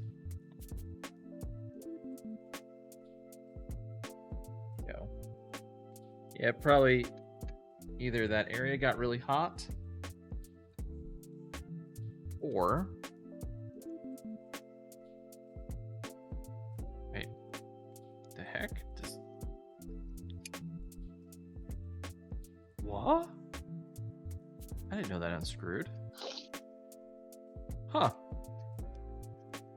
We learned all kinds of things today, chat. Huh. So either this part overheated, took some kind of stress that broke the plastic in the post, or it was over tightened at the factory and stressed the plastic, which is too bad. But there's lots of oh, it's right by the power too. I might try to get it in anyways. Ooh. Well, it's just because I don't want it to stress the board right there, and if the board flexes when the power cable's being pushed in and out, you know?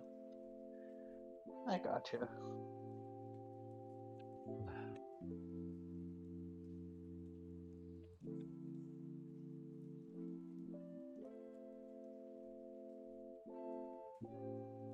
Okay. There's what? 3 at the top.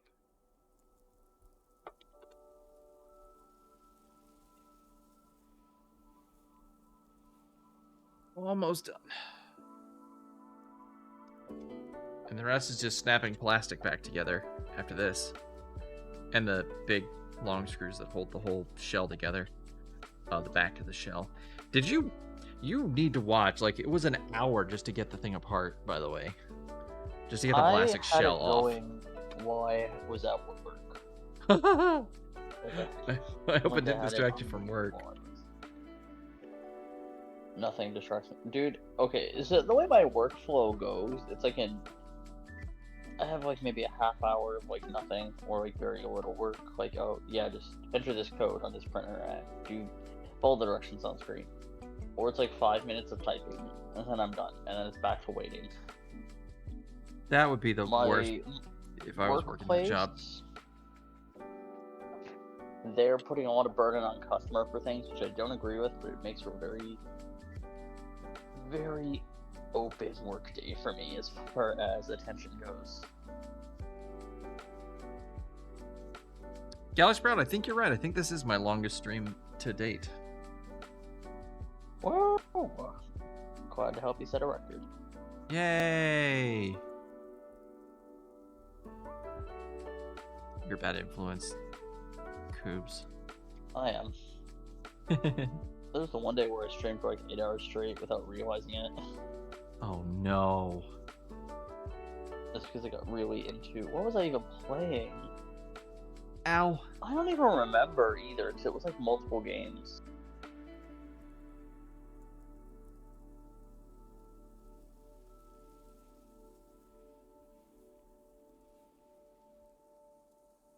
One of these days I'll do like a subathon. You should. I would like to see you tackle some of the sub goals I made.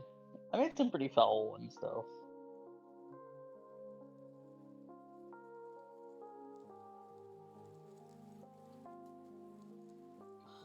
Pepsi milk. Ew. Actually, that one isn't bad. I've said my piece on Pepsi milk.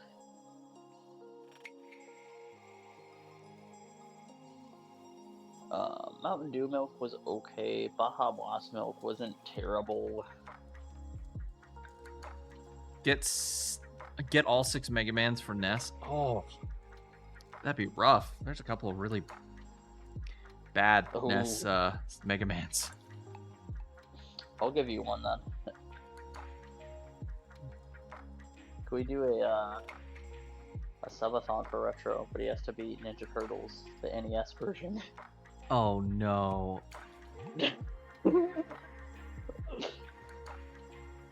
Only if I can get Ryocard to come help me.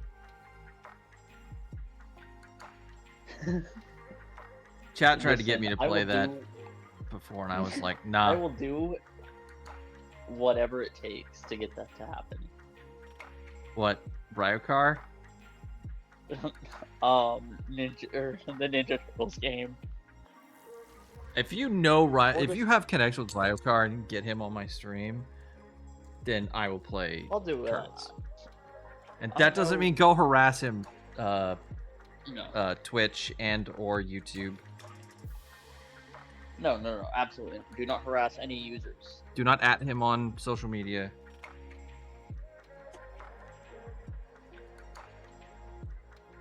I mean, I do know that my VTuber manager friend is now managing a former Niji-san member. So oh, neat. I might have connections. All right. This is dirtying, and I'm gonna have to before I can. Oh my god! Yeah, before any more assembly can happen, I've got to get all this cleaned up. So that is that is desert dust. I'm not gonna disclose exactly where I live, but yep, that is the dust that accumulates here. Tell just by the color.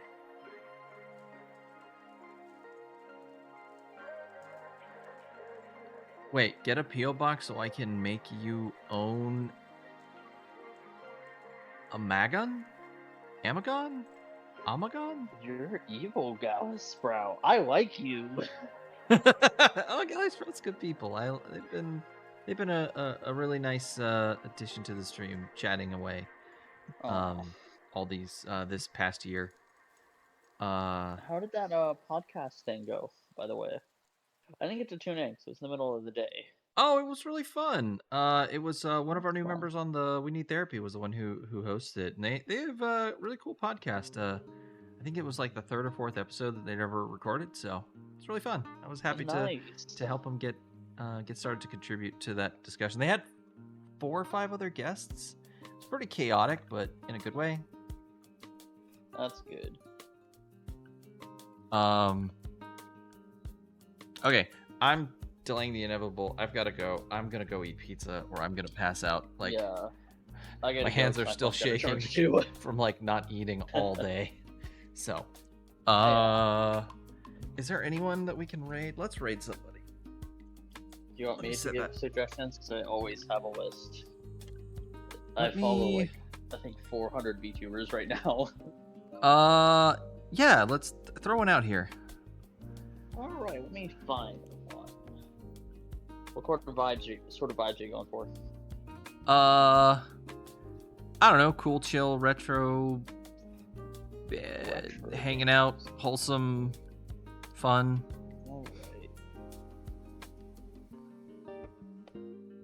Alright. Raccoon the Dog VT, definitely wholesome, fun, definitely your wheelhouse. Raccoon the Dog, all one word? Yes, VT. All right. End screen. Haha! I came back from the end screen because I don't know if Koobs can be on the end screen. It's all good. It's all good. I am here. You want me to dip out so you can do your outro? Yeah, I'm gonna do my outro, and if you want to just hang on for a minute. We'll do that outro. So talk to you in just a second. To the end screen. I got you. To the end screen. All right, chat. Thank you so much for coming and hanging out. I really appreciate it. Let's roll the credits real quick because we've got a lot of credits to go over today because you guys were so awesome. I can't believe we got a hype train. That was amazing. Let's see here. Go magic credits. Are they gonna play? Yay, they played. I never know. Let's see. Legendary Jelly, Wireball, Galley Sprout, thank you so much for the resubs. And Galley Sprout, Wireball for the cheers, the bits. That's so super generous of you. I really appreciate all your support. It really does mean a lot. And even if you couldn't, cheer or resub or any of that stuff, I just appreciate you all being here. It's just awesome to be able to share all this fun content with you guys and share what I know about these cool old systems. And talk to y'all at the same time. So thanks a lot. We're gonna rate out. Say goodnight, Scuff. And be good, collective. Don't do anything I wouldn't do. Bye. Have a good night. Bye-bye.